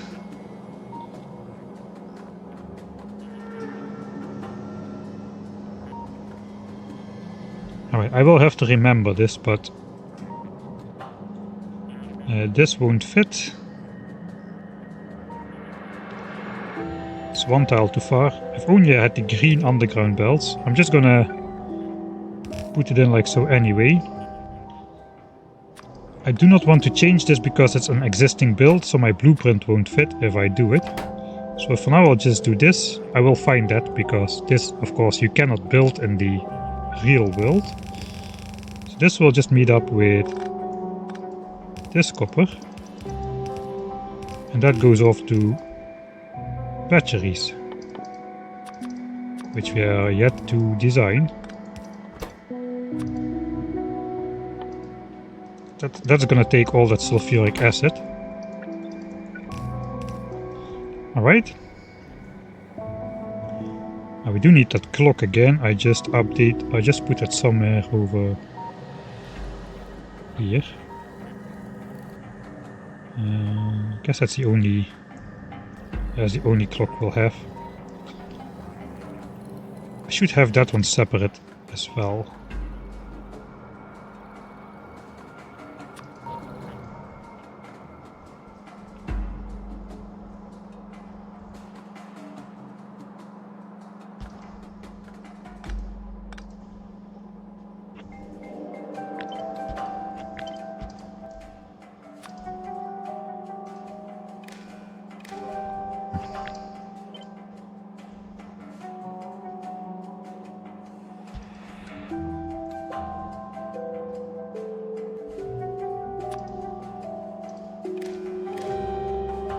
Okay.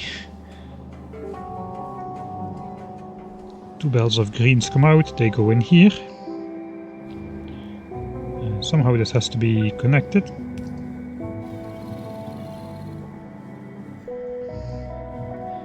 And then it's a matter of sending in 3 belts of copper. Okay, let's do that. Shall I use the Mine Builder 10,000? It's not really appropriate for this because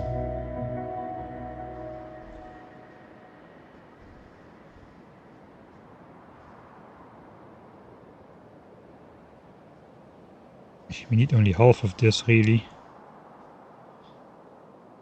Okay, let's just use it anyway. Okay, that's enough.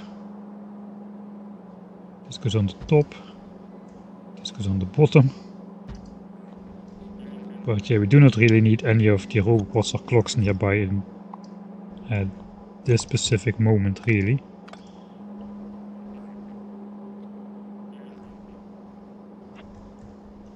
And we can delete 1/2 of it. At least this is like a completed section. It brings out 4 belts though, we need only 3. 1.9 million, 2.5, 2.4, 3.1.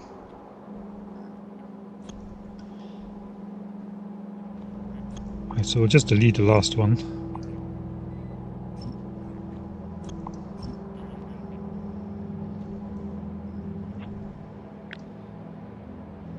Yeah, we don't need any of this. We can do that manually.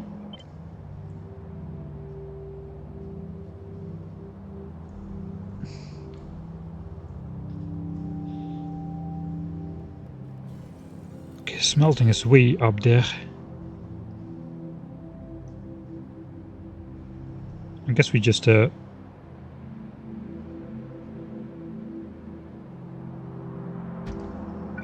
fold this around an existing roboport.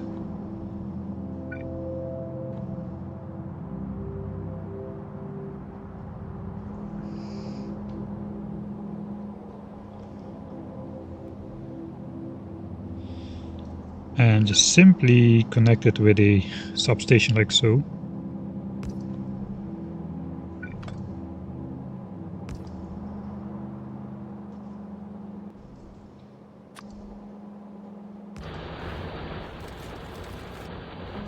Okay, that's 3 bells of copper. They have to go in here.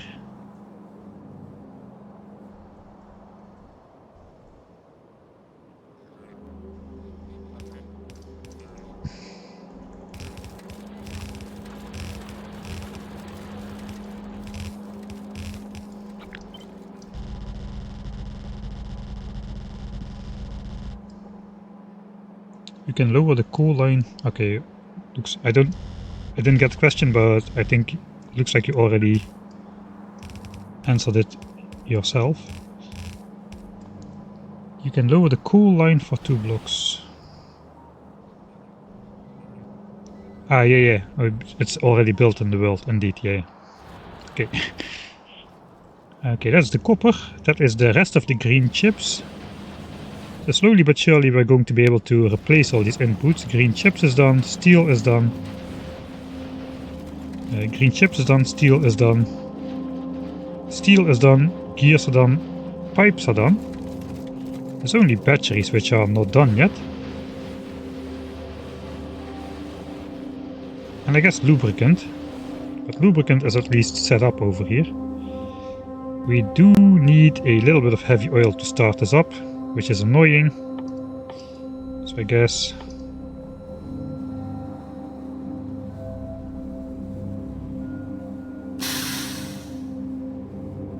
Oh hey Gonix Games. Thanks for the Prime subscription.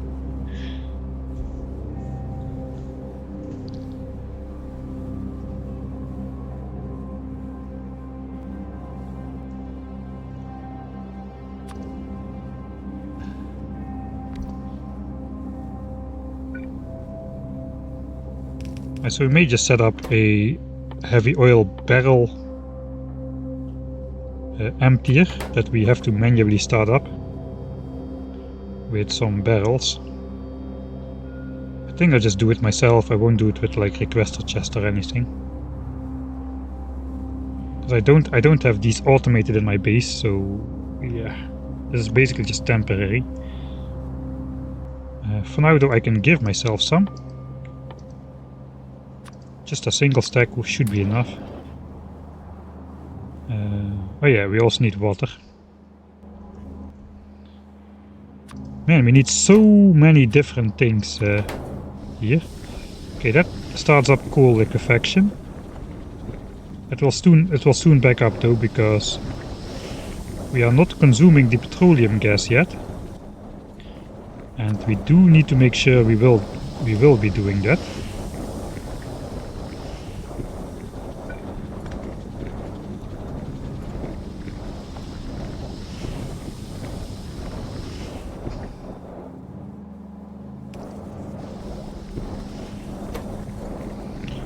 Basically we have to... Yeah, we have to empty out these pipes. That's good. How we get rid of the petroleum gas.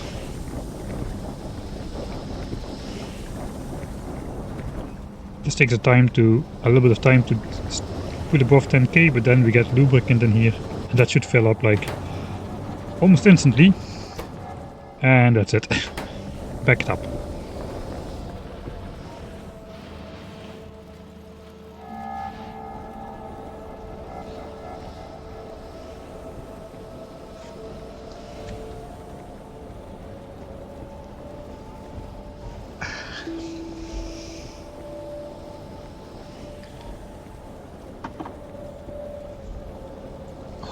Alright.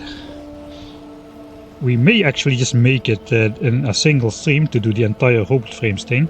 I think the only thing we have to do is sulfuric acid and batteries. Let's save here. See, only sulf acid and bots left to do. So I think it's time to go back into editor or into a calculator mode a little bit to see where we're at. So engines is done, red belt engines is done. This is the entirety of the thing. Electric engines is done. Again, normal engines. Okay, here's the lubricant. Lubricant is done. We do get 99 surplus, so I need to keep it open. This is the sulfuric acid minus the stuff from lubricant. Okay, so basically 7 fully beaconed oil refineries right next to an oil source because the oil supply line cannot be very long. Need to bring in a lot of water.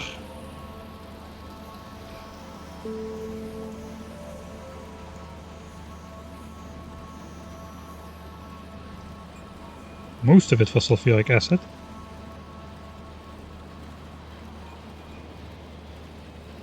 And basically one miner, we have indeed with 3 beacons, one miner with 3 beacons.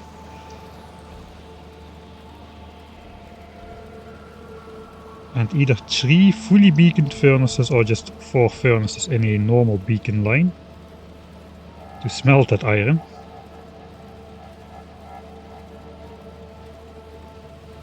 I guess that's the half belt of iron, which was supposed to come from the mining grid, where we do half a belt to gears. We could take the other half for sulfuric acid.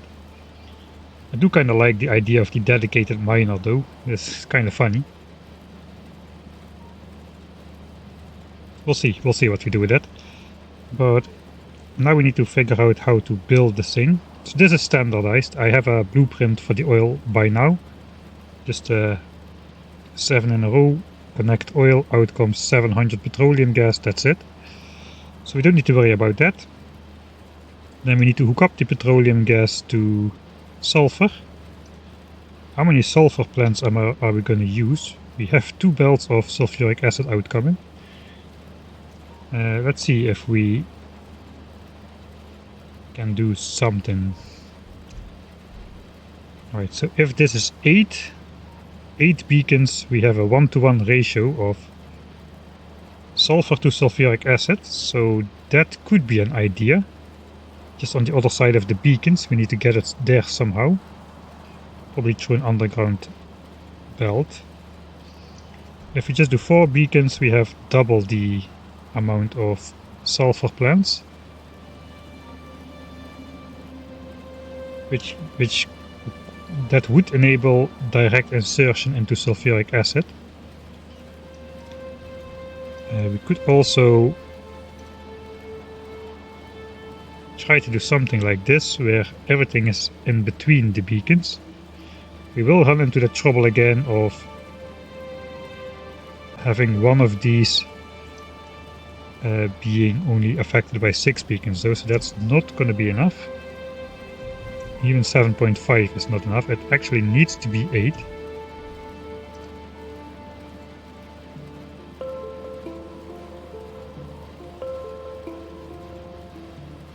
Okay, let's see if we can set up something like this. It's probably not going to work.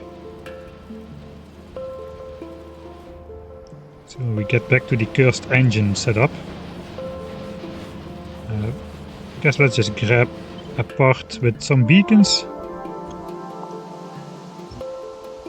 But instead of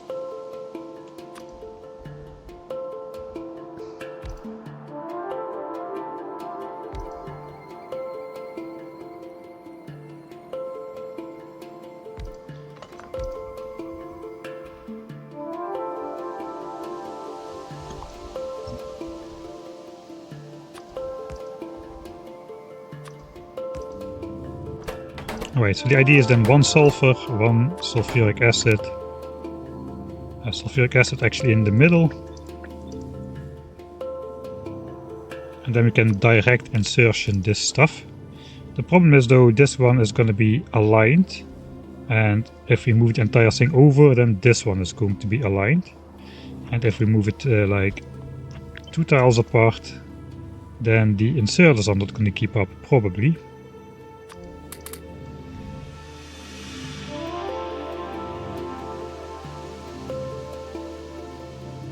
So yeah, we're gonna get like 67 sulfur in total from 6 of those. So it's like 12 sulfur a second. We need the fastens. We need these super inserters. We could actually do this to replace the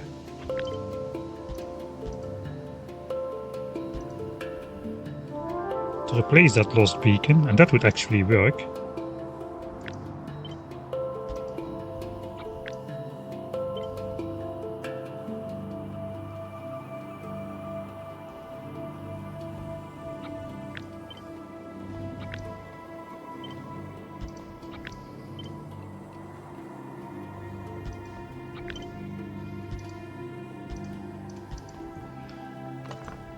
Alright, so now we do have 8 beacons exactly on every plant.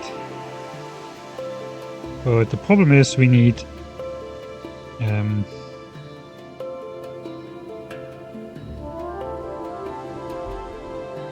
we need 6 of each.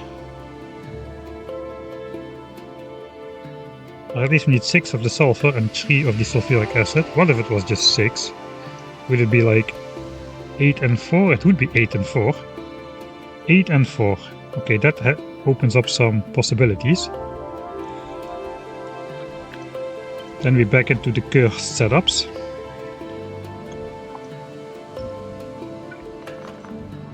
So then we just need 6 beacons on. This is gonna look super cursed.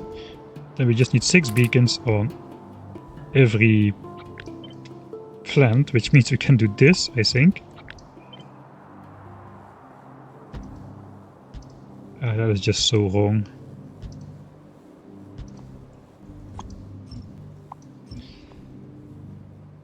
Uh, 999, 999, alright.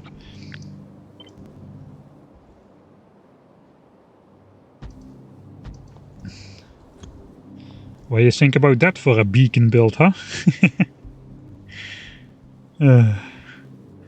It is the appropriate amount of beacons, though. We could move the end in.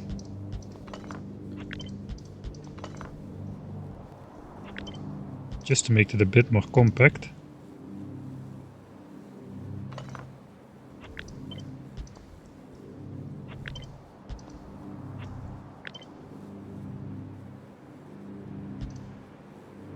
Or just round it off like so. I think I like that more.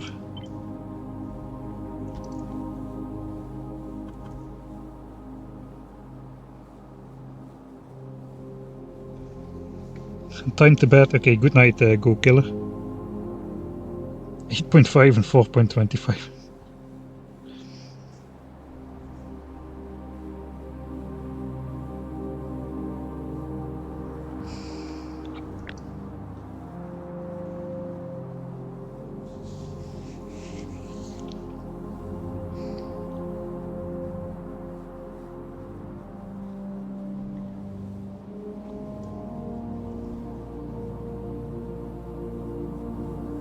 Just double checking the numbers. Yeah, 8 and 4. It should be enough. Should be enough. Alright, I think that's the way to go then. Maybe not as efficient in terms of number of plants, but it definitely makes up for it with direct insertion of sulfur into sulfuric acid. We still need to bring in the iron though. So iron needs to go somewhere. Say the water is all on the left, so let's do this for the water. Actually, we do need so much water that we cannot bring it into one pipe. We have to bring it in through 2 pipes.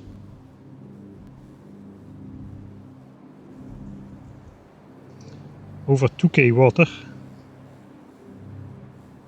And most of it for sulfuric acid. But basically, if we halve this, we will need half the amount of water in total. So that's like 1k. So we can do half of the build on one set of pumps and half the build on another pump. This does actually need to... We cannot flip this in this version of the game. 2k is, yeah, it's too much to keep up. Try to keep up with pumps. We basically have to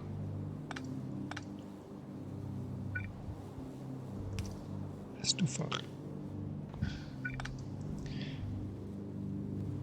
I guess we can bring the second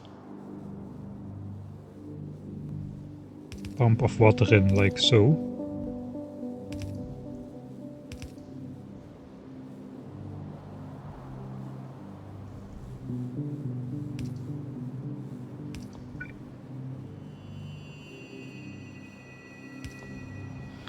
That could be the second water. So we have two waters coming in. Then we have petroleum gas coming in. If we bring in water like so, we don't really have space for the petroleum gas in a normal way.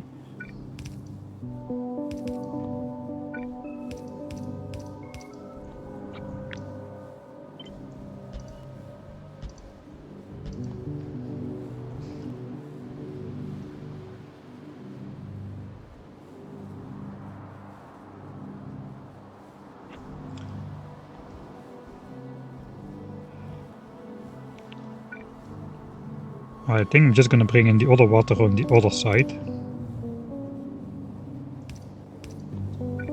In a little bit of a cursed way, of course. It has to be a little bit cursed. And then basically this one just connects to here.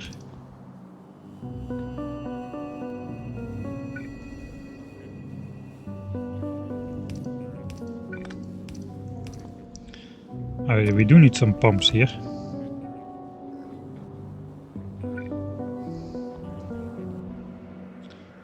And probably I'm just gonna bring in like 4 separate pipes of water. So I can again just get away with bringing in 4 pipes of water without artificially speeding it up. I could even bring in a 5th pipe and pump some water out to the cool liquefaction, which still needs water as well. This is only 200 water a second, so it's not a lot. So with 5 different pipes and this eating up like 2200, 2400,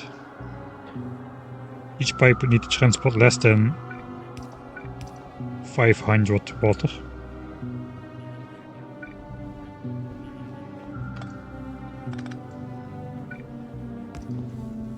Alright, so this one could go to coal. Screen? Oh really? Sorry about that.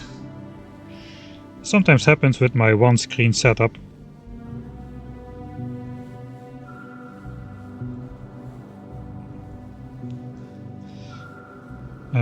Alright. Cursed water intake.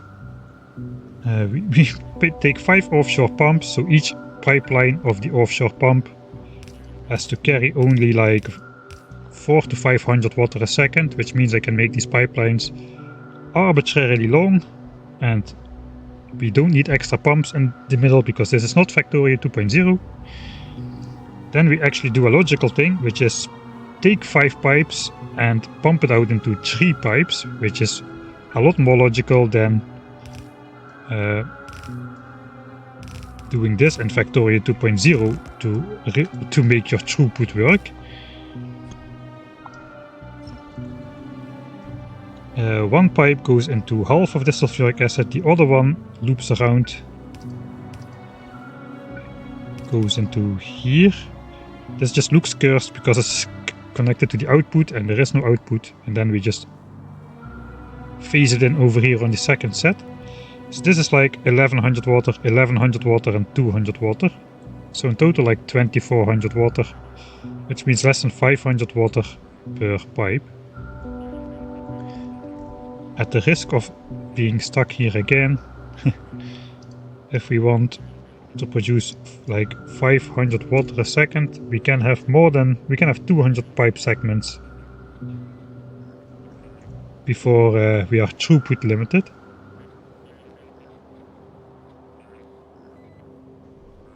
Alright, let's actually check how long a pipeline to the ocean would be. So let's start with 200 pipes exactly. Then I'll just delete that.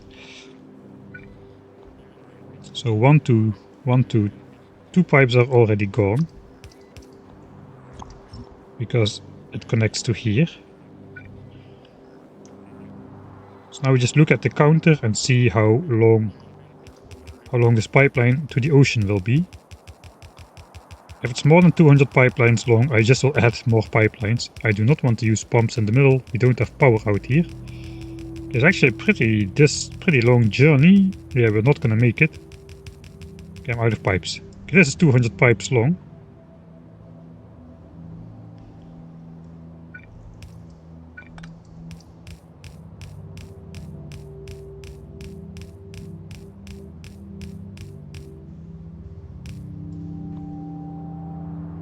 Okay, about 250.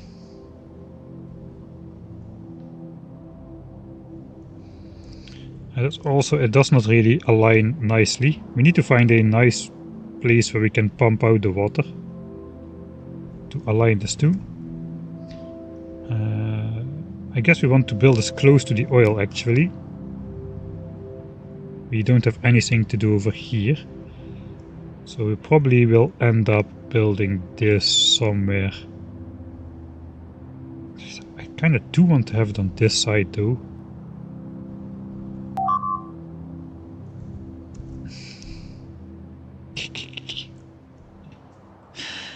I even said it, at the risk of staying on the other screen, I notice I'm getting tired. I do really want to finish this build.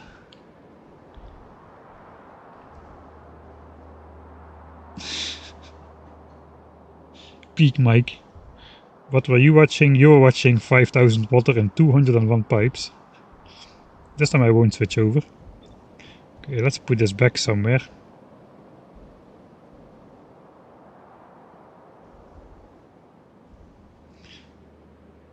Right, so I know it's more then. Let me just quickly check how much water I can actually push through here.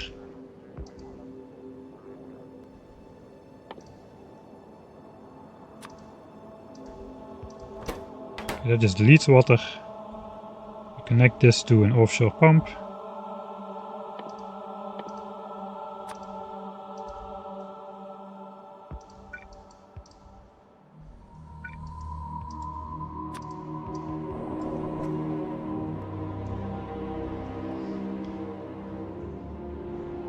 It took a while to get it here, so this will go up to some value. Yeah, it's more than 500.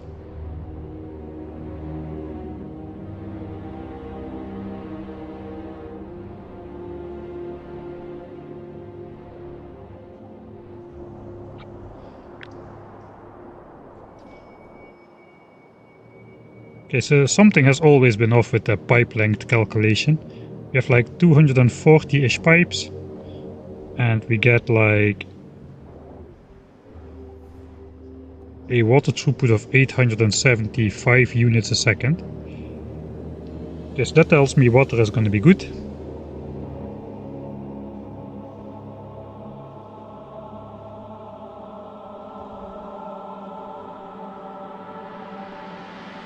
I see my mistake.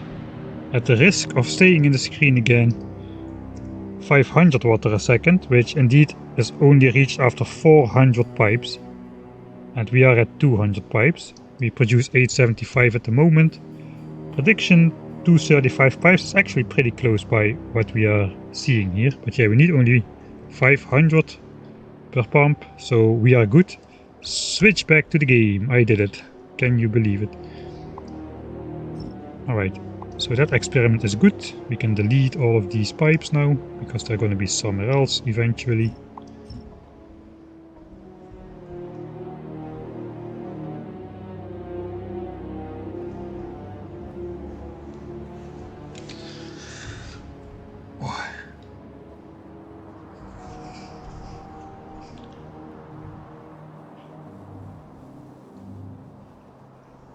Alright, so cool liquefaction is over here. That's already fixed in place. This weird setup does have to be in some sort of prominent location. We can do it like so.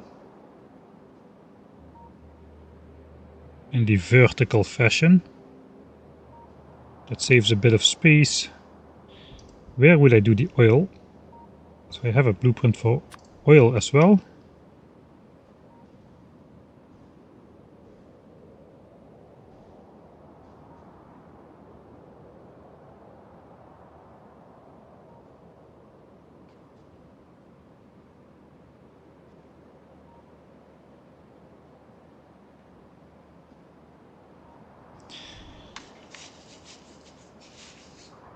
One oil refinery is 100 petroleum gas from 171 oil.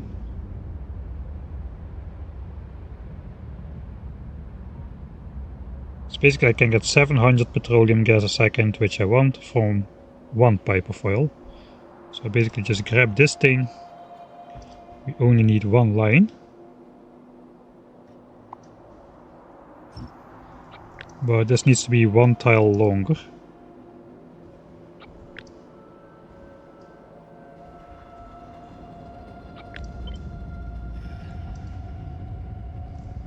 And I'm paranoid, just checking if I'm on the right screen again. Okay, not sure how that other stuff got in the blueprint, but it's as simple as this. One pipe of oil, one pipe of petroleum gas. So this has to be summer as well. This has to be fully beaconed though. So let's do something cursed, like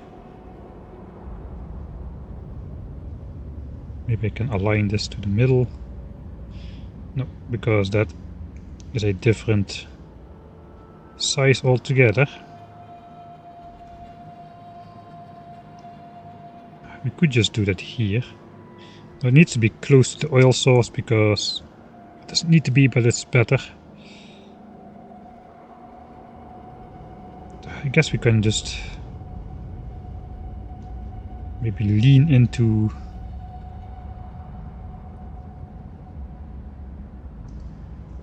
the copper build here.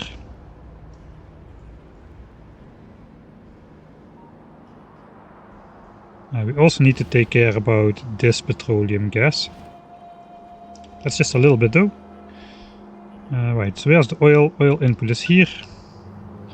And some pump jack spot with at least 2000% oil, which is all of them. I guess this one is okay. It's as close by these roboports as possible, I think.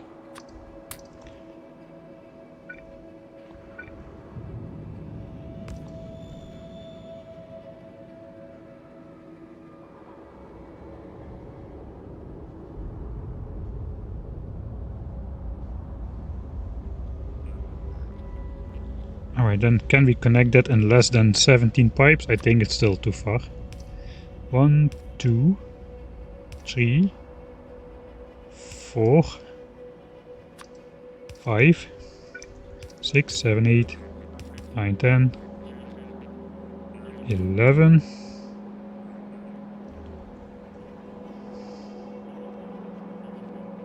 12, 13. Be a little bit cheeky. 14, 15, 16, 17, 18, 19. I'll just check myself how much oil we require exactly.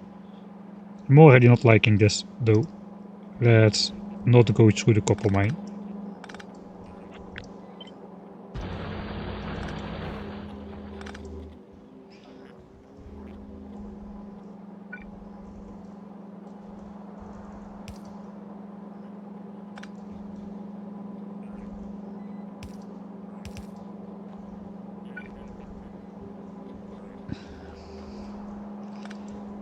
And all these ore patches, I don't really know how to get this out of here properly. Maybe it's just not the right location for it. Maybe just place it next to here.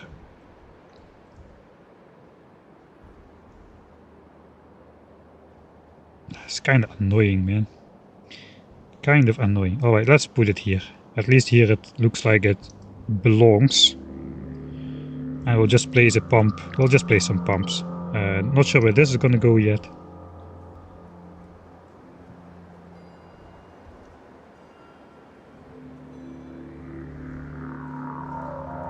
I also could leave the pumping in of the oil up to future Mike. Because maybe we can just get a sneaky pipeline out from a different oil patch which still has like one single oil spot free. I think I'm gonna do that. Let's leave that for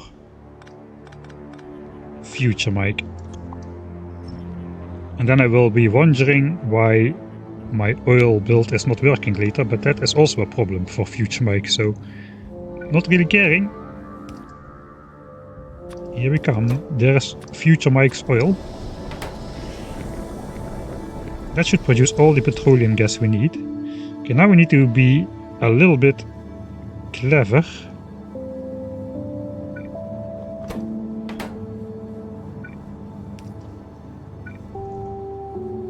This now needs to go out to meet up with this petroleum gas.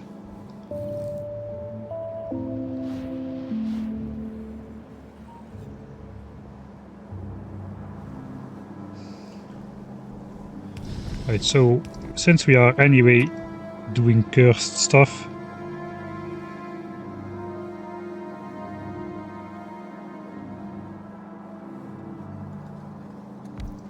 it's better to pump straight in.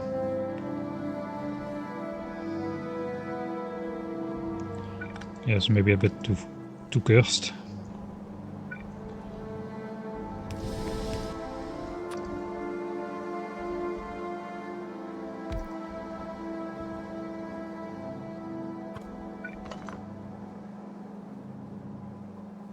Where are we going to go out with the batteries though?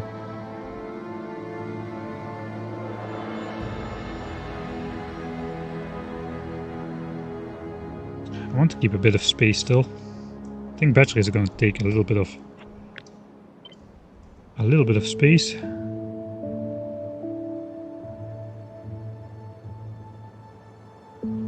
Let's see where this would align nicely with the pumps.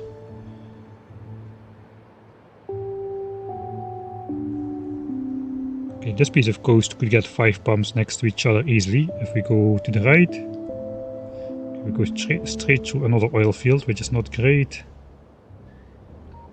We would end up over here, which is quite low, but I guess it's okay. It's a little bit weird to pump the oil that way and then the stuff back, but yeah, that kind of works out. Also, this goes straight through the roboports, and it ends up over here.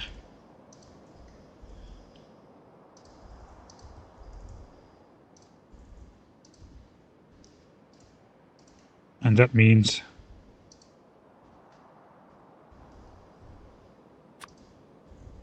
we can have 5 offshore pumps here.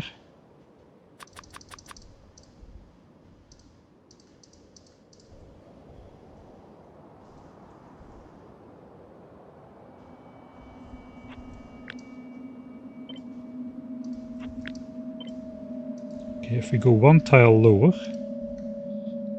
would that be nicer?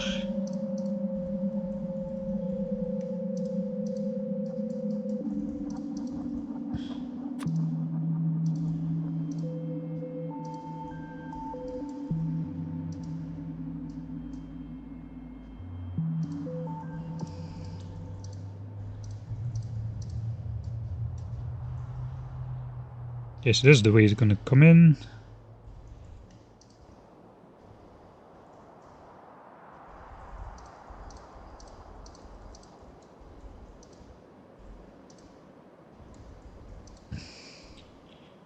And that's 5 pipes of water.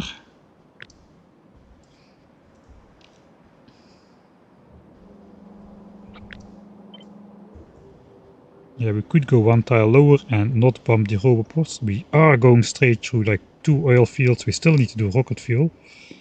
Could we find a space like up here maybe.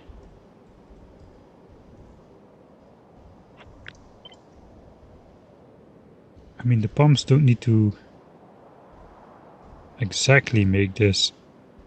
They don't need to be on a straight edge.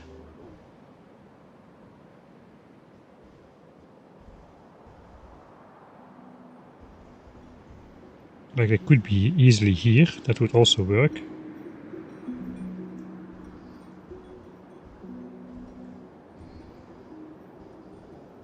Where would we miss all resources? So we could actually just go next to here.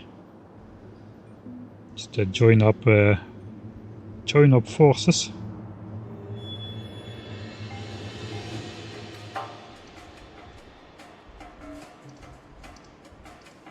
Something like this. But then again, we have this water to worry about. We can actually go here.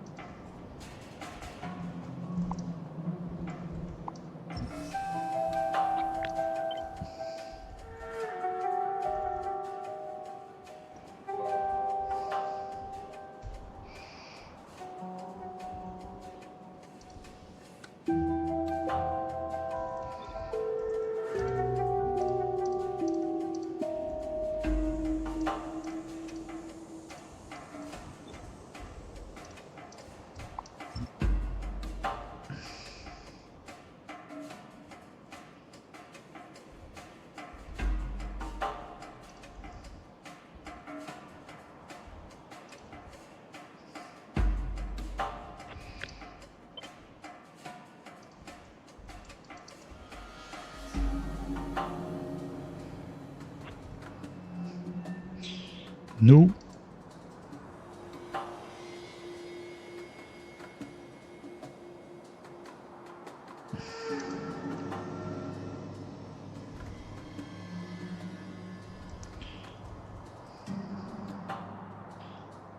I mean, I guess we just actually hook them up to where they need to go.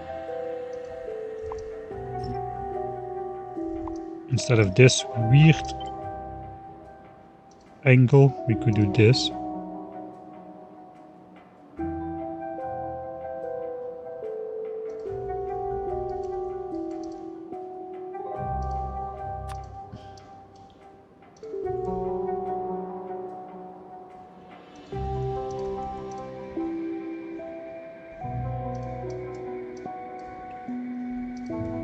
Alright. That looks okay. Yeah, I kinda like that. The water comes in just next to this thing, exactly equal. We can again manually place that. It does not cross any important resources. But we will have to find out how to connect that water then later. I guess though we can now just place this simply next to here. Let's do a curse thing where the beacons just touch each other. That should never be. This is definitely illegal. Nobody builds beacons like this.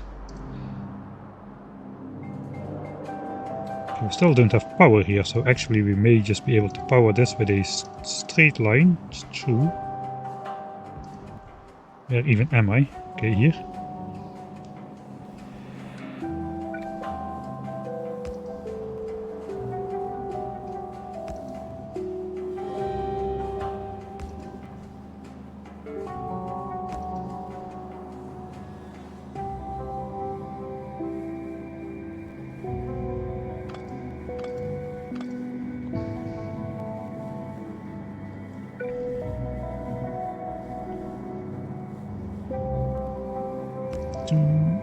Three, 4, and this one does not fit.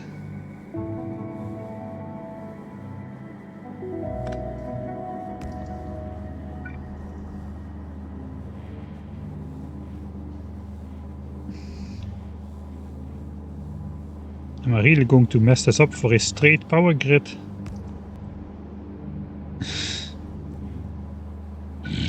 Maybe.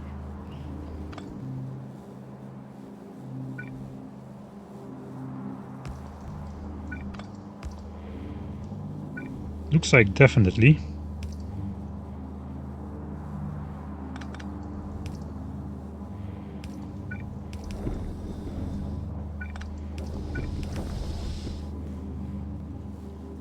Okay, now it's connected again. And the power grid is nice and straight.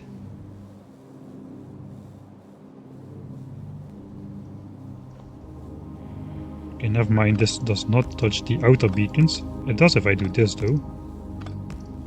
We still need to bring the iron into the sulfuric acid, which I should not forget.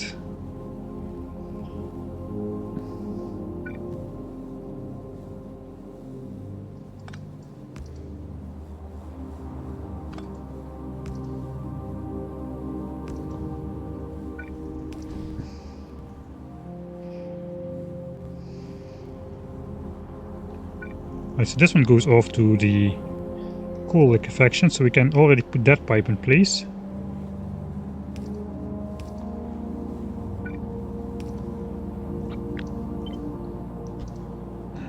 This will cross it just fine here. And then we need to get it out to either here or here. Guess that we can also bring the water through the actual coal mine. Because why not? And connect it like so.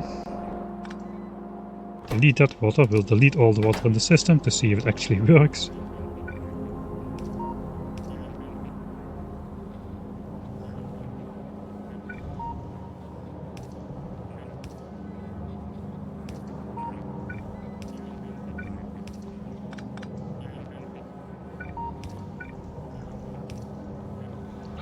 Let's try to get an equidistant thing on here.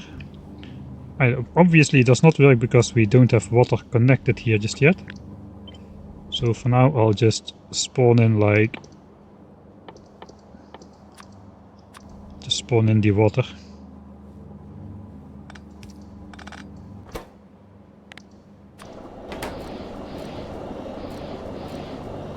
So these pipelines are short enough so that we can get all the water out of one pipe.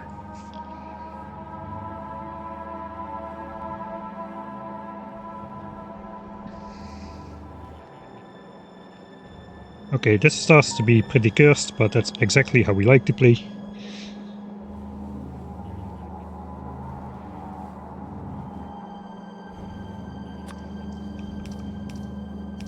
I guess we'll make these a little bit less noticeable. These need to be green though, but this is just like a little bit of coal every now and then.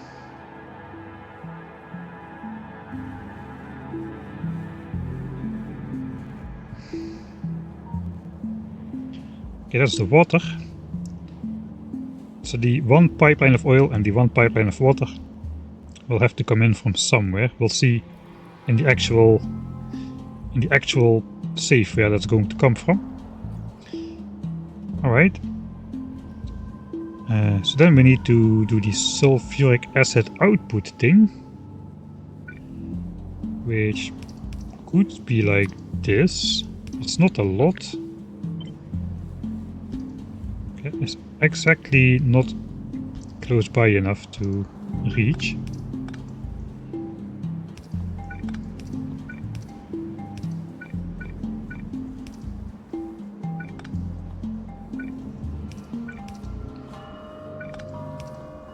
Okay, just to keep it symmetric.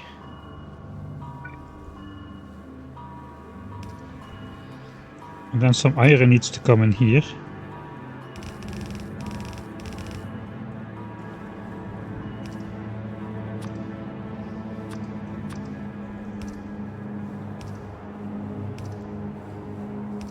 To start up sulfuric acid. Guess we can come in through here.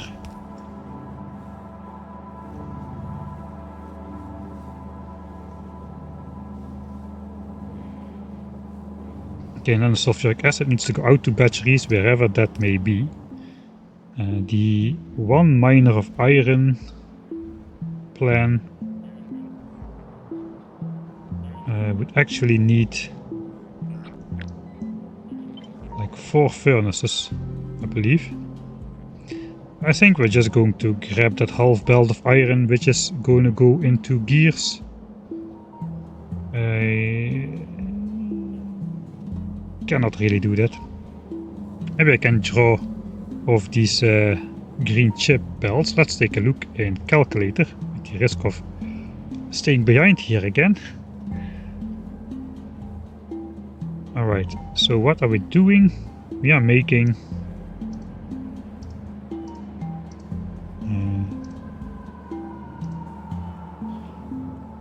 2 belts of green chips.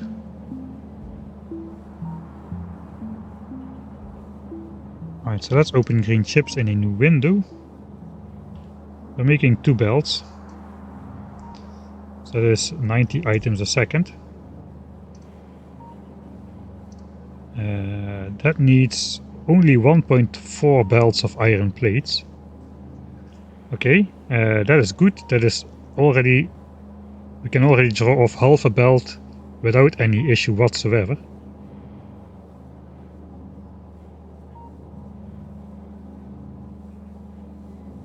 So we can basically draw off one belt, a yellow belt, which can carry 15 items a second.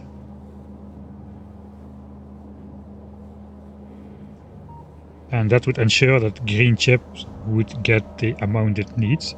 Can we do a green belt too? Let's look at sulfuric acid here.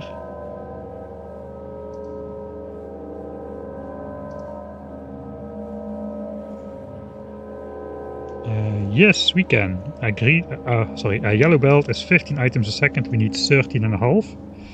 So that should be good. Okay, back to the game.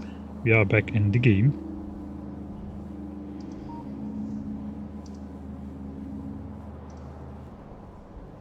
So that means we're gonna have to do some funky shenanigans.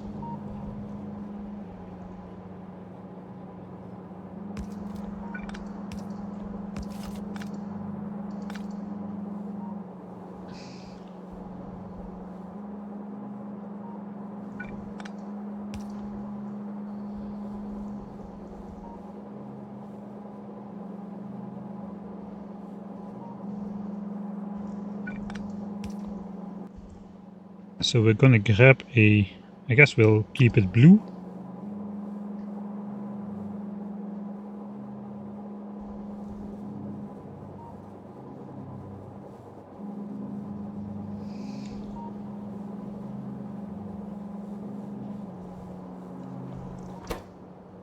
Okay, we do need output priority theoretically.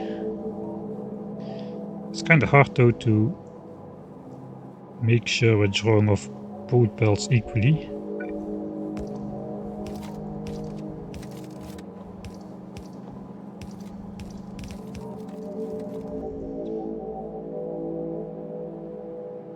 Alright, and then we just need a yellow belt.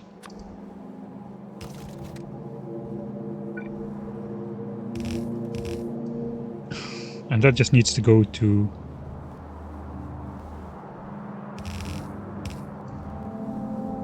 over here.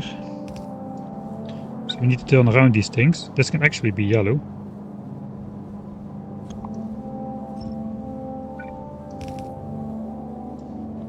Yeah, it connects.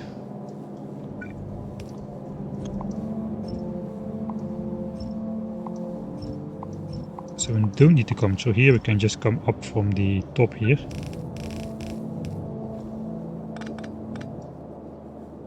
Okay, and that's gonna be it. We're gonna be drawing empty most of this belt, but not all of it. And we only need a red underground here, because there's a large gap.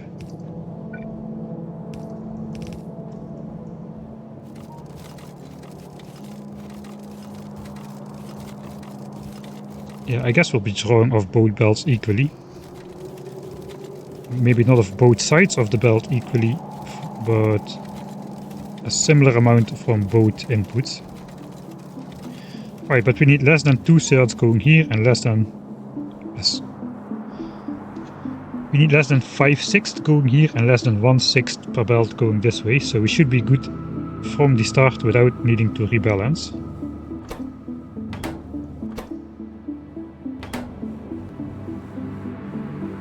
Alright, then we just need to connect this to this. But not so fast, not so fast. We need to also connect this, very important, this sulfuric acid, this petroleum gas out to the left. Cannot really... I think we just need to go here. Basically, the plan is to hook this up to a tank somewhere, somehow.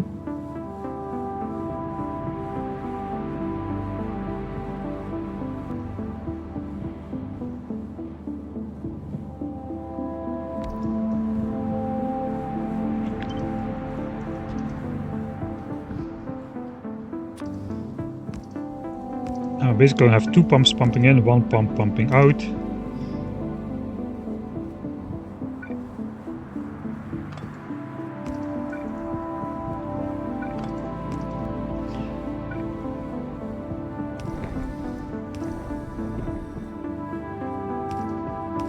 Okay, so that is one.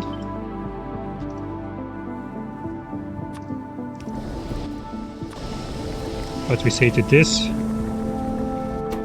guy only if petroleum gas is less than 20k, then pump it in here. And this one we just let pump freely, and that one is going to be the petroleum gas from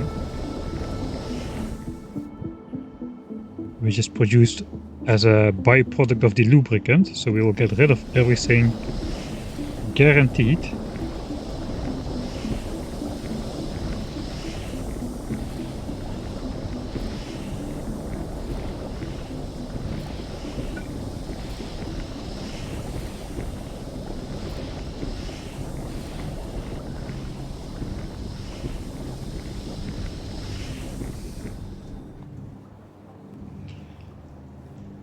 This does not look great. I don't think we really need to pump it in. We can do the pump here if it reaches with the wire. It does.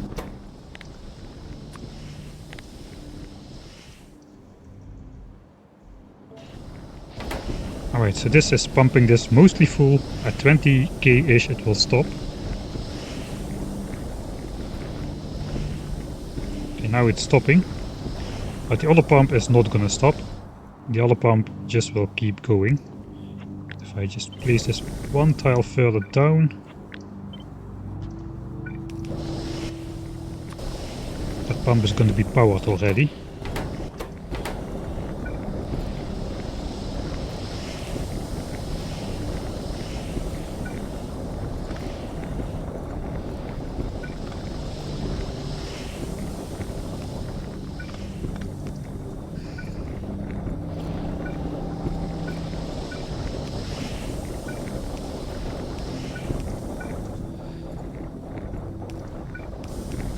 Already cursed enough anyway, so we may as well do that. And we get a nice space to bring the other petroleum gas through.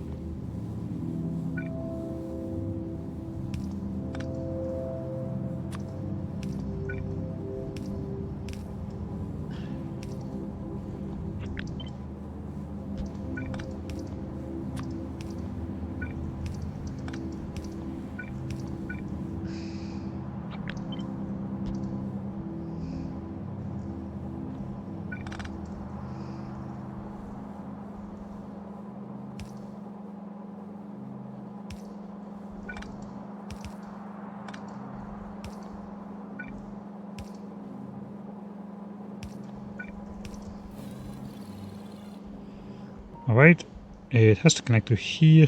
I guess we'll just try to skim along the borders a little bit, just crossing builds left and right.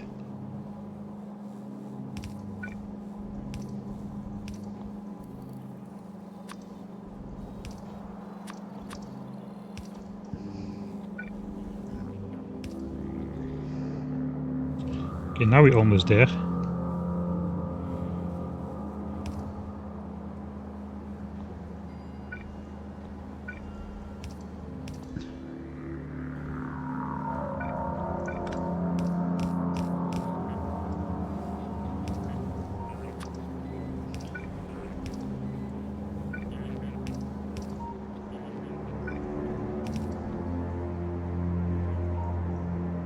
I guess we can align this with this.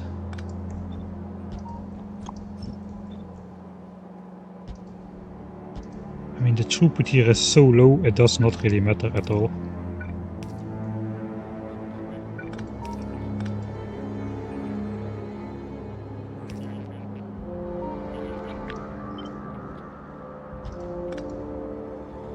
Okay, that is connected. So this pumps in freely, so whenever this guy always leaves space in here, so this guy can always lose its petroleum gas, and only when we are not consuming we're going to be consuming petroleum gas all the time, but this pipe will back up eventually.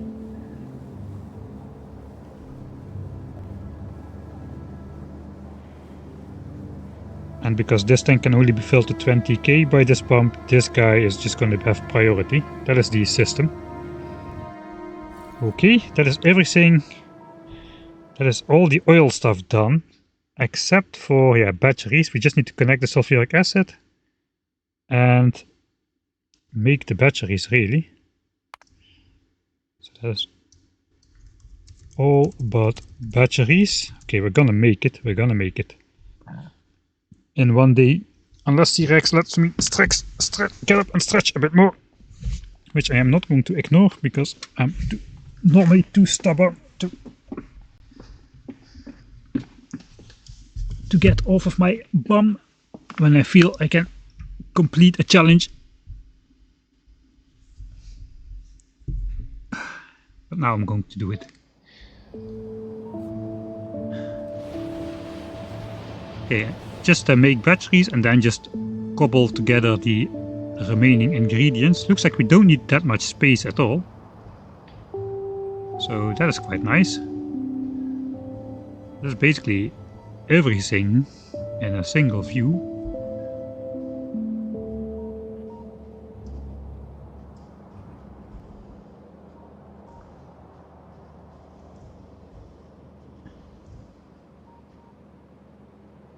Alright, I'm just going to do a bit of quick stretching.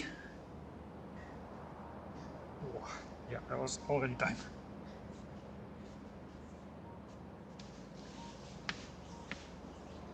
Maybe I should switch off the mic. Squeaking.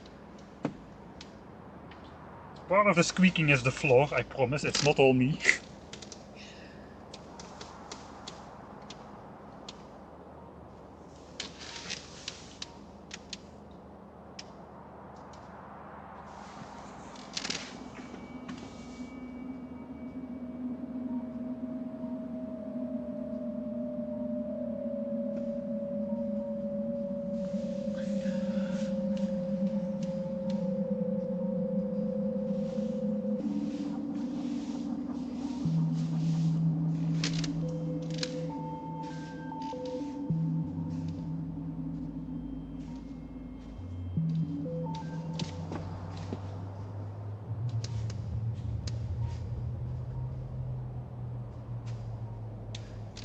Alright.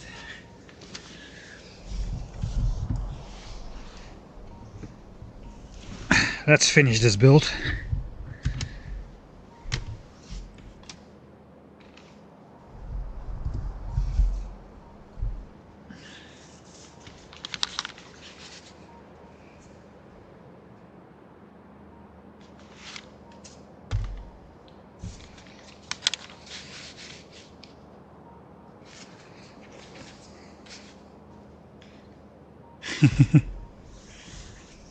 Thanks man, I really appreciate it.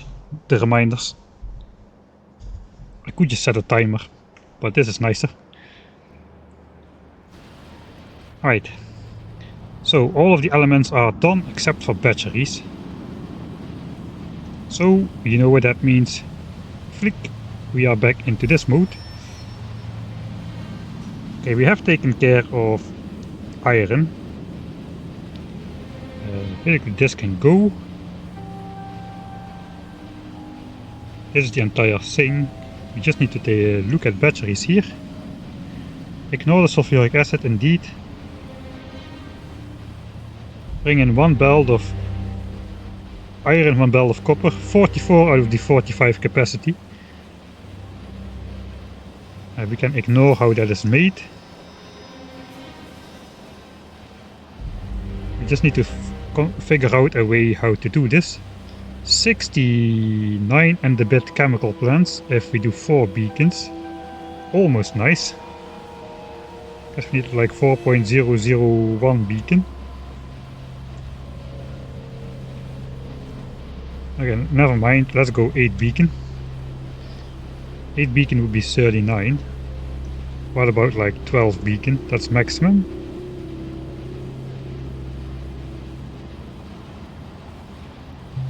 $27. I guess we go with 39. I would like an even number though. An even number is nice.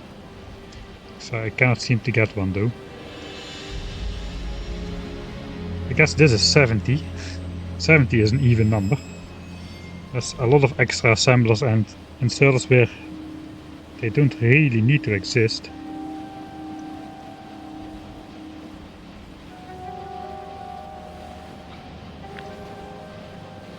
I'm just measuring a little bit. I'll come back to the calculator as well. I won't leave you hanging again.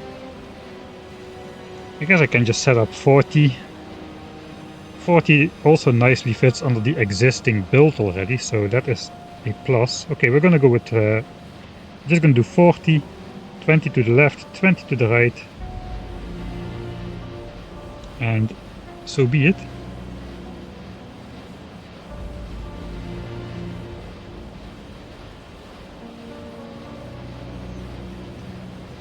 Probably don't have supplies to feed 40, but I could just delete a couple beacons of the edge cases.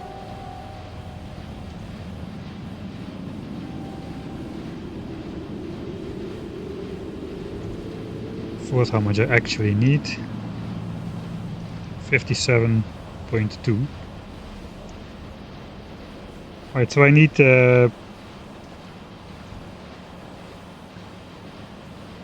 38.6 fully beaconed ones, so I definitely can take some beacons off the edge.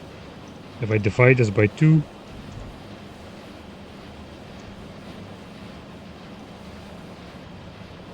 multiply by 0.5, does this no longer work?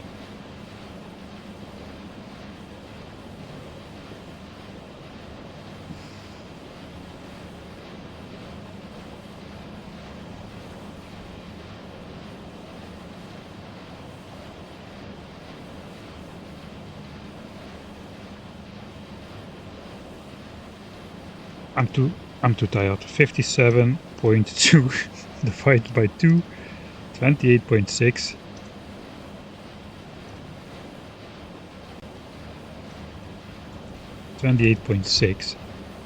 Okay, that's what we need per site. So if I have 18 fully moduled ones, I'm gonna have building 19 and 20 not fully moduled. So let's subtract 18 of these fully moduled ones. We'll be left at 1.341. I add like 1000 to this one. So now this is the benchmark. We either gonna have 7 beacons on average or 5. 5 is exactly not enough, so we'll have 7. Okay, that just means the last one will only have 6 beacons.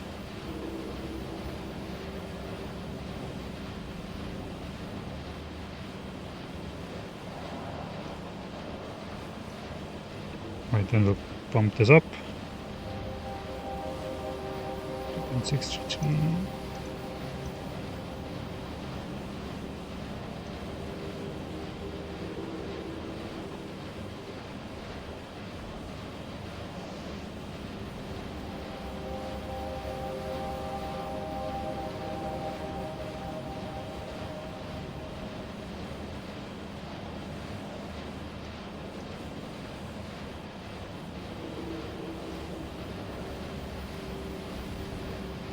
Yeah, it's gonna be too fast though. What is this last one?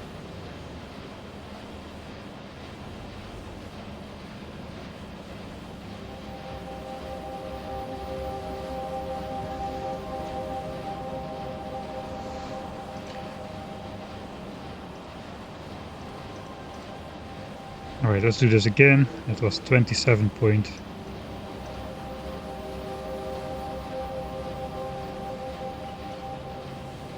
$57.2. I'm going crazy.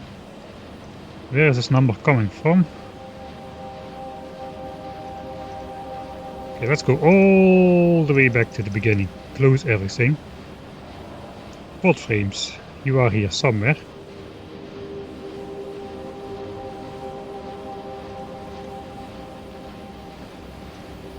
Then batteries are in here somewhere. I guess we went with the slight overproduction. That was a mistake.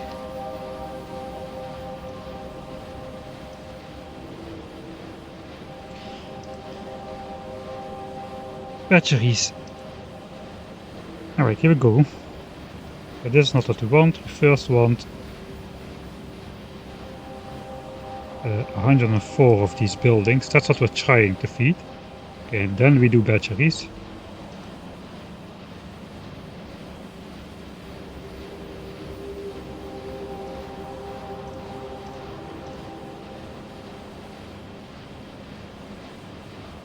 Okay, let's keep in items a minute. That works a bit easier. Divide by 2. Okay, that does still work.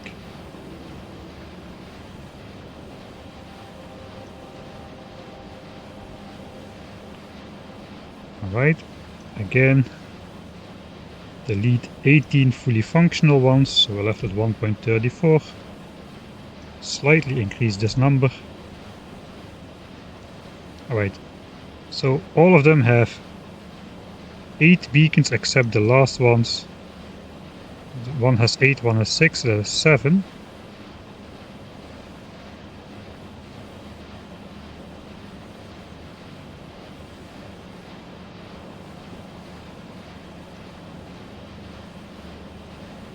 Or one has 6 and one has 4, which is 5. That is not enough.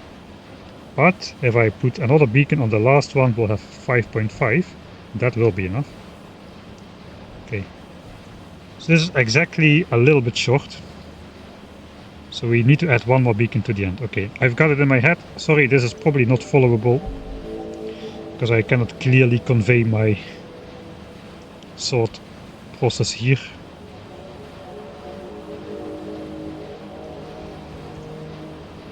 Alright, so we go with 40 of these, 40, and the last 2 can have less modules. That is basically what we're gonna do. Switch to the game. I switched to the game. At least that went well. Went okay. Now I need to switch myself. I'm switched myself.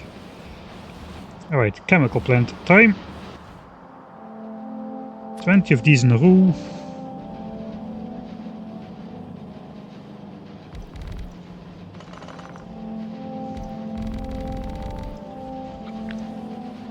That's 22. Those have to make batteries. Half a belt of iron, half belt of copper. Out comes a full belt of batteries.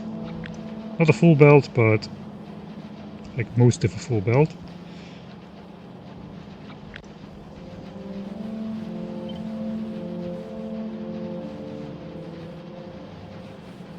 It's already not working as I intended to, because these beacons all need to exist. Okay, so this is fully beaconed. This then has only 7 beacons, this has 6. Right, so normally I'm okay, I may be always like this, but in this case it's important because of the distribution of sulfuric acid that can take a long time to even out. If I have higher battery production per site than sulfuric acid can sustain, it will first fill up one site completely and only then start giving the other site enough, which is why I want to have these things pretty much spot on. I guess I can look how much am I overproducing sulfuric acid here. I don't really think by that much.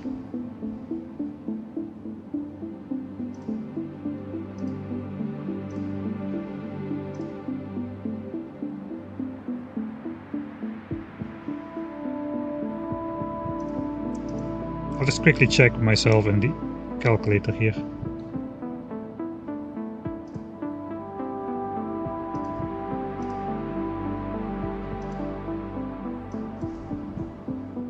Yeah, it just came full.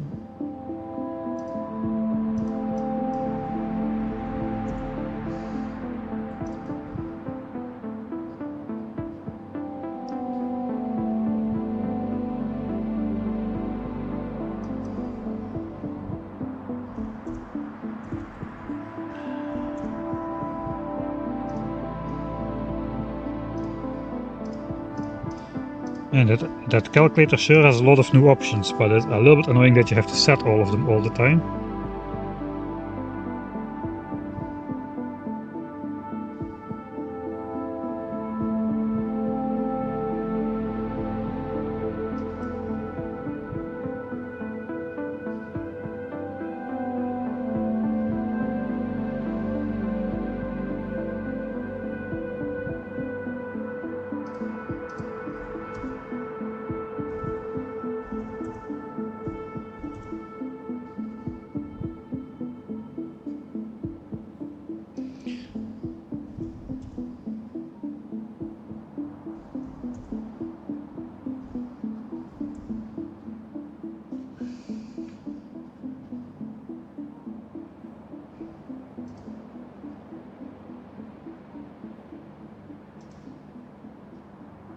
Oh man, this is not so easy. Okay, let's go back here anyway. I just figured out I have an overproduction of sulfuric acid of 20 units a second. So as long as my battery, I want my battery production to have less overconsumption and overproduction than sulfuric acid, then we should be good in terms of distribution. Just how do I figure that out though? 440, 880. If I just build plain 20 buildings, 20, not 201, we go to 455. So that is not great.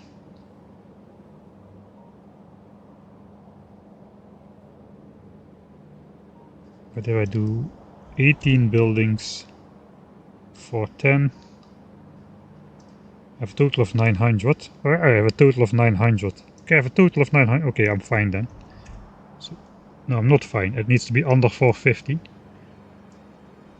needs to be under 450.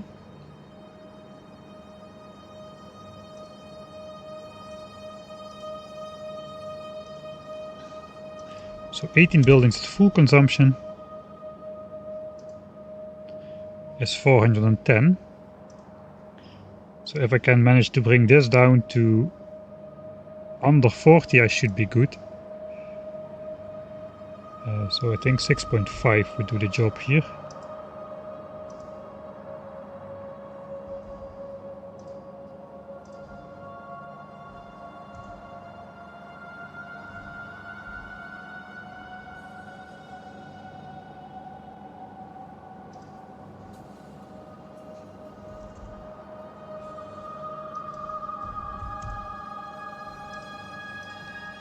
Why does this not work?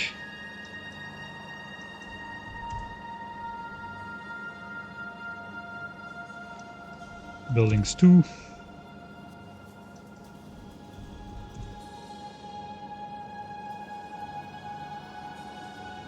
That does not do the job. Alright, what then if I only have 17 buildings with 8 beacons? I'm building 18, 19 and 20, I'm gonna have 7, 6 and 5, so that has 6. Gonna be 3 buildings with 6 beacons on average, consuming 53, and this consumes 386. Okay, whatever. That's probably enough, but what if I have 16 at full? This, then we have 4 buildings with 7, 6, 5 and 4. That's going to be 5.5 beacons on average. Consumes 66 here, 364 here, that's 370, 430. That's definitely good enough. Is battery production still high enough then?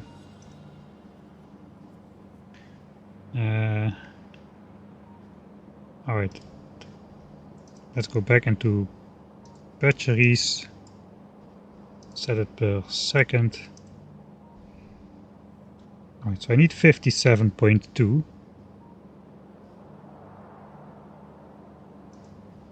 And I got 23.66 and 4.29 times 2. 23.66 plus 4.29 times 2. 55.9. No, that's not enough.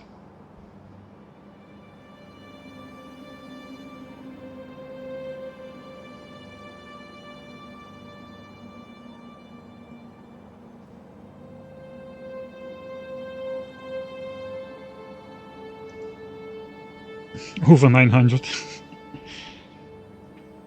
Man, I'm really getting stuck on this. Let's try once more. I have 40 buildings. 36 of them are going to be... This is 2 sides. Let's first go half. 57.2 divided by 2 again equals 28.6. 28.6. Because this is what I need. I have 20 buildings per site.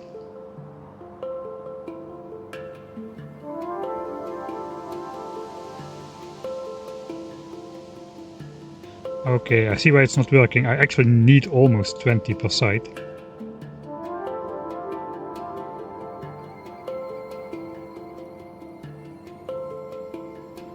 Okay, so let's go 17. 17 fully beaconed ones. We have left, let's go again in a new tab. We have left 2.34. Increase this a bit. Now we diminish the beacons, so I'm gonna have 7, 6 and 5. So 6 on average. If this number now stays below 3, we're good. Of course. 7, 6 and 6 we could do. Then it would be 6.33. Then we would be good.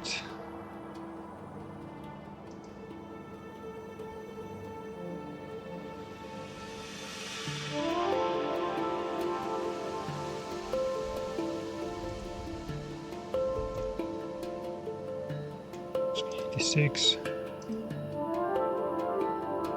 Yeah, this would be okay as well. 53. Yeah, that is good. That is good. Alright, so that is good. I need 7, 6 and 6 beacons on the last 3 buildings. Okay, let's quickly go back to the game. I've got it in my head now. I'm back in the game here. 7, 6 and 6. Okay. So this guy needs 7. So this goes 1, 2, 3, 4, 5, 6, 7. This guy needs 7 as well. Okay, there is a problem. Oh, 7, 6 and 6. Okay, so that's good. This guy has 6. 1, 2, 3, 4, 5, 6. And this guy also needs 6. Basically, that's just doing this.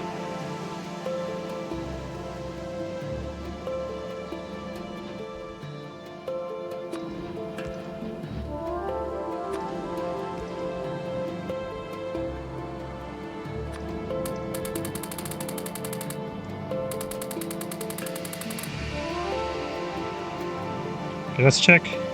Effect sources. 11, 11, 11, 11, that's good. That's 8 beacons plus 3 modules. We get 10, 9 and 9. Okay, that is perfect. Okay, so now we cannot consume... One site cannot consume more than its share of sulfuric acid, but it also cannot underproduce batteries. So that's exactly the small window where we want it to be in. Alright, then we simply have to bring in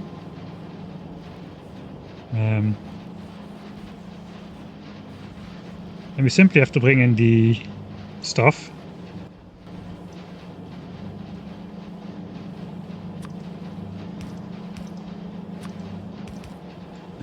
A mixed weld of iron and copper can go in here.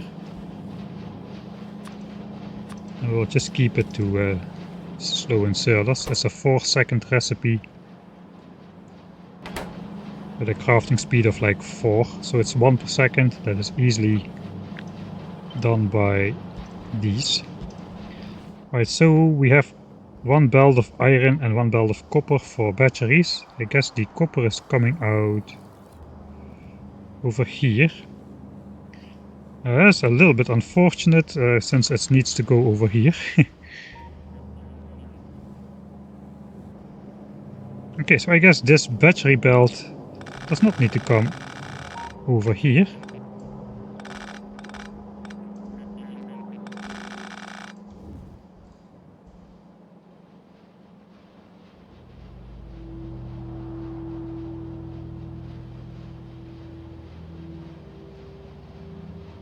Instead it needs to go down here.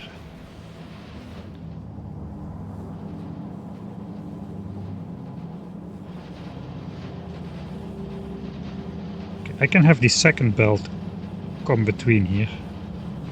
We can have an output belt of batteries.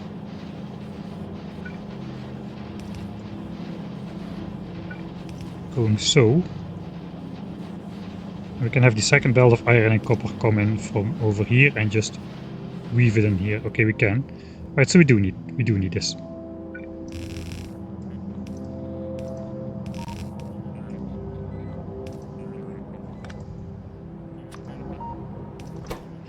It's a little bit of a long way around, but man, it's BOTFRAMES. What can you do? Not a lot. Wait, this is iron.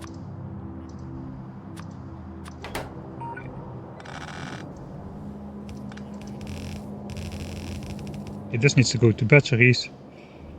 I guess we will just route it all the way around. I guess we could route it through here.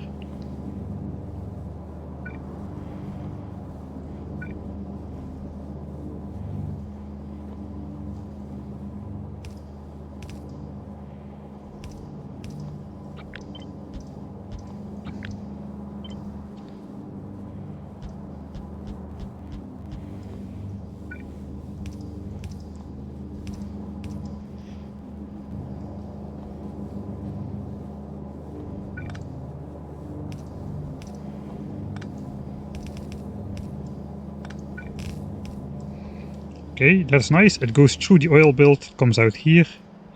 Then it needs to go in here. But then it's time to decide where the final build is gonna be.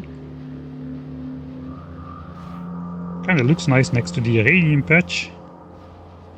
This has to be somewhere as well. I guess it would be nice if this could turn rather under the uranium patch. Just keeping just like 1 tile distance.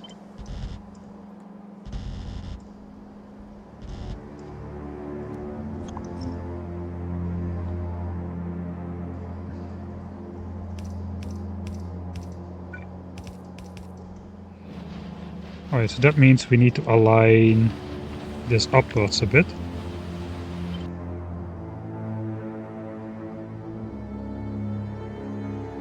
Ideally in this orientation.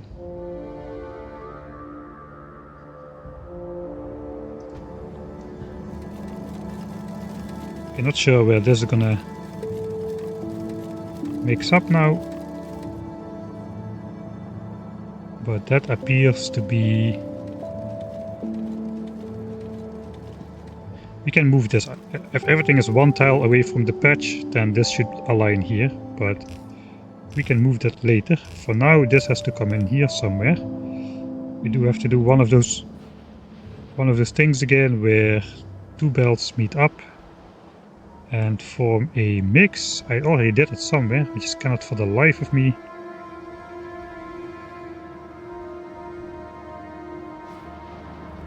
remember where. It's here. So we can use this same trick again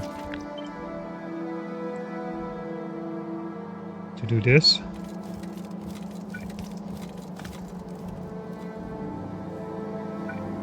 One belt goes here, the other one goes in here for now. The battery output should come on this side. Battery output should go to both sides. Okay, that is good.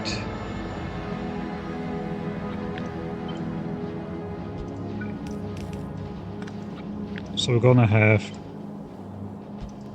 10 of these outputting on one side, then 10 of these we will need to change.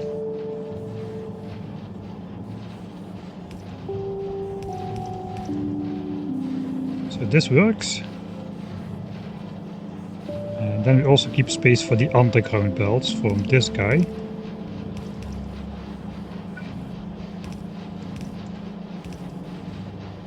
And we can plop that in there.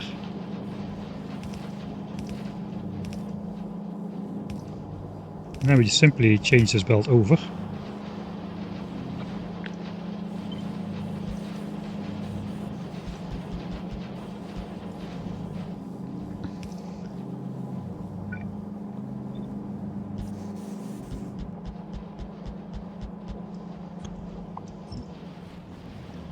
Alright. We need one beacon at the end of this guy. And delete 2 like so.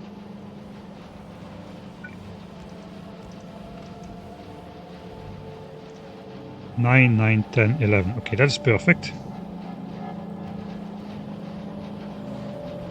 And basically we do the same here for output.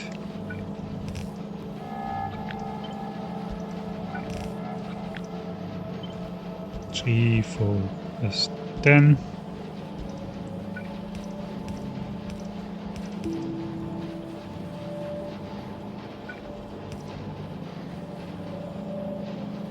Yeah, that should work.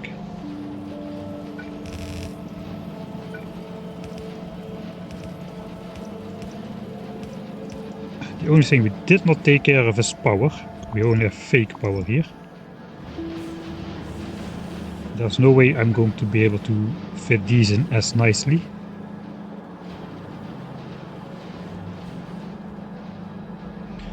No space for power at all, really. I guess this is one way to do it, except it doesn't reach far enough to power the inserters.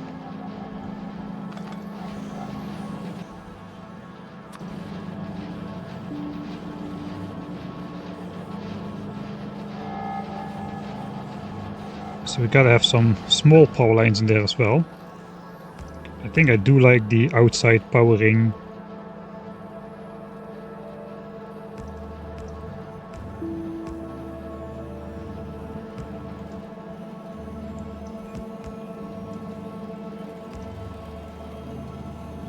Maybe like so. I guess we will just draw a line of these. 4, 5. 1, 2, 4, 5.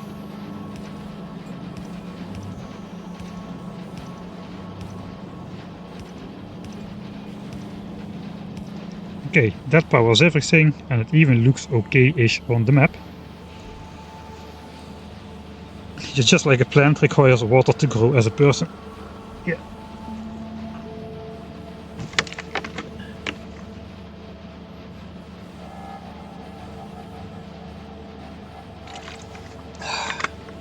I've got a 2.5 liter bottle next to me, so I can keep growing.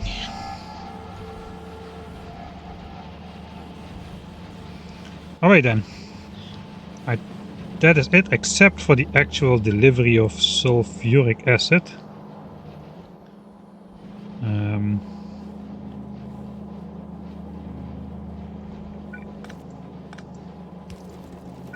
Probably we can sneak in here somehow.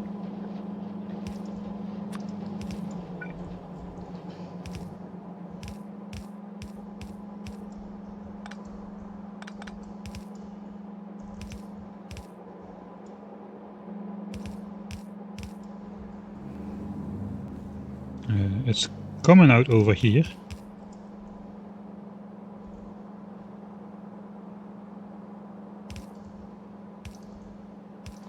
So I'm not really sure if I should worry about pipe length here. But that is batteries.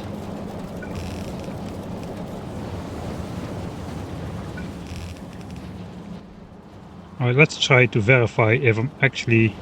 I need to get rid of everything, all these fake insertions. I can now actually hook up everything, and then we'll figure out if something is wrong.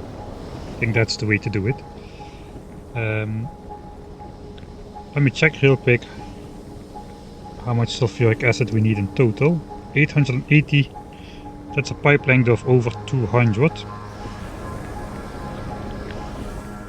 We're not gonna make that. That's 14. Yeah, that's way less. Way less. Okay, we're good. We're good on pipe length. Everything is being produced honestly, except for the water and oil, which will hook up in the actual playthrough, because I have no idea how I'm going to hook that up just yet.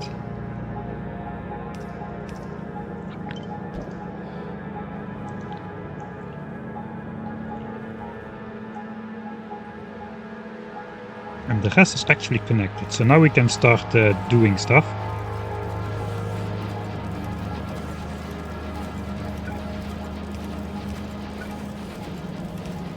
First of all, this could be green chips for electric engines.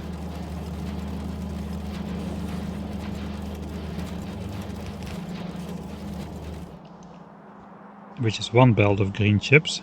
I think I'm just gonna start connecting some stuff and then we'll beautify it as the time comes. Alright. So I made this thing indeed to line up two belts, but it looks like this is gonna look a little bit different.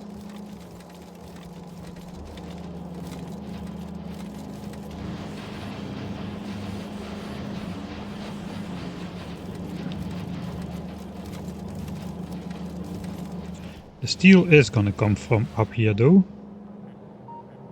Yeah, steel is gonna come from up there. But the batteries are not.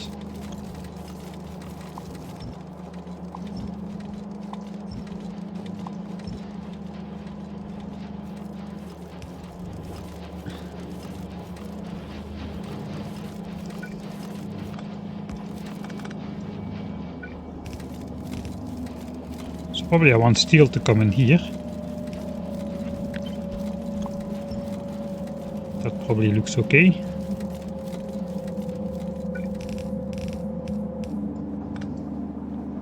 Hook it up like so.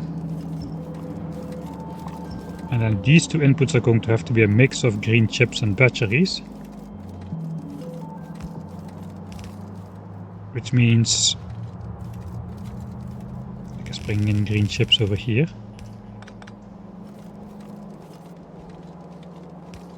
That meets up with batteries.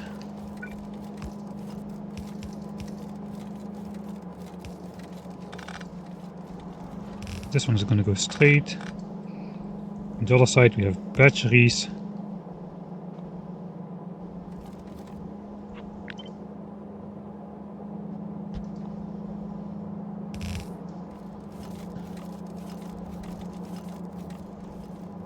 I figured out a way to do this nicer. I forget every time how I'm doing it.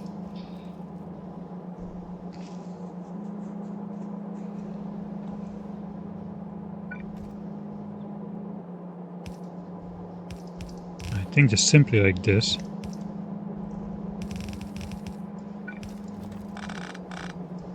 Yeah, I think so. Alright. Those batteries go in here.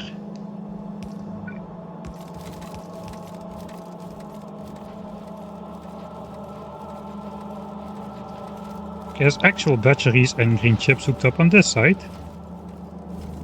Okay, I kinda can then just simply bring these green chips in like so.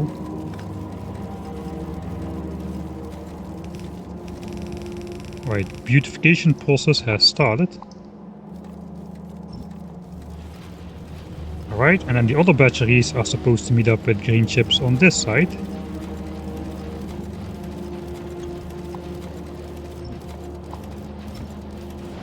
Okay, how is it coming in over here? Okay, there's it like this, but there's the engine belt. So I guess here we'll just go straight.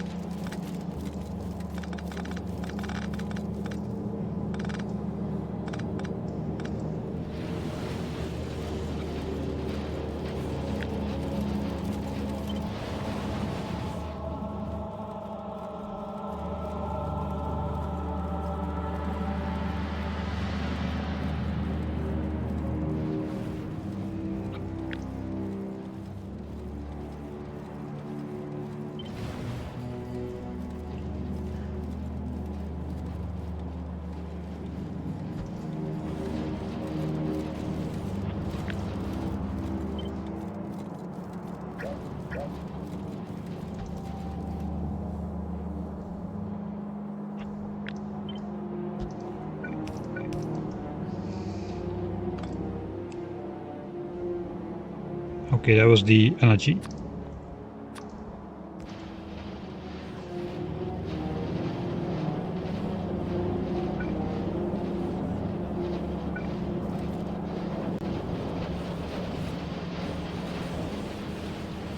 Okay, so I don't need to go in here. I just need to go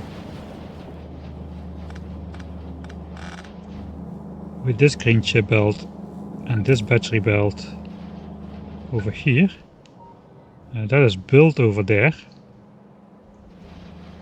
It's kind of a stretch, but I guess that is okay.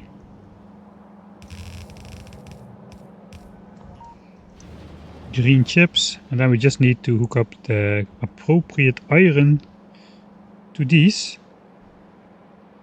I can just hook up the 2 remaining belts, even though this only needs half a belt.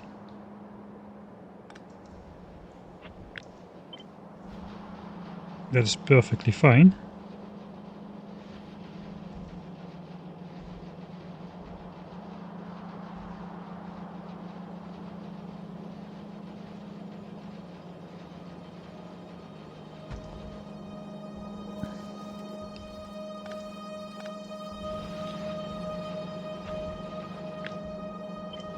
Let's hook it, align it with the last beacons over there. Alright, and then steel. The steel belts. One of them needs to go... Yeah, one of the 3 needs to go here, the other one needs to go here, and the engine one needs to go there as well. So for steel, one of them needs to come down here.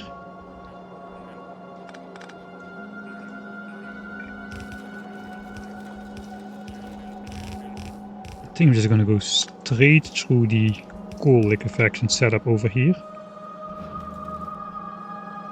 Meet up with green chips.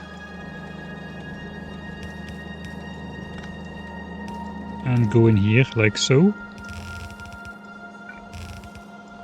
Okay, the other 2 have got to go straight. Somehow exactly nicely matches up here, and we need to go in here and in here. Right.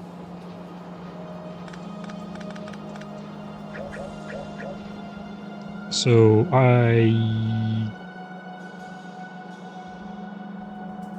this is pipes. Pipes needs to go in here. And iron gears needs to go in the other one. Okay, so I basically just flip this around.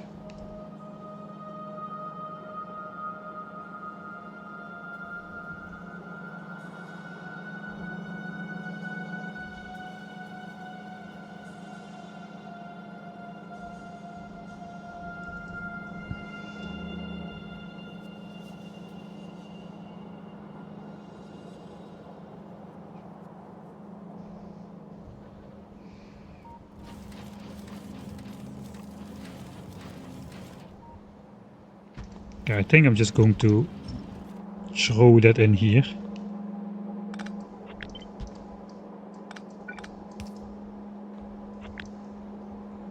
I think we exactly have space for that.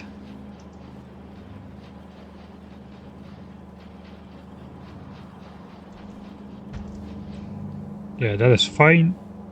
That means this guy can go in here.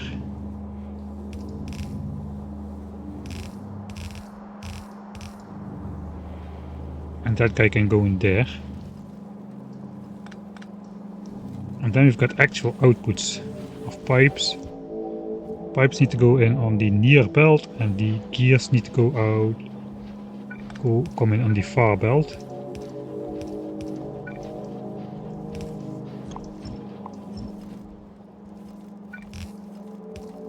So I guess we pull green chips down here as well. Green chips go in there. Guess we'll just follow the outline.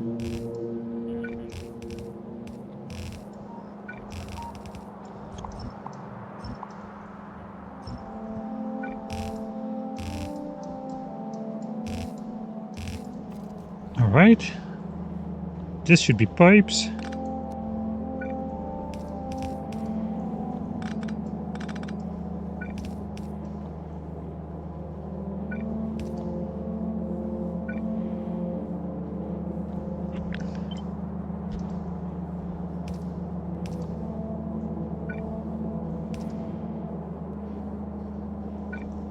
And this should be gears. This is probably not too far.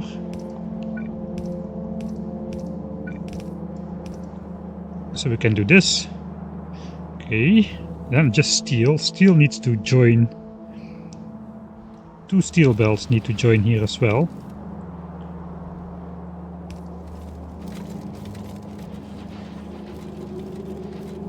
One to go in here. Or the other one has to meet up with the iron gears. I forgot about that. That makes it easier.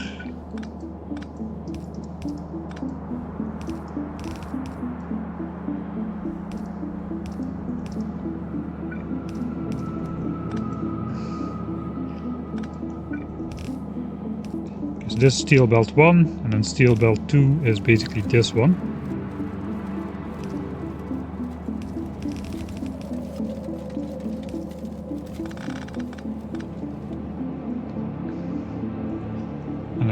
I guess it could be like 1.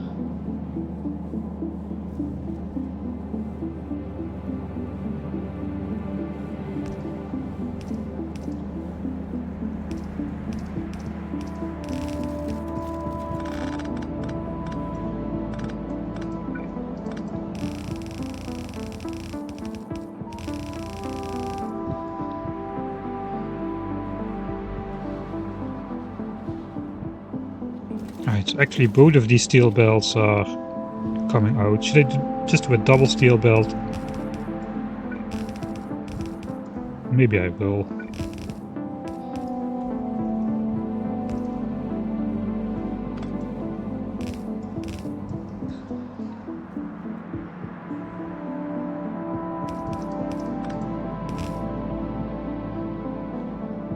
It does look better if it's a splitter though.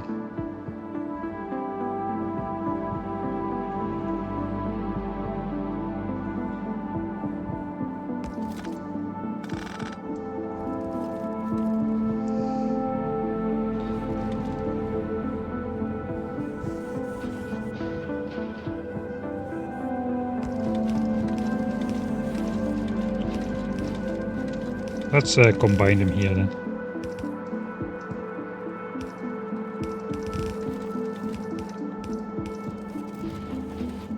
Alright, that makes thematic sense. This is 2/3 of a belt of steel, so that should be good. And here we just split it off. 1/3, 1/3. Okay, so we have gotten rid of all the fake inputs here, all the fake inputs here. I think the only fake inputs should be water and oil. I think the rest is all real. Let me check if I just make a blueprint if there's anything left which is not real. We're still spawning 2 of these.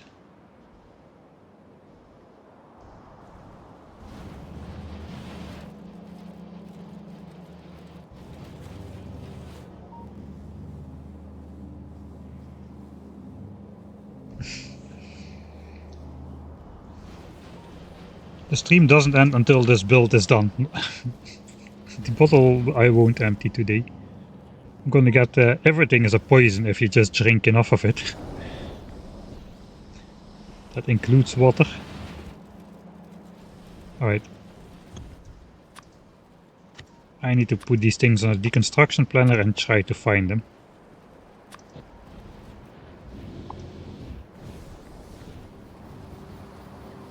Okay, there's one in here. Okay, that's correct, because this just simulates this iron belt continuing. Okay, that one should be there. There was another one somewhere.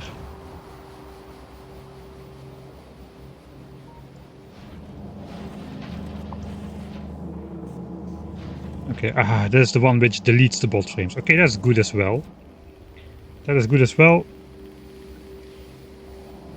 I won't really design the bringing in just yet. We can do that in the actual world. That's just a couple of belts. So this is good for now. The bolt frames will basically just go in here for now. And in the real world they will just stop. Okay. Okay, so now we delete all fake power and all fake substations. And all fake raiders. Super substation. Oh yeah, these are all.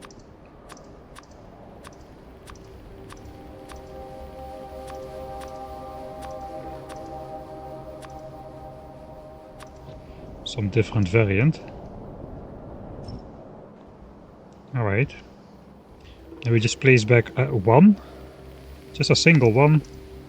To simulate our current power situation. Alright, and that will also that will basically show us where do we need to place roboports and where do we need to place raiders.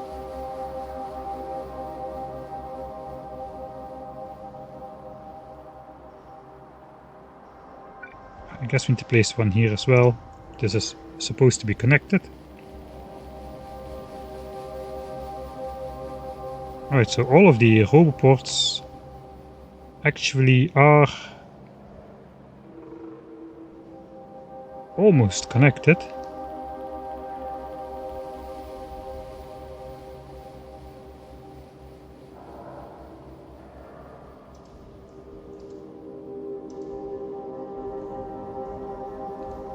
I need to be in map view for this.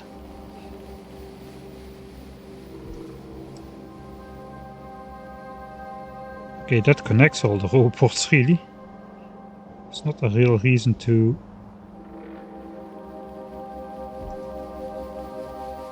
do much more than that.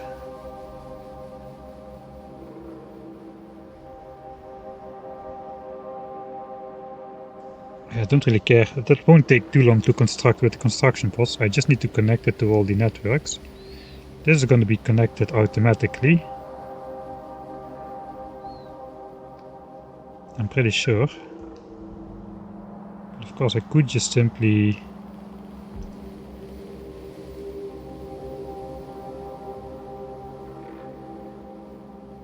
make sure by doing this for now. This looks horrible though. I guess it's alright. 2 robots at the end. Okay, then raiders, actual raiders.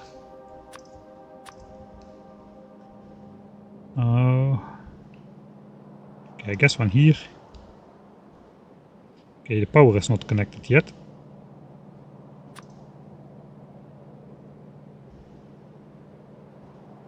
Oh, that actually stretches.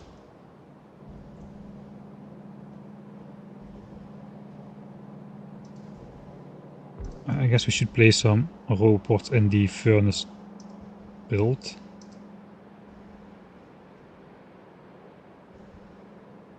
Okay, this does need robots as well.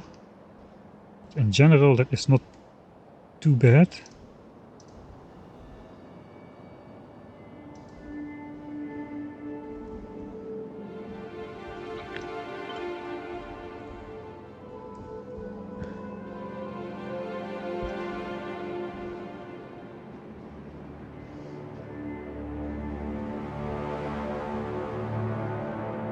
power is still not connected.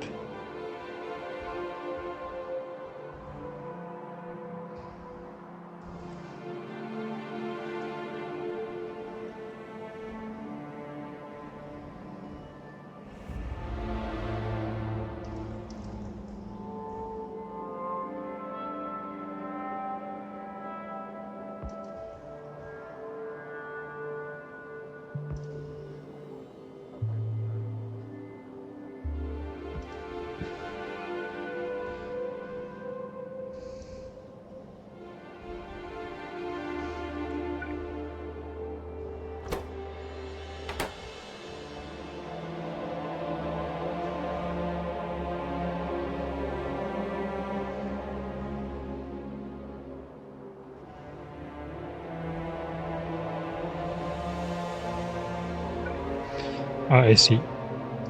These are individually not connected at the moment. That's why I was not getting power. Alright, so this is now all connected.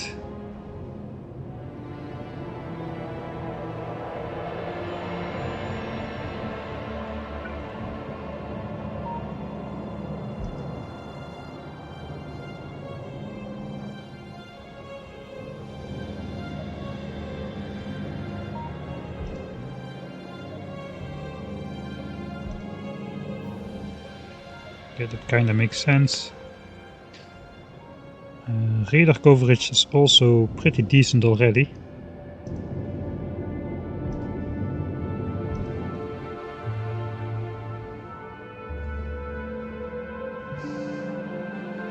We cannot let these opportunities go unresolved.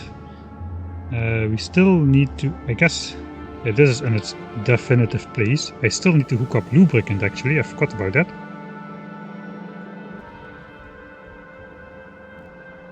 I guess we're just gonna come in on this side.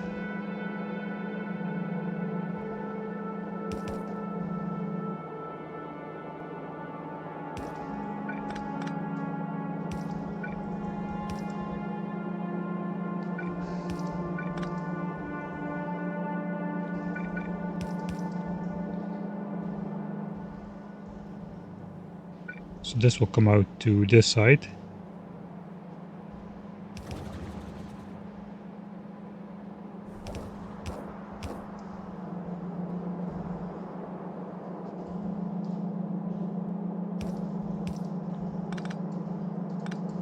I think we'll simply do a loop like so.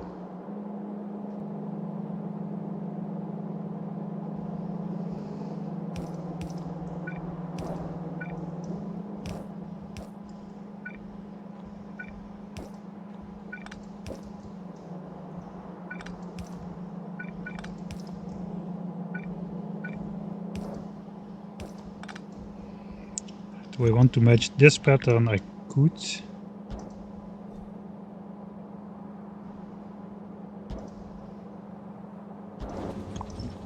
Alright, there's lubricant hooked up as well. Okay, normally I have a pretty decent overview of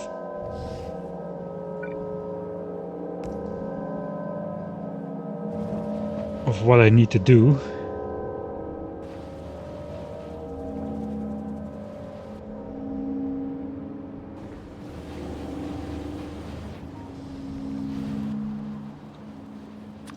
Or if everything is going to work once I switch it on, but this time I'm a little bit, I've a little bit lost it.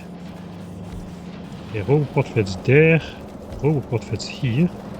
This one is not powered though. Now it is. Because here it should fit sort of symmetrically at the end of the beacons. It does not, because of the mixing of the belt. In fact, it doesn't fit anywhere. We can get rid of this though. This kind of makes sense.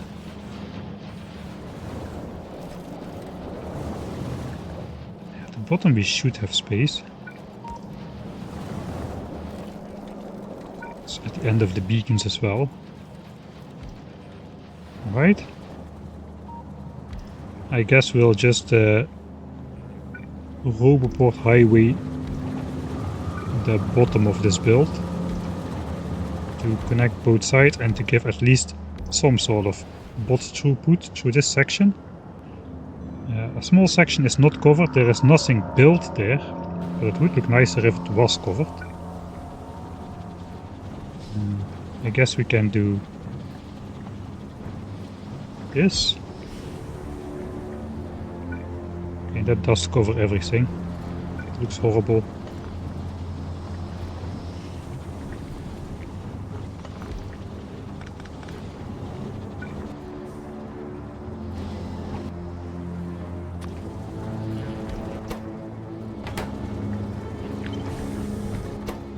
Empty barrel.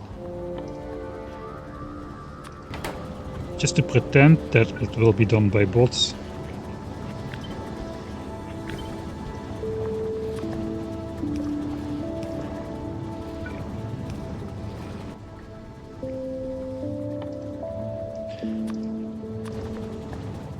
I mean, there are not gonna be bots here, but who cares? I'm not gonna set the request though.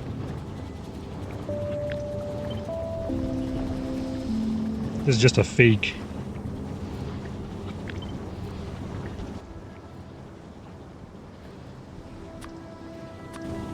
Fake Roboport station.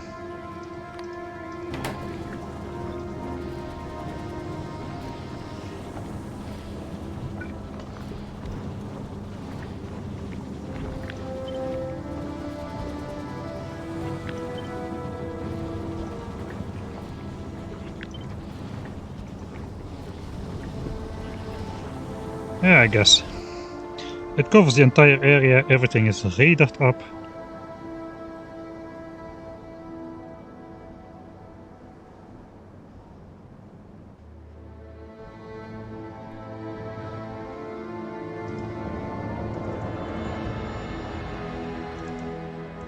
Okay, I'm missing a single chunk.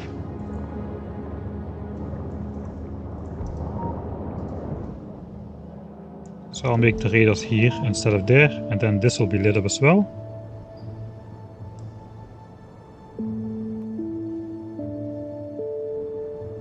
Okay. That's it, I think. Save. 375B bot frames designed.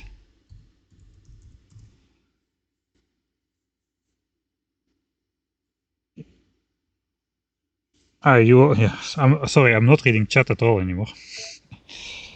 The underground iron you added because the gap was too big, and one is deleting the bot frames. You already both had the correct idea before I even found it.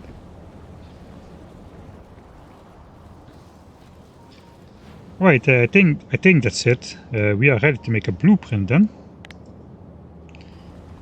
Do I first want to cold start the entire thing? I do. I just saved, so I can just do this.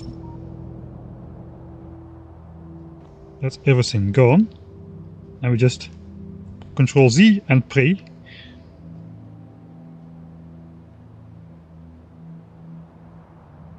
Pray harder.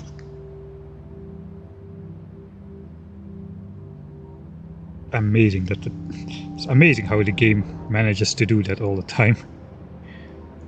And that's literally like, I don't know how much stuff gets undoed. Undo is not as simple as you would expect just from the view of it. There should be a belt going across here really, but yeah, not really no. Maybe this could go past here.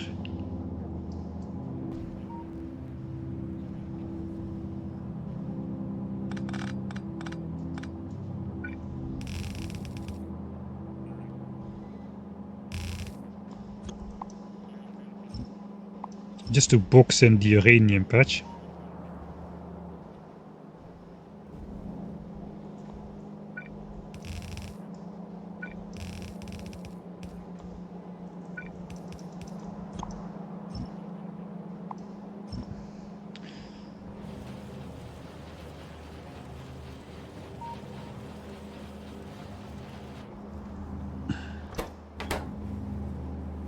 Alright, so there are some problems apparently.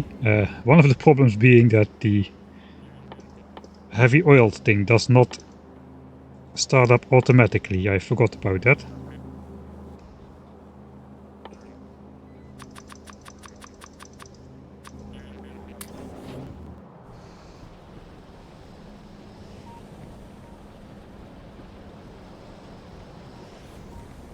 Alright, I'm going to give that a pass. I think, yeah, none of these belts were really populated just yet. So this starting a little bit later should not have too much of a downside. We need to wait for this tank to get over 10k though before it actually starts making the lubricant. So yeah, I guess it's not a full cold start. Anyway, steel needs some time to do a cold start as well, although that may go faster than I think, because I don't need this much steel. I overbuilt steel by quite a bit. Not by a full belt, but we needed 4 belts of iron plates. We're getting about 4.8 belts of iron plates. So yeah, steel is just going to be backed up from the start. I guess that's good.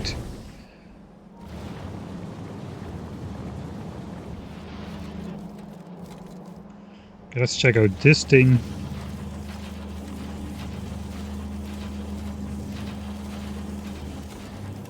Maybe I should be adding a balancer for the pipes.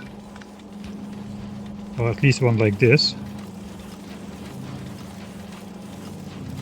Just to make the belt look more full.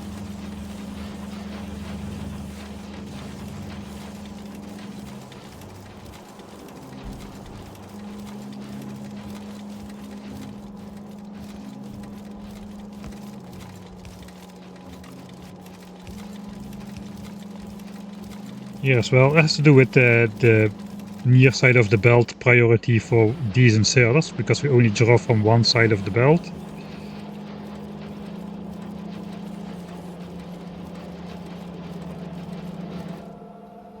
And this will eventually make the belts back up, or so I hope.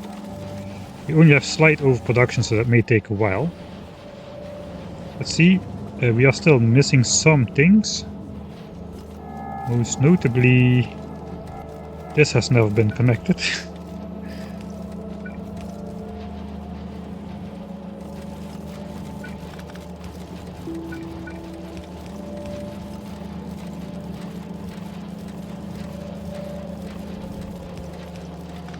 I guess this makes more sense, since the splitter is here already.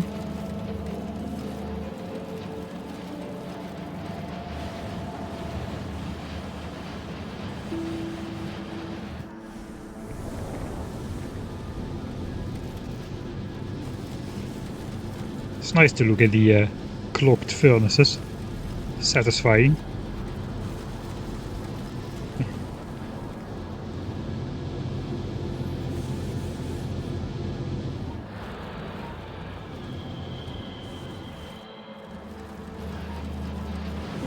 Alright, how are things?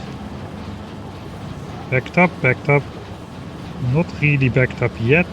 A little bit backed up. Pretty backed up. Not backed up at all. So electric engines is still struggling. I guess that's because of the late start of this belt, really.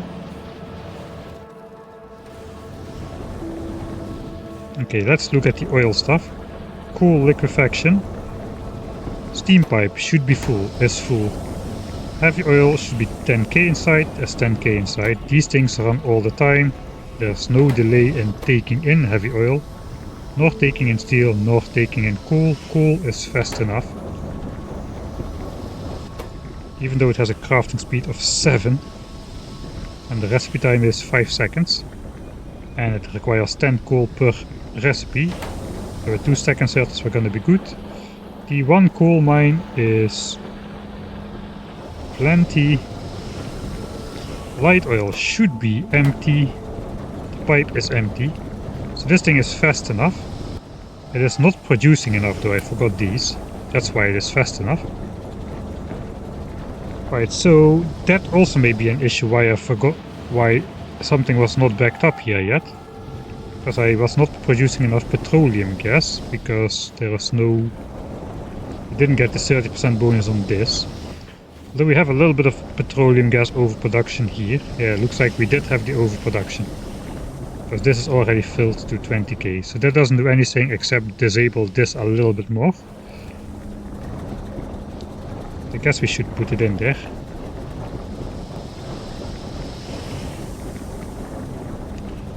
Alright. It appears that this guy is still fast enough.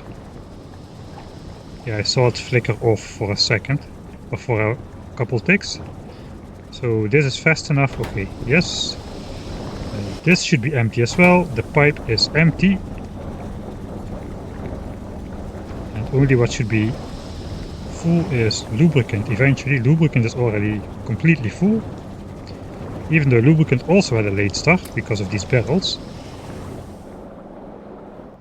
Okay, so the oil stuff all looks pretty good then.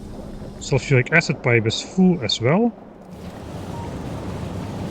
All battery plants are running. Are the batteries backing up here? Yes, they are. Everything is backing. I can't believe this is just working, man. Holy moly, what a build. What a build. BOTFRAMES. We've got basically all the difficult components nicely stashed on top of each other in this really weird build somehow. But a very satisfying looking build. I can't believe we managed to fine-tune batteries between slight overproduction to make sure it backs up quickly and slight under consumption of the overproduction of the sulfuric acid we're making. That is really nice. So these basically are running all the time but cannot consume all the sulfuric acid. But they also the sulfuric acid cannot be misguided?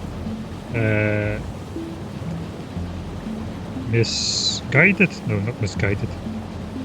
Missent to one of both sides unequally, because we simply cannot consume all the sulfuric acid which is in these pipes. These pipes are basically full. I guess that's good. The only thing left to do is check the number. BOTFRAMES.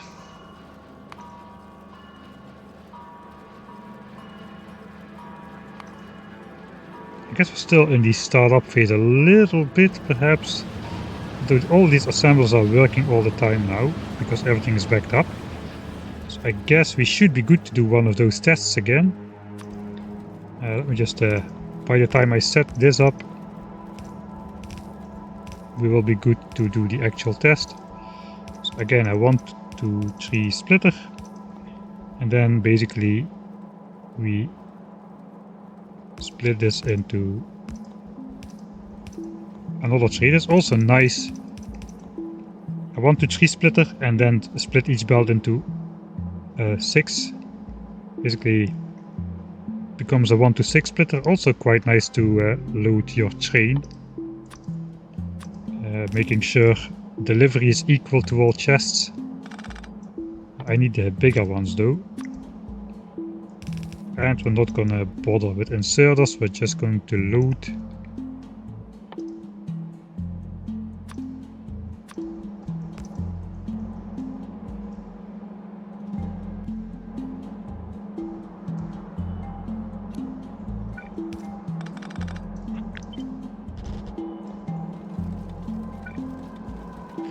Alright, let's pause time this time, so I don't accidentally back up the BOTFRAMES when they're not supposed to.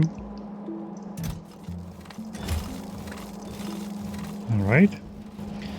I'll just speed it up a bit just to make sure that we're out of the startup phase.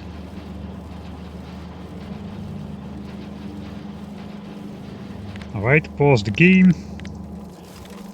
Uncheck the tick mark, and again, if all goes well, without spawning in the resources, we should have a similar result. Each chest filling up with 80 slots, and hopefully just 4 in these ones again for every chest.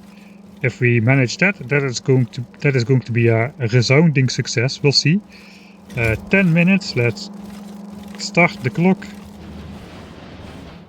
Let's look at these. Yeah, this is actually working with the side loading and side of the belt priority. The belts are looking to be full. They are visually full, which is nice. How is it on this side?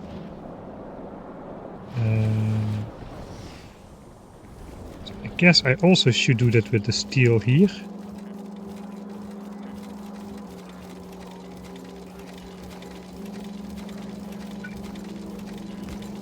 That should not really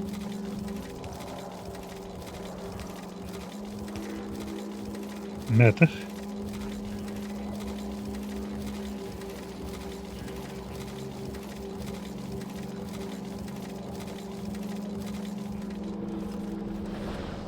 So now basically I'm trying to fill up the entire belt so it's visually full everywhere. Because this right side gets consumed first. Because it side loads the back of the belt. So this one will back up. And because we now like prioritize this side of the belt to be filled, eventually they should both fill up.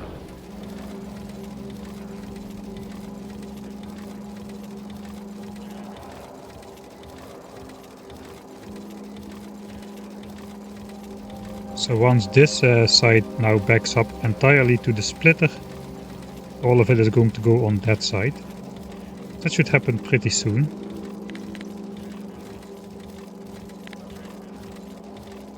Okay, it happened. So now it's backed up to here, the rest goes on here, and now that will slowly start backing up as well. Against the boss over here.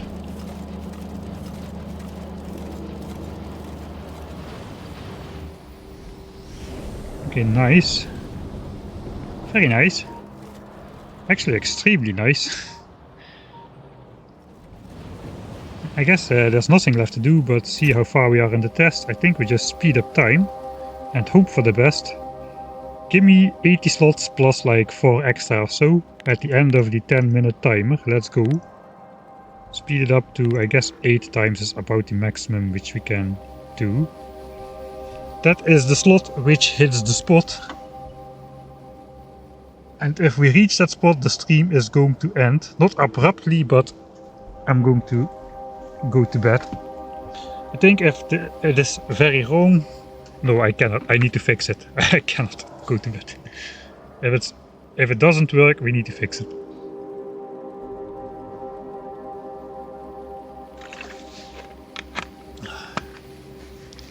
Okay, we're nearing the end. Come on, come on.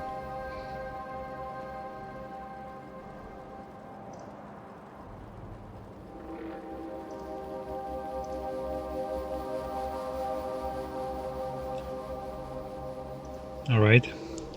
Last line. This is the slot that hits the spot. Yes! No, wait, what? What happened?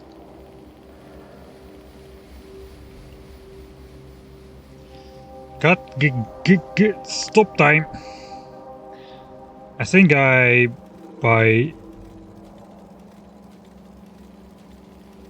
I stop time? And I probably messed it up somehow.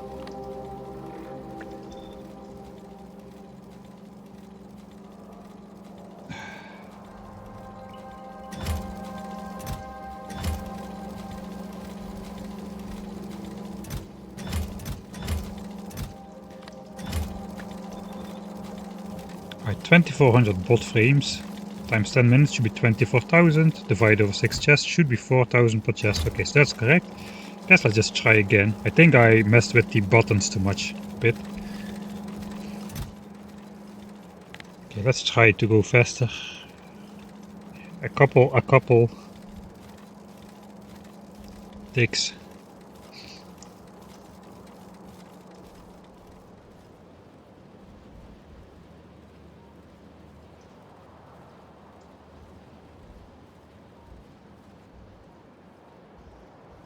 Cannot really get a satisfying shot of the build working. Okay, let's just close the chest. Yeah, half of this is not even for our build. It's just this one belt of coal. Here we just have one belt of copper. Then we're just leeching a couple belts of this. patch. The only one which is really for us is like the southern half of this iron, which we are really using. Okay, let's go back here. I did not touch any buttons. Give me the result I want and not more. Don't give me more.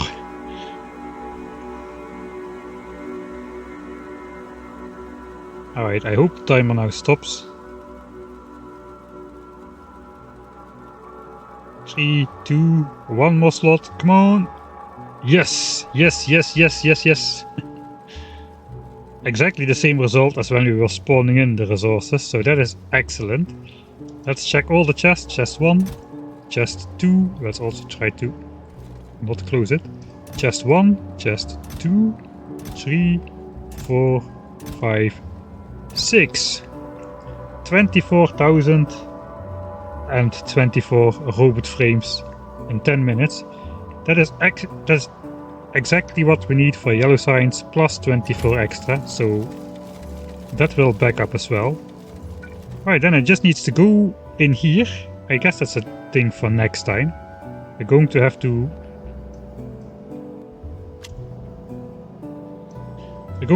plug the things in here. Everything now is done. Blue chips are done. We just completed bot frames, and low density structures is done as well. So that completes yellow signs. We just need to hook the belts up through the base to go to the appropriate spaces, which is something which we will do in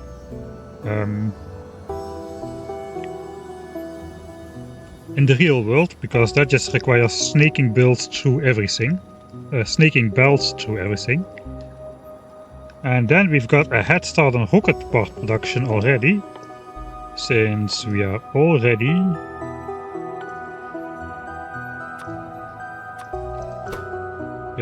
producing all low density structures for that. We're already producing the blue chips for rocket control units. That's only speed modules. Rocket fuel is going to be a royal pain in the fluid dynamics, though. Yeah, that is gonna be way too much fluid.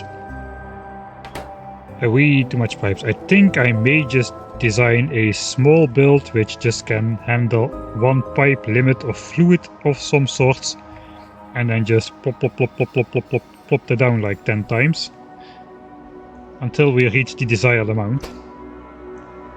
Alright, after that it is the satellite. This guy, we've already got the blue chips, we've already got the processing units. We will already have the rocket fuel, since that is required for the rocket parts as well. So we'll do that similar to blue chips and low density structures, is everything in one go. Raiders is absolutely almost nothing. And then we get the annoyance of building accumulators and solar panels for the third time this playthrough. Fourth, if you include the starter base thing. Yeah, that's my least favorite part about the satellite. Doing the solar panels and accumulators. I don't know why, for some reason I don't like building those. Alright, after we've got that, then it's just a matter of building a very, very big train on more than a single piece of rail.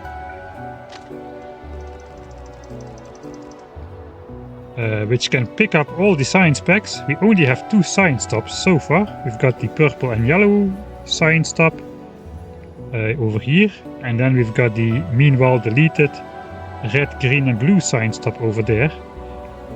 Then we have to replace our starter base with the new 10,000 science per minute rocket launching facility. You know what, let's take a look at the dang thing. It should be in here somewhere. It is about time that we can get excited for this thing a little bit. So here's my grand design. I'm gonna stamp it down. Takes a while. The spider's in the way probably.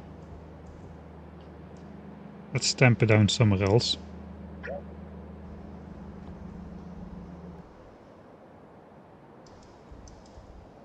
Okay, I'm not gonna delete those spiders, that's too much work.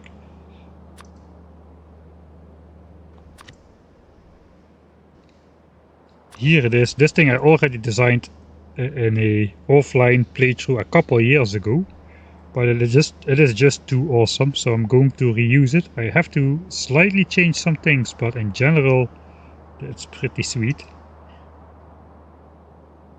I also paste down the 1K SPM one. And just look at the power network. The power network already looks awesome, doesn't it? Just before we zoom in on it, let me grab the 1K facility as well, just to show off its puny size compared to the bigger one. So this is the 1K science per minute facility, which we've been using already. We gotta hook it up to some power though, because that is just horrible. Because this one as well.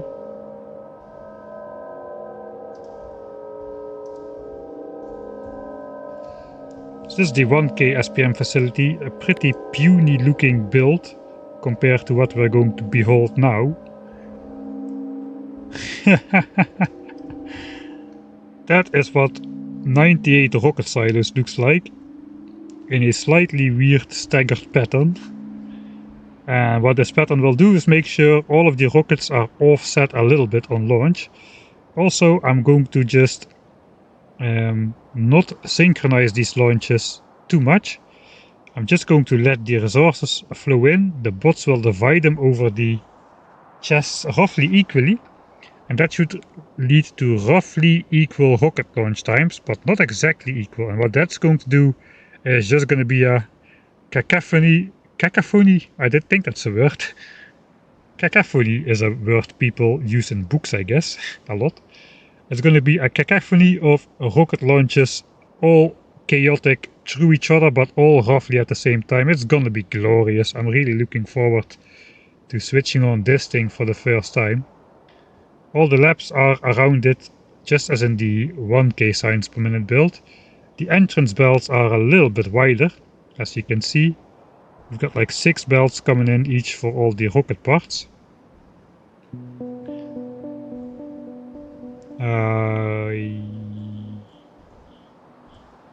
No, we got 2 belts coming in. 4 belts for each of the rocket parts, and we've got 6 belts for the 6 satellites parts coming in through the middle. We only need 1 satellite assembler, so of course it's gonna get the meme modules, which are otherwise completely useless and are completely useless over here as well. And bots will handle the sciencing. And of course we've got nice buffer chests in the form of the 10K to celebrate the 10K base, which can hold the slight overproduction of science packs. Also, if all rockets are going to launch at the same time, we're going to be producing 100,000 science packs in one single batch. So those are going to go in these chests for a little bit before they are redistributed to the... I forgot how many labs here are in here. Probably like 1.5K or something. Or 500 labs. We've got 500 labs. Right. So that's a sneak peek of what the rocket facility is going to look like when all is said and done. So, yeah. I'm excited for this. Alright, that concludes the end. I guess I gotta make the blueprint still. Let me delete this. I will make the blueprint. This playthrough still. So what did I do? This is the most southern point. And I don't think we went above here.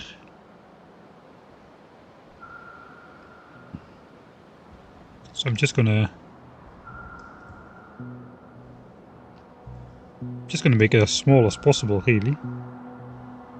Which basically means I do want to include the science build though. So something like that, I should be able to fit that on the... Okay, let's make it a bit bigger, just so I have some sort of sense where everything is.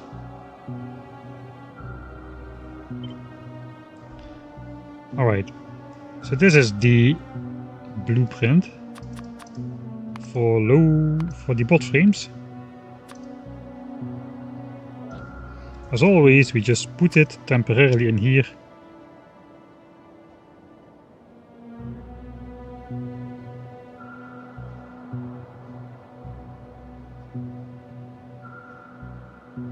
I think we can get rid of these. These are like options. I definitely can get rid of these. This has been placed in the real world. It has no longer got a function, except it's pretty memey. Let's put this here so. Not collect too many of these weird blueprints. Alright, let's save here. Bot frames success. I can't believe that this only took one stream. That's nice. I think the blue chips and low densities, they both took 2 streams to complete. Of course, this is a bit smaller, but it's also way more complex in terms of how many different products you need to make.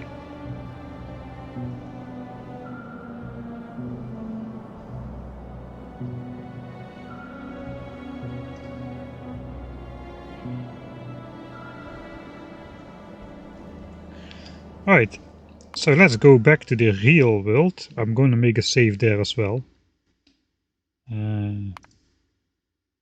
Again, that was like 7 hours spent in editor mode, which didn't count towards any production over here.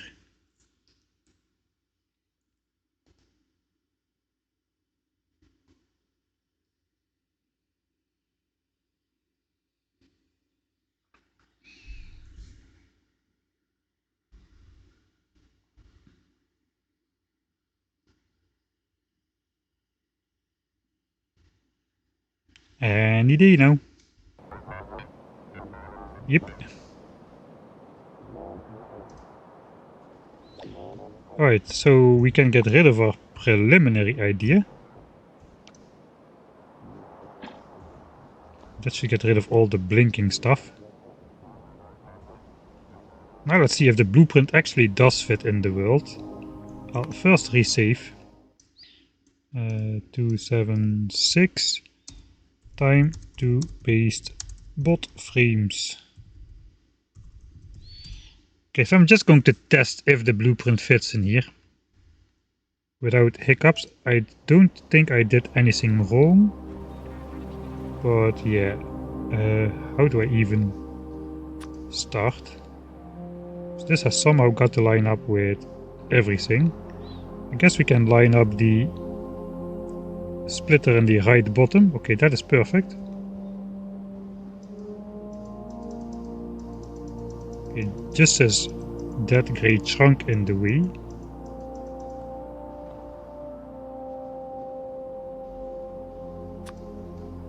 I think I cannot really.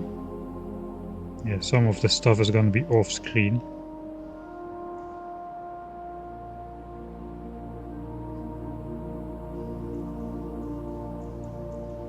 Okay, not much though. Okay, let's grab the tree and rock deconstruction planner. Not to actually deconstruct stuff, but to just mark stuff for deconstruction. I do need to go in here to mark this for deconstruction as well.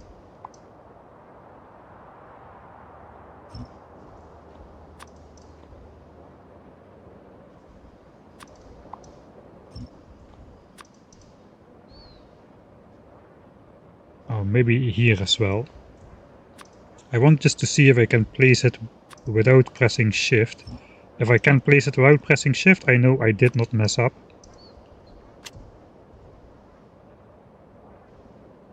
Yeah, the days where we could really speed up the game in the actual save are definitely coming to an end, for as far as they were not already. Alright. Moment of truth. Let's grab this beauty and try to click it down without pressing shift. Here we go. 1, 2. Yes, that's a success. I did not press shift and everything got stamped down. So except for this thing over here, which I'm probably just going to delete this row report, to be honest. But yeah, if I did it in the design phase and I pasted that belt here, then I could not have placed this blueprint without pressing shift. Okay, so that's good to know. I'm not going to build it right now. The grid here is disconnected for a reason. So yeah, we need to do some row report management again to make sure bots cannot fly out. It looks like this is actually disconnected completely, so that's good. Then I can just cut off the entire right arm, so all the bots will follow the left arm, as these row bots are not a part of the network. Alright, just look at how small the bot frame build is though, compared to blue chips over here. And this is also all blue chips. This is just red chips or blue chips. This is this is just red chips for blue chips, really. All of this stuff. The entire bot frames thing is smaller than red chips for blue chips. And we got the entire low density structures built over here on the top. And this is just bot frames. Nice that we could paste it in here though. Nice short delivery line to science. Alright, that we're gonna build next time. Rocket fuel, probably we could do that like right here. It only requires advanced oil processing. On the other side, access to water would be nice as well. If we go advanced oil. If we go coal liquefaction, yeah, we still need to do a lot of cracking then. So, yeah, I don't know exactly how much oil we'll be needing.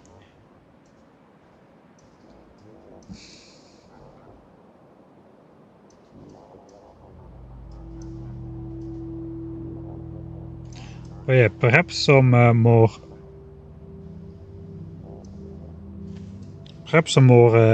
lakeside oil patches would be more suited to make rocket fuel. Because it's just oil and water. And a lot of water. We'll see, we'll see. Placing just some pipelines with some pumps would not kill me. So we'll see what is the best situation. So that's probably going to be bot frames. Radars can be anywhere. That's going to be rocket fuel. The radars can be anywhere, and then it's just solar panels and accumulators, which do require some amount of resources, but not too many. I gotta think about the fact that everything needs to go all the way back here. But we can just make some bazillion tile long belt, and we should be good with that. Yeah, alright. All that work for such a small build, but yeah, I'm really happy with how it turned out, especially this area. But in general, all the areas look quite nice. I'm glad I'm taking the time to make sure that it looks quite nice as well. Okay, I've blabbered for long enough.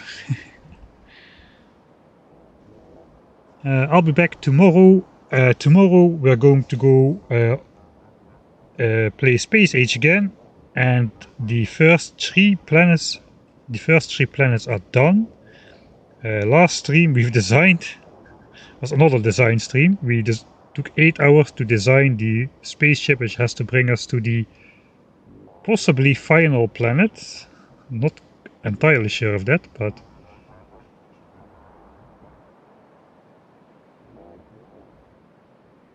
yeah, so that's going to be a fun time. The final new planet, the frozen one.